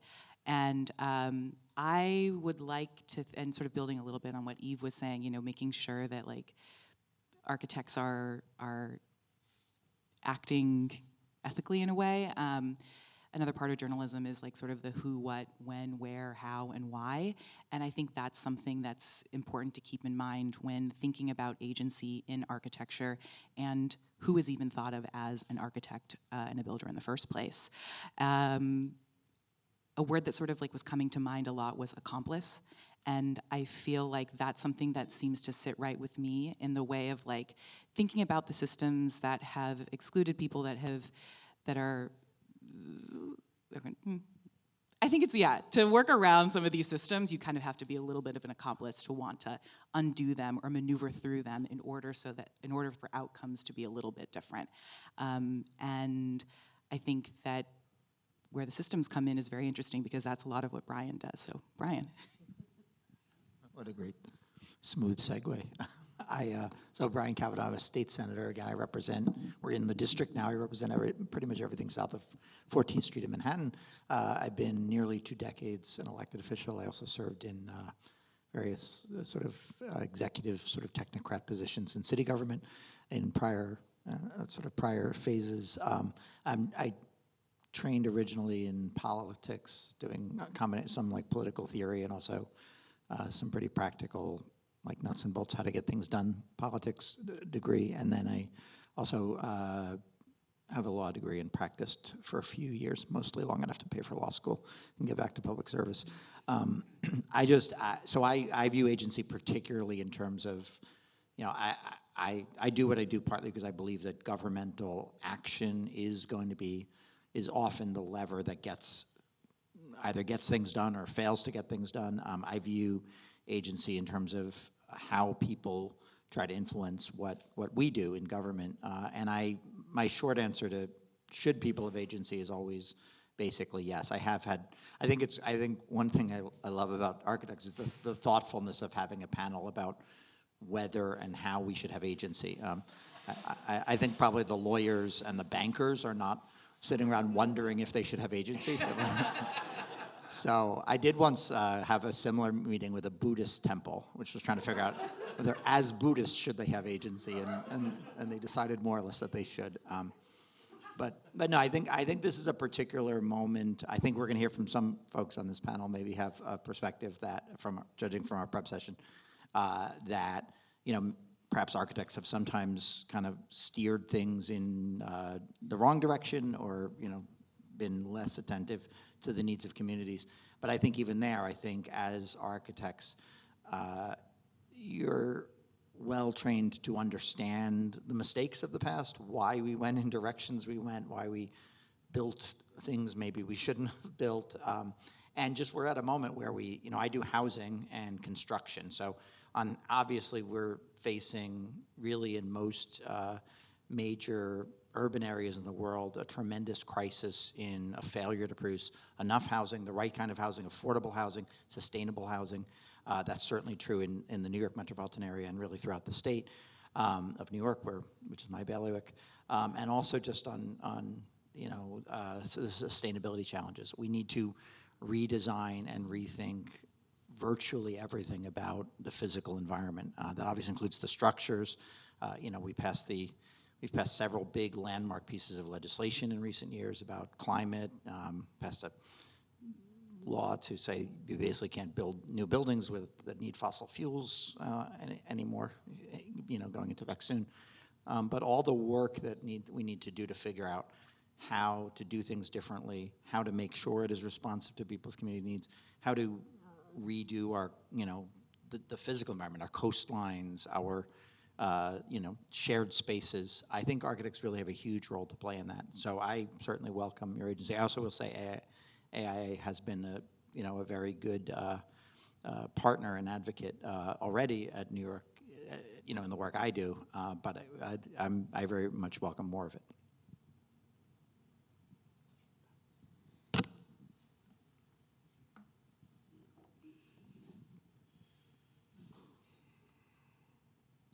Hola, soy Moncho.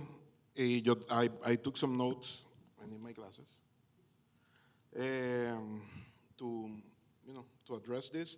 So the first thing that I want to say is that there is a whole branch of political philosophy that it's dedicated to thinking about agency. Just like the senator here, I am professionally trained as a political theorist. So my BA in Puerto Rico, my MA in Quebec in Canada, and my PhD here in New York, they're all in political theory. And so the first thing that I will say is that when you look at it from the lens of political theory, this concern about agency, it's really, really like a very liberal, capitalist, individualist type of frame. It's like, even a little bit embarrassing. The founding father of our current understanding of agency, it's Immanuel Kant.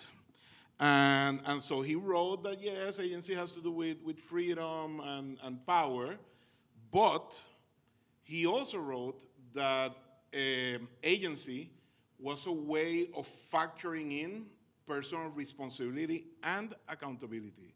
So from the very beginning, we have there the idea that agency is tied up with a responsibility to others, okay? So then you fast forward, there are people like Judith Butler, who talks about how agency and autonomy are shaped by social norms and by power structures. So Judith Butler complicates the idea of agency, making it sound much more complicated than some of the ideas that we have about it, about freedom. Then there is Professor Sharon Krause in Brown University, that she argues for a type of agency that she calls non-sovereign agency. It is an idea that holds that agency is distributed socially because we are responsible to each other and because we're responsible to the environment, okay? And so these three people, they're white thinkers, which is perfectly fine, but there is also like a whole tradition of black existentialism going from Frantz Fanon to Angela Davis, that they connect agency, or the lack thereof, with oppression, racism, and colonialism. So all of this to say that agency is a social relationship, and that in my opinion, and here I get my sharp elbows out from the Bronx, yes, that architects shouldn't have more agency at all, that even the possibility of getting more agency is probably not even possible according to what these thinkers tell us. And that, don't get mad with me, because I didn't say it was Kant, Judith Butler, and Angela Davis, so it's, I'm just the messenger. So for me, I would say this also, I said it during our conversation, that architects are not a protected class. Architects are not, I don't remember ever reading in Karl Marx, architects being a social class, okay? And so when we get together, obviously they're nicer than bankers and whatever, but and they have, obviously, I must say that I do remember when in 2020, the chapter here of AIA came out encouraging architects not to get involved with the building of prisons and precincts. So there is that sense of responsibility that I think it speaks to what the senator said. But for me, architects are there to serve others, and that maybe you all should do an exercise of thinking of yourself as social service workers, okay? The horror, and because agency is about politics and politics is about power, I think that architects should architects should be shackled, period. And then you get more agency, the more you serve the people that need serving, okay? And so you do get, it's a continuum. I think that's there. It's really a continuum. You get more, the more responsible you are, the more you ask for it. The ice cream rule applies as it enforced in my house. The more you ask, the less you get. And so the slide up there is me making fun of my many architects friends. That they think that they're a social class, and it's very artist-like. Do we have rights to free rent or blah, blah, like so yes, and so this is more seriously. I think that my deceased professor in Quebec, he would have said, from the framing of architects having more agency, he would be like, that's such a passive way of thinking about it. Architects should either grab, be taken away, like the amount of agency that they have. That's the political way of looking at it. This idea about having, from where? It's like Santa Claus or something. And so, and he will say also, Jacques, he will say, anytime that you get freedom or whatever, that's the worst gift that someone can give you. because it's always poison. You never get it from anybody. You never get agency from anybody. It's like you distribute it, you practice it together.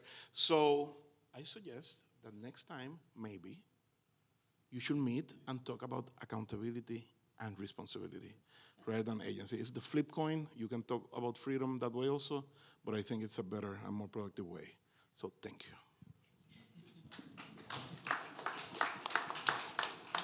So I'm going to suggest, why don't we start with that? Because one of the interesting themes, I think, if I'm trying to tie it all together, is one of the things we've been hearing is that there's this correlation between agency and values and responsibility. And I think what we're starting to hear is that sort of with agency comes the responsibility, and what do you do with it? Like, that is literally why we're here.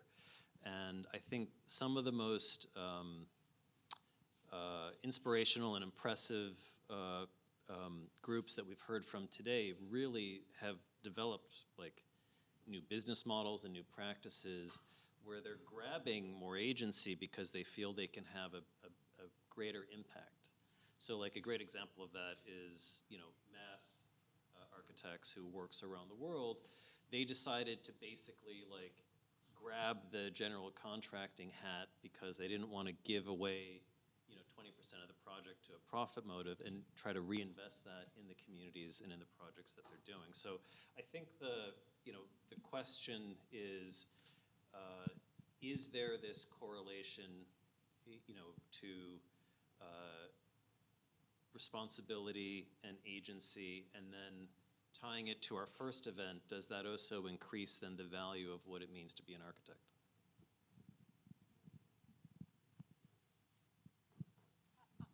I'll kick things off just emphasizing the word impact that you used, because that really was going through my mind in the helpful kind of counterpoints to that we just heard to the theme today, which is it matters not just that you're responsible as an architect or accountable, but it's what is the impact of the work that you do, the influence, how do you utilize the influence that you have, the power that you have. We talked about that when we prepped for this. We immediately named the fact that architects do have power, maybe not as much as the developer with the capital and all of that. That was part of the conversation today. But it really, at the end of the day, we have, architects are working in a sphere where what results from their work affects people's lives in really consequential ways. I mean, prison system is a huge one, but there are other ones as well.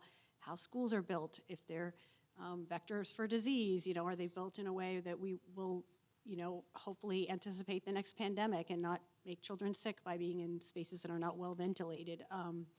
There are lots and lots of examples of places where architects can be really consequential in how they go about the work and remind their clients or get in the space of working with clients that are going to influence how we solve major problems like climate change, housing, and others. So again, I think on this theme of turning things around, and I want to say, I actually think there are lots of examples of architects that even to this day are doing amazing work and having positive impact. So it's not as though there isn't that possibility. It's that standard or that question should be asked in everything you do. And so I'll just say, in terms of Hester Street, we do believe in really good design, and we believe in, as I said previously, it's really important to involve people who are impacted by the design. We also see the difference of architects and community designers and planners who truly engage with community and truly think through all these, grapple with these issues. We see the difference. And I actually didn't know when we were prepping for this session, we have a connection because Hester Street works with South Bronx Unite, an amazing organization doing really, really amazing work. So, those intersections are there, and it's all about more of it, is in my view. So I'll stop there. I want to start by saying that after the prep, I would have been disappointed if we got through this whole session without the line, architects should be shackled. Which is a great thing to say in front of an audience of architects. Yeah. I'll ask you to say, do you agree? Do you agree? Everyone on record. This is being filmed, so we all have to be. But no, obviously it's a very important point that to the extent you are engaging in the world, to the extent you are exercising agency, it's very important that you do it responsibly. And I think that, I think there are many examples of architects and the larger kind of systems that architects are embedded in, taking us in the wrong direction, sometimes perhaps willfully, sometimes, making big mistakes that were sometimes entire societal directions that we shouldn't have gone in. But at the same time, so you could choose as architects to form an organization that joins the developer community and tells me that I need to give them bigger and bigger tax abatements so they can build more and more things. And I would suggest that's probably not that would be agency, not a terribly useful way to, useful for anybody and especially not useful for the world. But I think being embedded in these systems, being involved in the day-to-day questions of what we build, what we do with our resources, what we do with our space, and I think architects ought to engage and use that and try to push us all in the right direction. And frankly, the sort of people that stop and ask themselves, should they have agency, are probably better people to have agency than other people who won't think twice about, just using whatever influence they have to maximize, some vision of the world or some self-interest. So, I think this question of whether architects are being responsible in the work you do is very important. But I think that and I also have a lot of friends who are architects, and I think that I trust that a lot of you have a lot to bring to the conversation. I think again, sort of thinking about words and language, this question of responsibility is a really interesting one because it's sort of like responsibility to whom in a way. And I think that, a theme that also I've been noticing in this session is everybody here, is saying that they're working with good intentions, that they are they believe that they are doing the right thing. But as we have a rear view looking at history, I think all of those architects thought they were doing the right thing too. And one of the projects I worked on was a podcast about failed utopias, and the theme there was hubris, and sort of thinking about when you maybe just taking a step back and adding a little bit more context into that, I think is important. And I feel like architects are in this really, really interesting space culturally, in that they are sitting at so many intersections. They are interpreting policy. The things that they build are just the visible examples of these invisible structures that are governing society.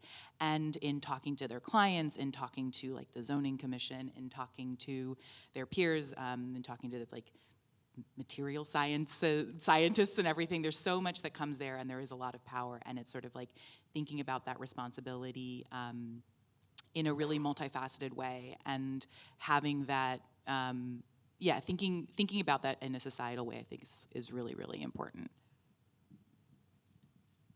I think maybe another way of getting at the question that we initially were asking with this panel, and we will probably circle back around it. And also, we're going to find where you need to get at more specificity too. But in a room like this, where we're full of architects, everyone is already. There's a tendency, as Marshall, you pointed out, right, to look outward and say, oh, what are the things architects are lacking, the access they're lacking, what do we not have, right? And I guess the way we're looking at it with this panel in particular would be, what do you see architects could or should, or should not be doing with the access they already have, as given the position, the status of the profession, and where architects do have seats at the table, with various degrees of agency and power, some hard, some soft, and some other spectrum. What would you like to see actually architects using the access they do have to do? In the South Bronx, we have worked successfully with architects.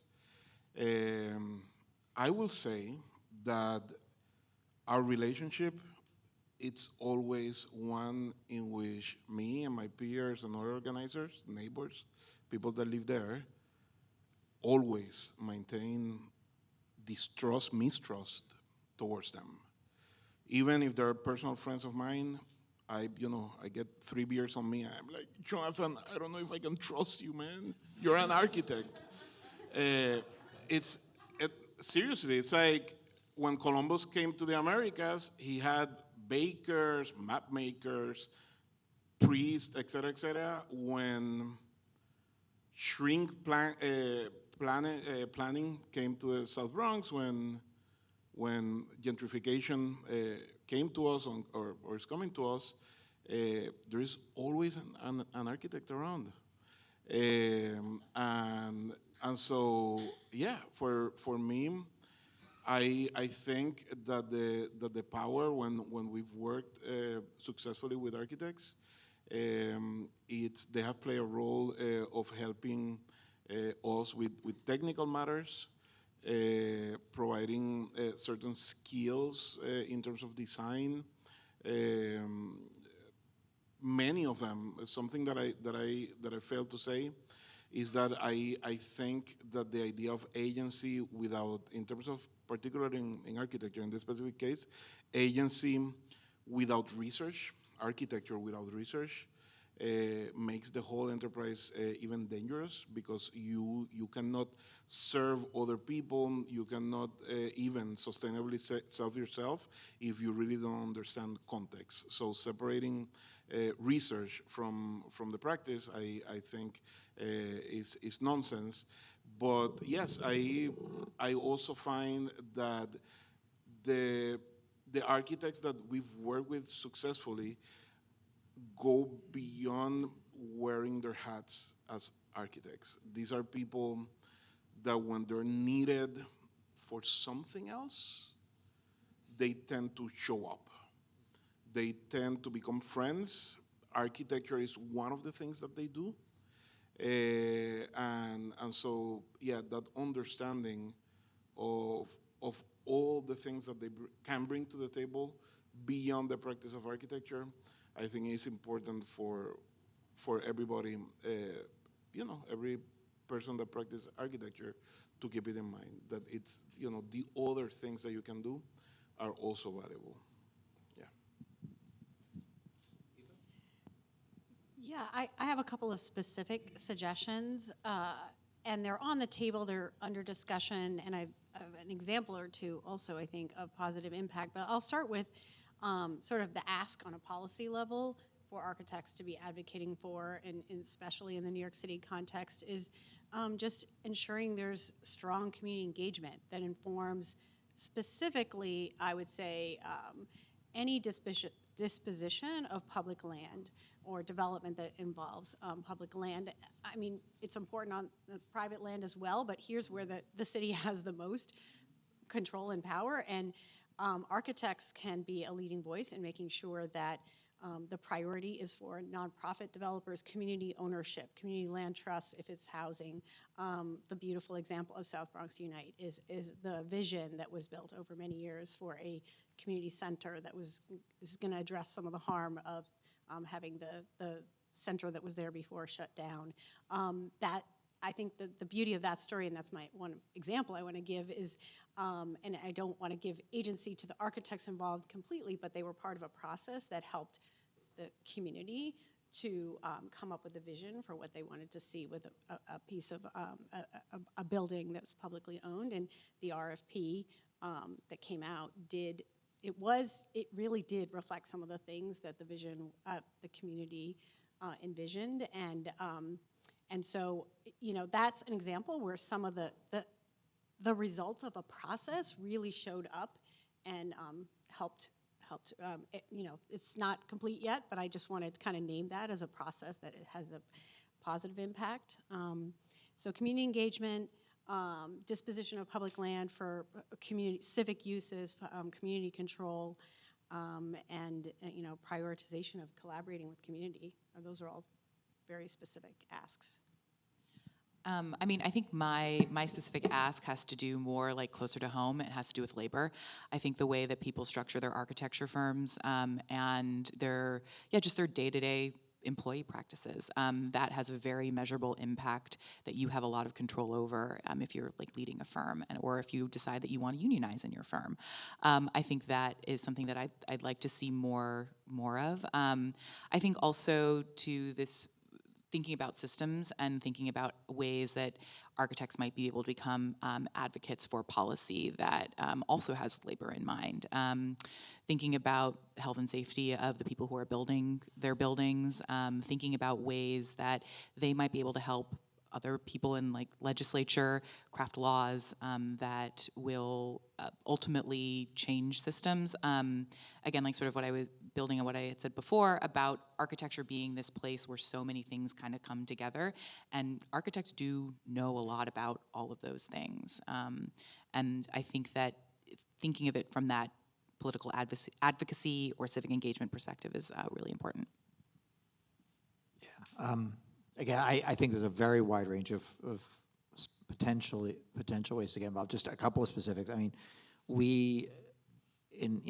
I mentioned the housing crisis. We are desperate to provide more housing, and one way to do that I would support is dramatically increasing our spending. We should spend much more capital money directly by the government. We should probably rely less on tax credits for very wealthy organizations. But there's a lot of what we need to do that is very specific to like structurally what's possible. So, the organization called the Five Borough Institute, which is a relatively new kind of think tank organization, has been talking a lot about whether we should be doing housing. We basically banned single room occupancy housing a generation or two ago because it was, very poor condition, very problematic. But there's a perception that perhaps you could rethink that and provide housing that is more communal, that has communal, living and kitchen and bathroom space and other things, and single rooms, which is essentially illegal in New York. So when they come to us and say, "Here's an idea," and I say to them, "Okay, you could change the law by rethinking the laws around dormitories to allow it to be general housing. You could rethink the laws around SROs. But the question of what we should be building and how we should be building it and how it might meet the needs is something that, I think if people think that's a good idea, engage in it, figure out how to do it, and give us a perspective on it. If you think, as a profession or as an individual, you think it's a direction we shouldn't be going in, share that. I don't want to sort of prejudge whether folks in the room think that's a good idea. But these are the kinds of decisions we need to make. We have lots of office space in New York that is widely perceived to be likely to be underused as office space indefinitely. And the range of estimates of how many housing units we might get out of that range from something in the 10 to 20,000 units range to 50,000 units. SL Green has decided that 50,000 units might be possible. And that's a huge difference. I mean, New York City is producing about 17,000 housing units a year. So if you could get 50,000 units out of buildings that are already built, they're already taking up space and air and light, but convert all of that, that would be, a very, very impactful thing. But we need, it raised a lot of questions about, how what exemptions you make, what current rules you alter. Like, currently there are rules about distances from, entrances to individual units, to exits, window space, light, air, all of those things that are, for somebody, like me who has to be a generalist, I can hear from a lot of people, I can develop a perspective, but really developing a perspective and kind of articulating what ought to be possible, what would be desirable is something, in a very practical level you all can do. And then just more generally, we have a massive amount of built space that needs to be converted as rapidly as possible to stop, we're systematically destroying the habitability of the planet we live on. I think people are aware of that in the background, but I mentioned before we passed a bill that says throughout the state you can't build buildings that require fossil fuels, new buildings, and that's I think a step in the right direction, but what do we do with all this built space? And I think architects, it's obviously it's engineers, it's architects, it's other professions as well, but trying to figure out how to prioritize that, what we should be doing with all of that space that in a way that'll really, what should we be requiring, what we should we be pushing, what should we be permitting that's not currently permitted. All of those questions are questions that I think architects should be engaging in, along with other professions. I wanted to say that there are two specific architects that have served for South Bronx Unite as in-house counsel, okay? People that have been working with us for almost 10 years. They, in one case, Jonathan Kirchenfeld, he hasn't earned a cent working with us. And the other one, Nandini Bakshi, she has become, because of her great work, the architect of choice, if you will, among the community land trust movement in New York City. These are people that help us, and this is something that architects can do, that they help us in the community understand and converse intelligently with outside architects that the city throws our way, or that we end up meeting along the way. These are allies of us that are in-house.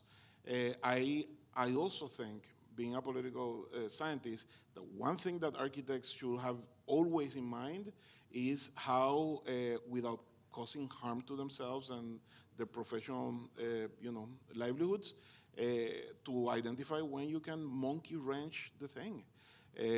We dealt with architects, one of them retired, in the borough of the Bronx, that while the president of the borough wanted to ram through like a plan, there were people working within the borough that, they weren't superheroes, but they did help monkey wrench the system. And that bought us time to do a lot of stuff in terms of organizing the community that we needed. And so there's always that if you have the right politics, identify also those moments when you can help accelerate things or you can monkey wrench.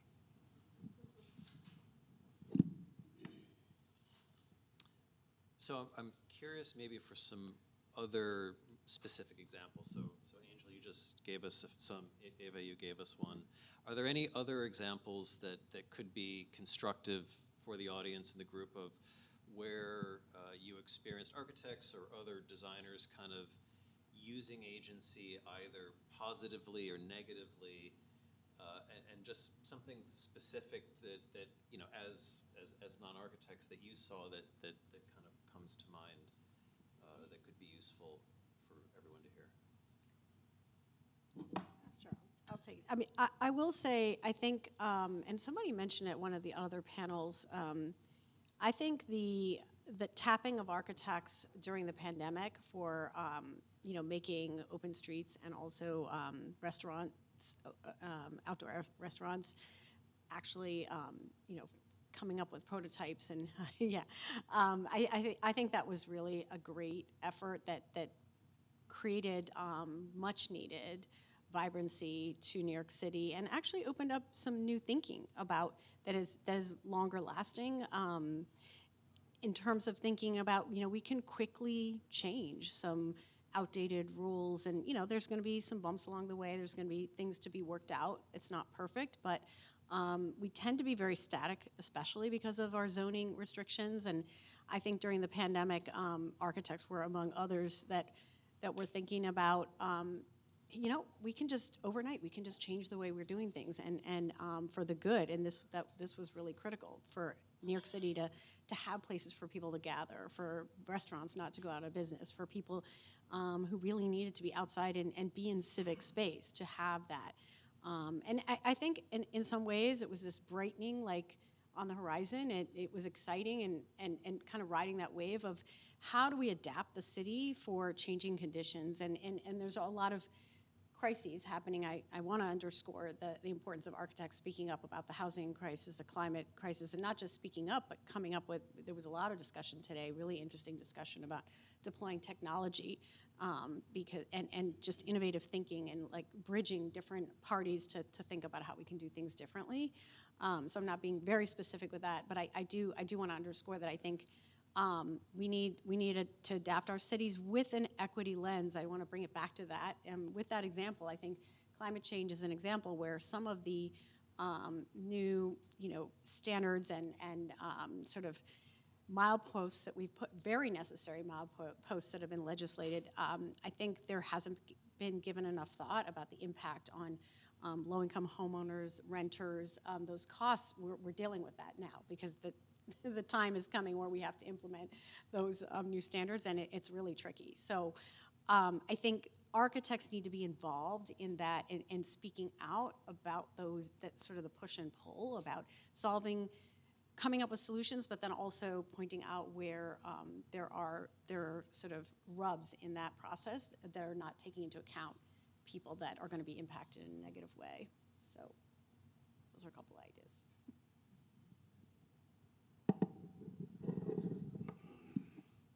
Yeah, I can share a couple. One example that that comes to mind of something that an architecture firm did that wasn't really building related was I know Claire Weiss from WXY was on an earlier panel, but her studio had done something on like redistricting and like really working on like the community engagement arm of their expertise in trying to think about like how do we create a more inclusive school district by doing away with some of the algorithmic screens and thinking about that. And I feel like finding ways that you can use like your expertise in perhaps like a non-building way is intriguing.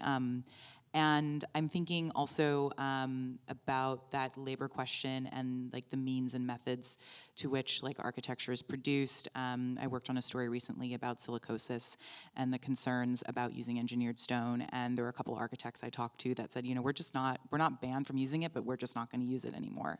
So using that power to where you can. I think there was an architect who was even sort of like, I just make sure that I try and like, tell my clients like, yes, this is something, it will maybe take you a little bit more work, but here's another thing, here's another reason why. And I think it comes down to, again, like telling really rich stories that can help make change large and small.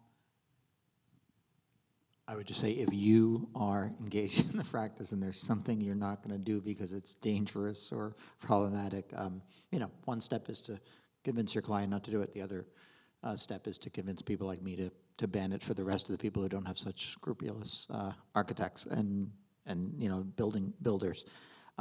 You're asking for examples of things that have like, prior examples. I think one thing, and this is a inherently controversial subject, but the revolution in understanding of construction of jails has been a significant thing. I think that there are many that think we should have perhaps no jails, many fewer jails. I was sensing that from an earlier comment, but I think that to the extent that New York made a decision in the prior mayoral administration that is being implemented to eliminate Rikers Island, which is a truly horrible, depressing place, and to the extent that there's a decision to build new jails, to think of those as things that require much more space, much more thought, not just about securing detainees from the perspective of administering the jail, but also making sure that the experience is humane, making sure it's accessible. I do think some of the, as much I deal with. My prior district included a lot of Brooklyn, so I was just outside the Brooklyn jail, and the Manhattan jail is squarely in the district. And there's been an ongoing conversation about what's going to get built there, whether it's going to get built, how it's going to get built. But I do think that architects and designers have played a big role in convincing a lot of folks that those facilities, to the extent we need them or decide to construct them, are significantly more humane. I'm not buying it. There are two things.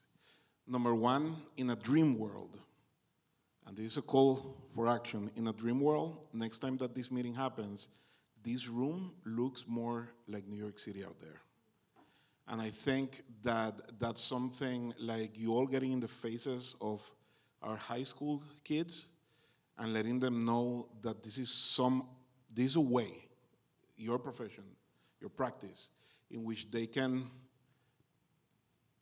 become in the world. I think that's something that shouldn't be, that isn't rocket science. Just keeping it in mind that you don't need like a subcommittee, blah, blah, blah, blah. But something needs to be done about that.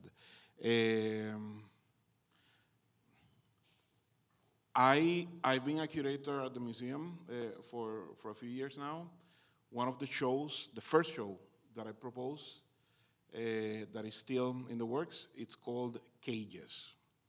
And it's about the history of prisons and jails in New York City from an abolitionist perspective. The first thing that you learn when you study the history of prisons here in New York is that the very first time that someone proposed caging another human being, there was a person next to that person that said that's a stupid and evil idea. So caging people and abolition were born together. The second thing that you learn when you study that is that the history of jails and prisons in New York is that we build a prison 4 years after you build the prison is full and a cesspool, and there are always architects, humanists, and planners saying, we're gonna build the next prison and we're not gonna have that problem. And 4 years later, guess what? You have that problem.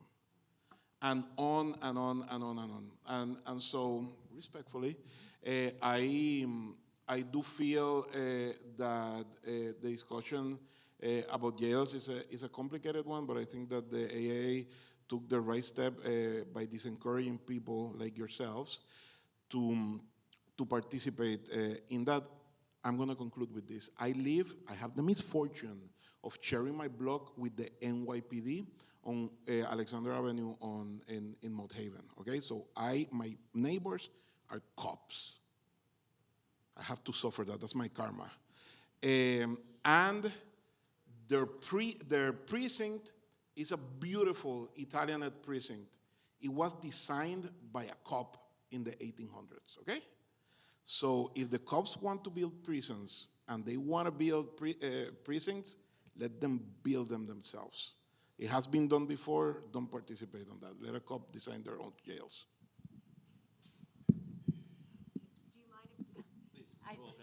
I wanted to come back to the same question.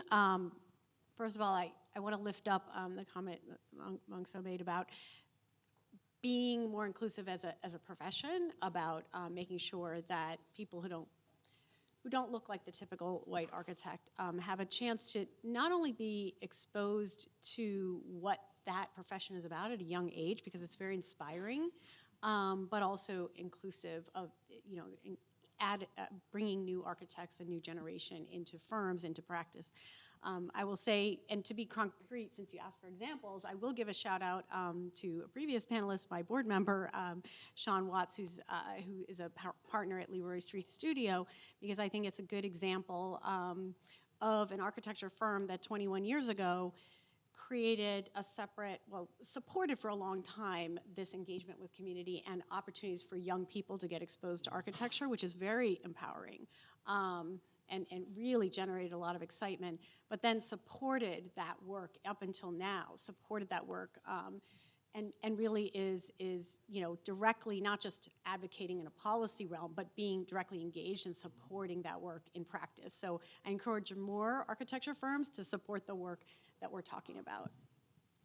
I also wanted to mention, I think Claire Weitz is not here now, but was here previously. But I did work with WXY a few years back on we commissioned a review of how to make the East River waterfront more successful at getting people actually to the water, into the water with some of it, and also making it more sustainable and welcoming. Unfortunately, that was done in the year just before Sandy, Our original title for the board was River to the People, which seemed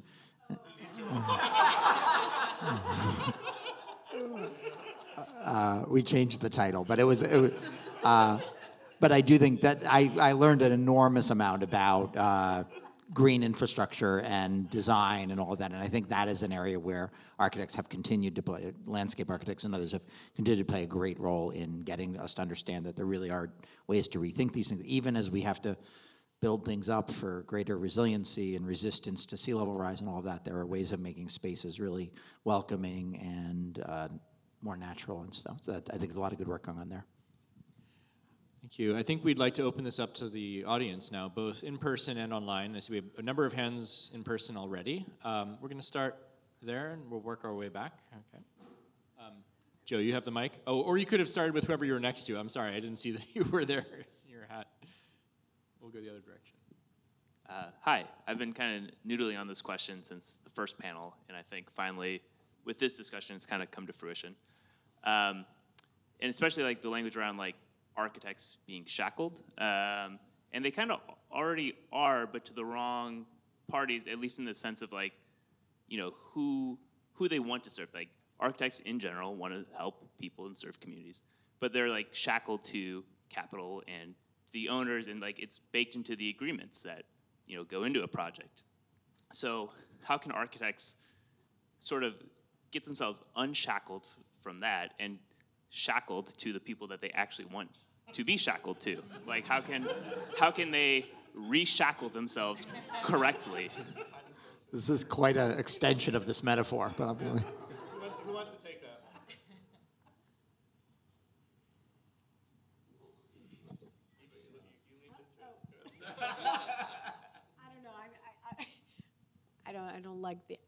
I don't like the term shackles is very, I'm very uncomfortable with it. But yeah, I think the point about, you know, using the power that architects do have, or, you know, trying to change the equations so that there is you know, the result is more equitable or it meets the needs of people, that's important. So I agree with that point, but I didn't mean to take the mic because I was like, I don't know. I mean, I'll just one observation, which is when you're working with a particular client under a contract and they're paying the bills, and you may have to, maybe you can persuade them to, you know, change their vision in a way that makes the thing more ethical or more environmentally sustainable. But when you're not, as a profession, when you're not working for individual clients, you can advocate for better policy, for basically changing the rules for everybody. And I think that, you know, again, I get lobbied by everybody. I mean, just a huge range of participants in basically every sector of society. But I think architects really do have, I think you really do have an opportunity. If you think we should be moving in different directions, harness the power of advocacy and government to move us all in the right direction. And I think that you don't have to, you know, you don't have to have an individual client agreeing with you that this ought to be the rule to get AIA to try to make it the rule. And I would just say that I think the question was part of the reason we're even having this event today, and I think that was part of the thinking was, you know, that traditional practice is that we are tied to, you know, clients and entities who are effectively paying our salaries and our livelihoods, and we're tied to sort of decisions that they've made, and are there other ways to do it? And I think what's great about the way that this event has come together is that we've heard examples of others who were like, you know, this system really doesn't work, so they have found ways to sort of create the funds and the capital to deploy it in ways that they felt were more effective and meaningful and affecting positive change. And I think that is part of the intent of this event, is to really talk about these issues and explore alternate ways that are, you know, besides traditional practice to do that. And I think that we've seen some great examples of that today, and I appreciate the question. Organizing like so. I think that that's a kind of building spaces of mutual aid, mutual support. A lot of the steps that need to be taken to right the ship or redirect it will be difficult, and the best way to, in all facets of life, to do stuff like that is to do it with peers. And work together, and so that way there's some safety in numbers. You have more brains also working together and taking care of each other. And I agree with you that having these spaces to talk about shackles, agency, responsibility, or whatever, I think that goes towards organizing. I'll just add another thought to this idea of how to get around the system that can be very constraining, and contracts and clients. I think there are also, and I think it came up throughout the different panels, that there are also alternative ways to fund initiatives that provide proof of concept. You don't have to rely on the a client or somebody to say, here, I need you to do X, here's the RFP, or here's like my scope that I want you to carry out.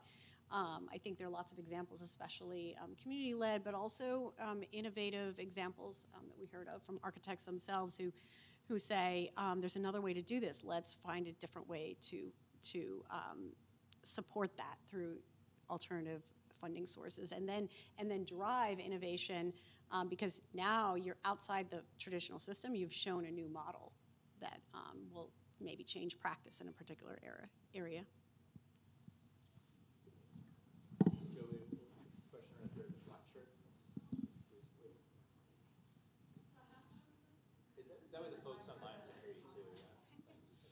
Okay, thank you. So hi, my name is Jenna. I actually am a traditional architect. I went to architecture school, practiced for a couple of years, and then navigated to a government agency. And I absolutely love it, and it's what I've always wanted to do. But I don't have so much a question as a point that I would like you all to reflect on, and it ties to the panel prior to this as well. Architects are also always annoyed that their fees are not high enough for the amount of work that they're doing a lot of free efforts after 6 p.m. So then, in the same breath, wanting to encourage more people of color and women to enter the profession so that the profession looks like the city of New York. And I have gone to career days, and I love when children's faces light up at the idea of becoming an architect. But then I walk out of the room slightly guilty for encouraging them to join a profession where they're going to be underpaid. And so, and again, the labor falls on the same group that it's always fallen on. So I just wanted to reflect on, and maybe this is going into the last panel, where we're encouraging a new generation to pursue architectural education, be trained in it, and then re-navigate, unfortunately, maybe out of traditional practice, and bring that power and that education to a new reframing of what an architect is. Just so our second event that this committee had was on the value of architects, and that was exactly an issue that was discussed. I believe that video's online at the center, and it would definitely, I think, be worth looking at. But one of the interesting points that came up precisely to that is that because the pay scales are lower than many other professions, it sort of disenfranchises, disencourages many people to join it. So you're exactly right, and I think that's one of these issues that, as a profession, we need to sort of tackle head on and deal with. Yeah, there's a lot more in that, and actually, if you're interested in working on another event, right, we have a chance here. No, I'm serious. That's actually something we really want to dig much more critically and openly into. It's a question that really needs more time to unpack. Sorry, I'm not going to restate that for Zoom. Okay, so we really have time for just really like one more question. I see Paul's got his hand up, and oh, we have a few questions. Okay, you have not spoken. You have not asked a question yet. You spoke, buddy. So we're going to go with that, and we'll see. So it's a bit of a reflection and a comment. It's been fascinating listening to all of you. So at my role at PDC, I have the responsibility to oversee the review and approval of the borough-based jails.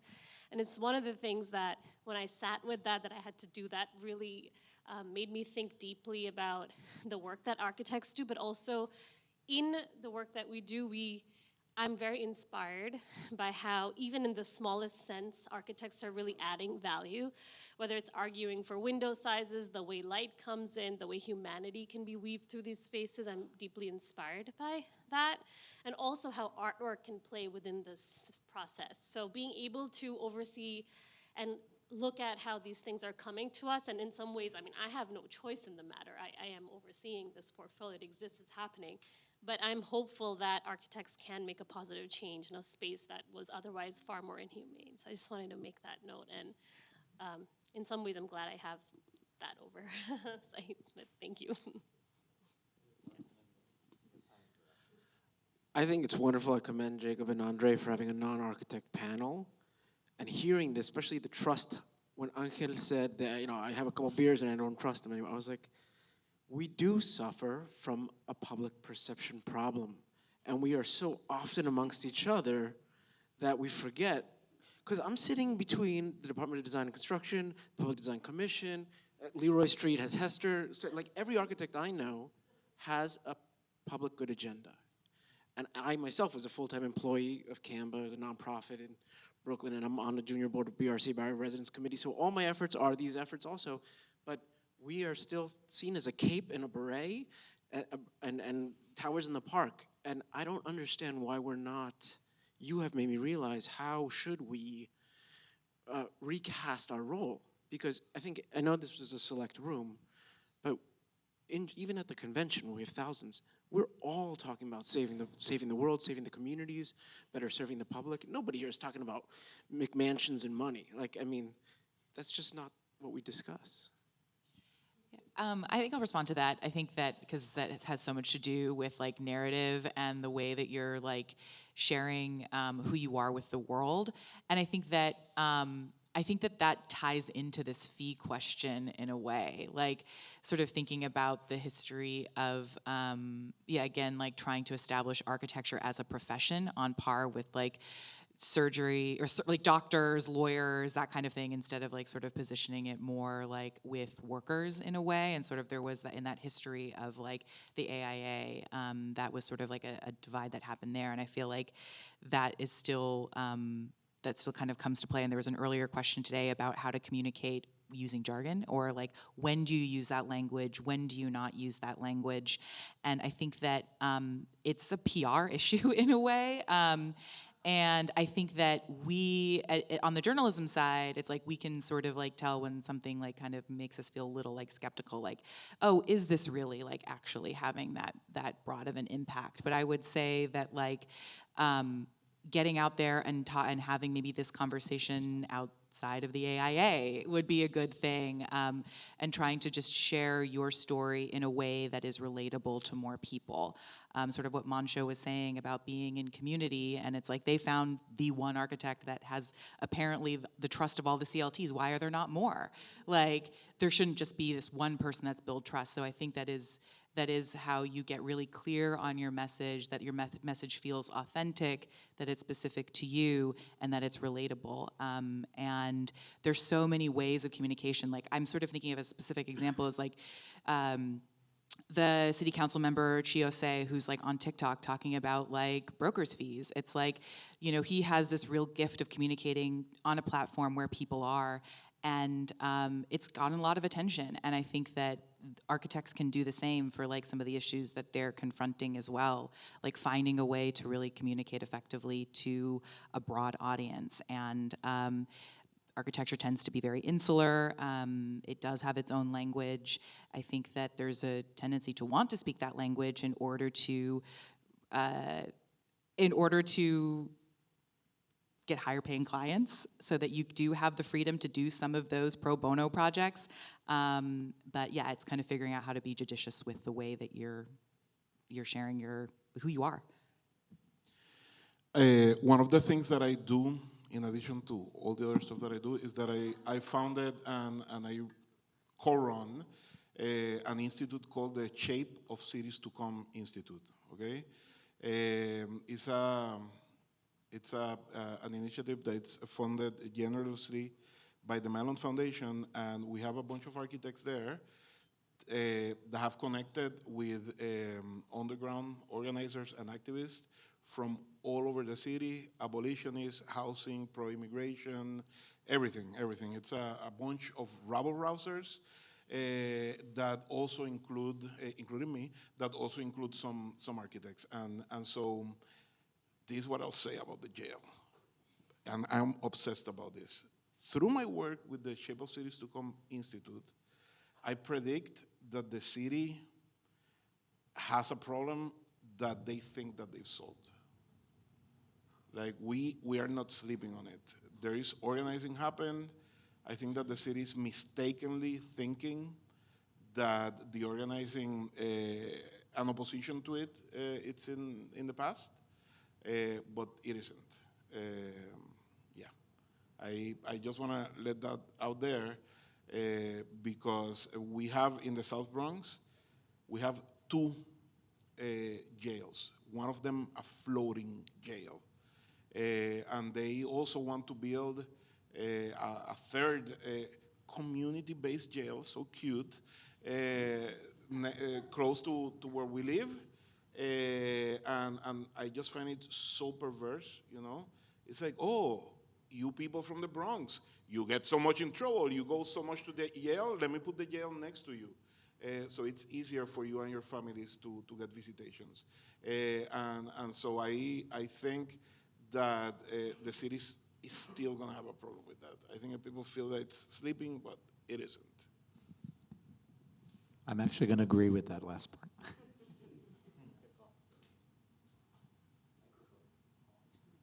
Okay, to my colleague from the Bronx, I vehemently agree with what you have to say about architects needing to be associated with research. Without research, you cannot have a position of power. To which I would then ask you, and by the way, shackles are associated with slavery and they are associated with prisoners. So be careful of that use. Now, also be careful of prescriptions, which means I'm white, I'm short, I'm bald, and I am Hebraic American. However, my grandfather was a hero of the Russian Revolution. He knew Stalin. Okay, so you can't always judge a book by its cover, or even the progeny from the original authorship. But my question to you is, and then I'll get to the other two questions, how can you reconcile of the flourishing of architecture and art that took place right after the advent, the creation of the Soviet Union and the October Revolution? That's my one question. Now, my other question is, why haven't we reconciled education in a manner where we're teaching students not to be heroic age architects, Howard Rourke's? So that's grounded in white colonialist education, typically. But why aren't we educating our students in terms of journalistic approach, governmental approach? That kind of specialization has power. Do you trust your endocrinologist? Do you trust your pulmonologist? Do you trust your orthopedic surgeon? Yeah, which goes to the next question. Why isn't the AIA why haven't we questioned today about the AIA advocating for architects? As a very, very silly example, years ago, we didn't have Ms., we had Miss or Mrs. I called my doctor, Dr. Green, Dr. Gutierrez, whatever. If I'm to direct my title at the esteemed gentleman from the government, it is appropriate etiquette to call him Senator, Mr. Mayor, Ms. Mayor. I went to school with, going back to my first question, why aren't we doing this? I went to school with Maurice Cox. We went to architecture school together. He became the mayor of Charlottesville, North Carolina. No one taught him that at Cooper. Okay, but going to the advocacy of the AIA, why am I not called Architect Seletsky?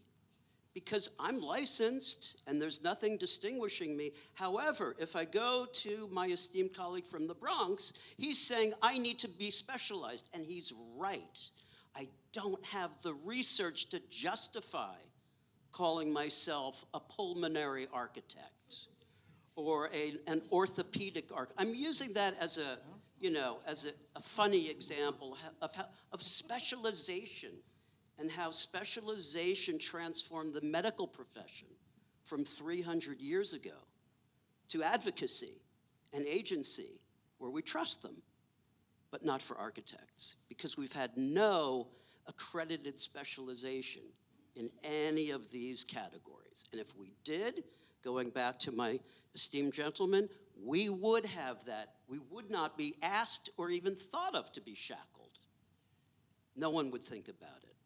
He doesn't ask his doctors to be shackled, and they are a service to society.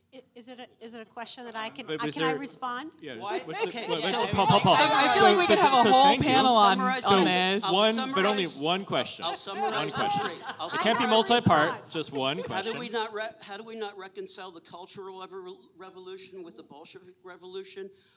That's one question. why We do have. not have No, greater- Paul, go back. One question. So is it have we not? What is the Part one 2 question? and part 3 seem like a little more applicable This is for fun, like this panel.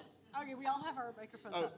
Paul, is that okay? Well, thank you. All right. So that's. I'm just going to say two quick things. First of all, I don't know, the medical profession has not, with COVID and everything, there's not a lot of trust right now so let's just say that. Okay, I'm going to let that go. But my takeaway from fascinating conversation, we're panel number 4, it's been fascinating. I was here since the beginning of the day. My takeaway is that specialization would be actually a huge mistake, given I'm hearing the innovation and the ideation and the problem solving and sort of the relevance in today's world from collaboration across, I'm not going to call it generalization, because I think there's a lot of specific knowledge that you heard today, and that's what's going to make this profession relevant and continue to actually solve real problems. So I don't agree with the premise, and strongly. Yeah, I mean, I kind of wanted to comment a little on the education aspect of things, because that's something that came up in a previous panel as well, where like the previous one, where they were saying like, what were the things that I wish I learned more of when I was in school? And I think that there is just such a de-emphasis on any sort of like liberal arts education. I think for me, like I'm personally glad that I ended up like having that part of it, but it was only on the side. Like I was encouraged to become an architect instead of writing about it.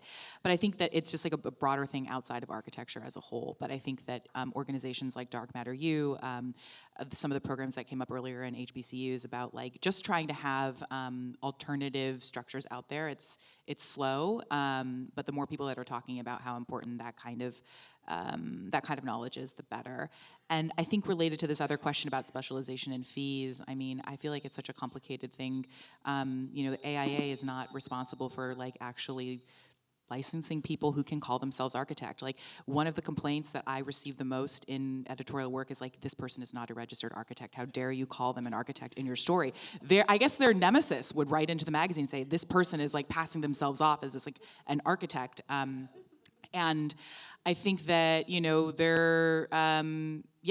think that's a challenge. Like, I think that the ethics that are related to architects are, it's muddled in a way. I think there's a lot of harms that architects have caused that have not been reconciled, and that's a huge issue that is also that needs to be repaired. I think it's requiring like a lot of goodwill from subsequent generations of architects to do that. And frankly, there are of course good actors, but by and large, I don't know, you're still associated with the built environment, and there are a lot of non-architects who are responsible for that. Yeah, I don't necessarily know the answer to that, but I feel like this question of like who speaks for architecture is complicated. And and licensure, like there's do no harm. That's part of the Hippocratic Oath. Like, and is there something like that for architects? Okay, great.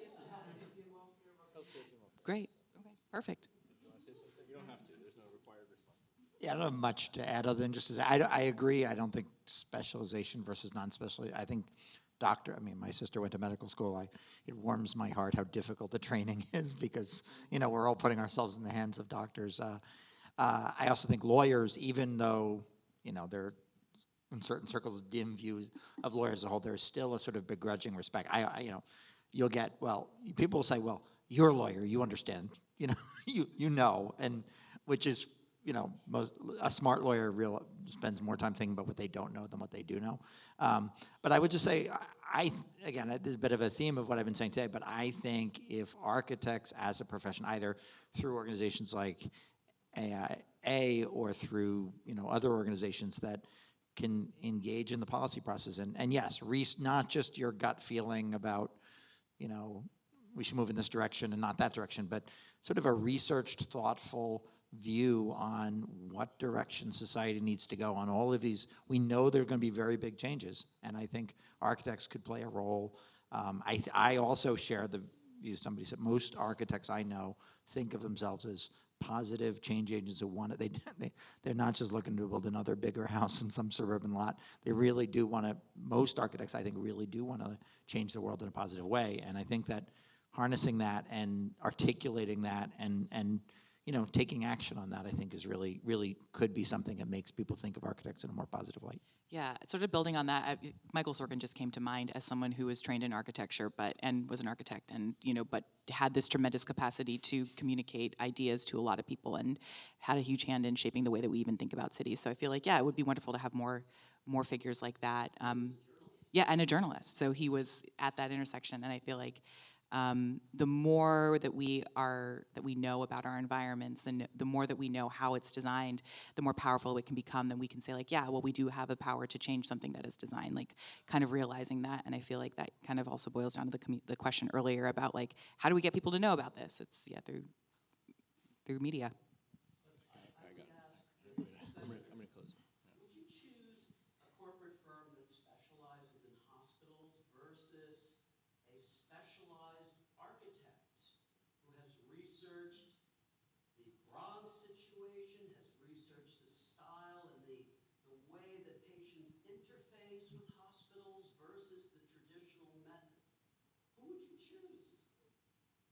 Choosing, if I were... Well, they've done 10 hospitals, but this person has done research and interface into the medical practice based on how they treat minorities and women, and they're not just about men designing the NICU or the the maternity wards. How do men design maternity wards versus women? Probably not well.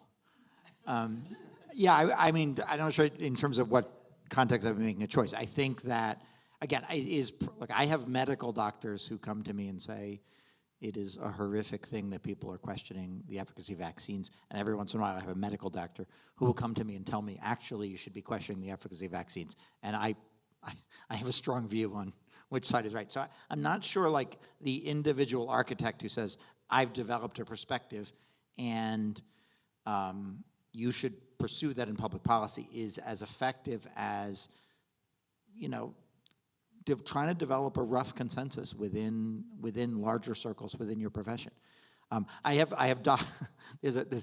We tell doctors what they can do, what work they can do in the body. And a few years ago, there was a huge fight between the podiatrists and the orthopedists.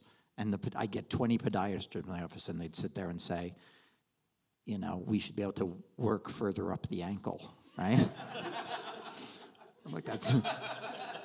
And I'm sitting there, and there's 20 of them, right? And I'm like, that sounds very sensible. And they give all these good reasons why that would be more efficient, it'd be better for the patients. And then the orthopedists, and it's like, you are going to hobble everybody if you let those podiatrists work. And so it just like, we absorb vast amounts of information. We hear from a lot of people who purport to be experts. Developing a consensus, a direction, and again, organizations like AIA are well placed to do this. Coming up with not like you're going to have universal consensus in your profession on anything probably, but coming up with directions you want to push public policy and then pushing. And that's why I think agency is like, having agency really is critical. Obviously, you got to use it well, but pushing us to do the things, not just refraining from doing bad things in your individual life, but making sure society as a whole is refraining from those things, I think is really an opportunity. I think that is a great note to end on. I would say, it was kind of, we were coming in for like initially a soft landing, then it looks like we were coming in for a hard landing, and it was like, when you abort a landing, the plane takes off again, and we have to like pass around. So, thank you for being along for that ride. Thank you to this panel for being along for that ride, and.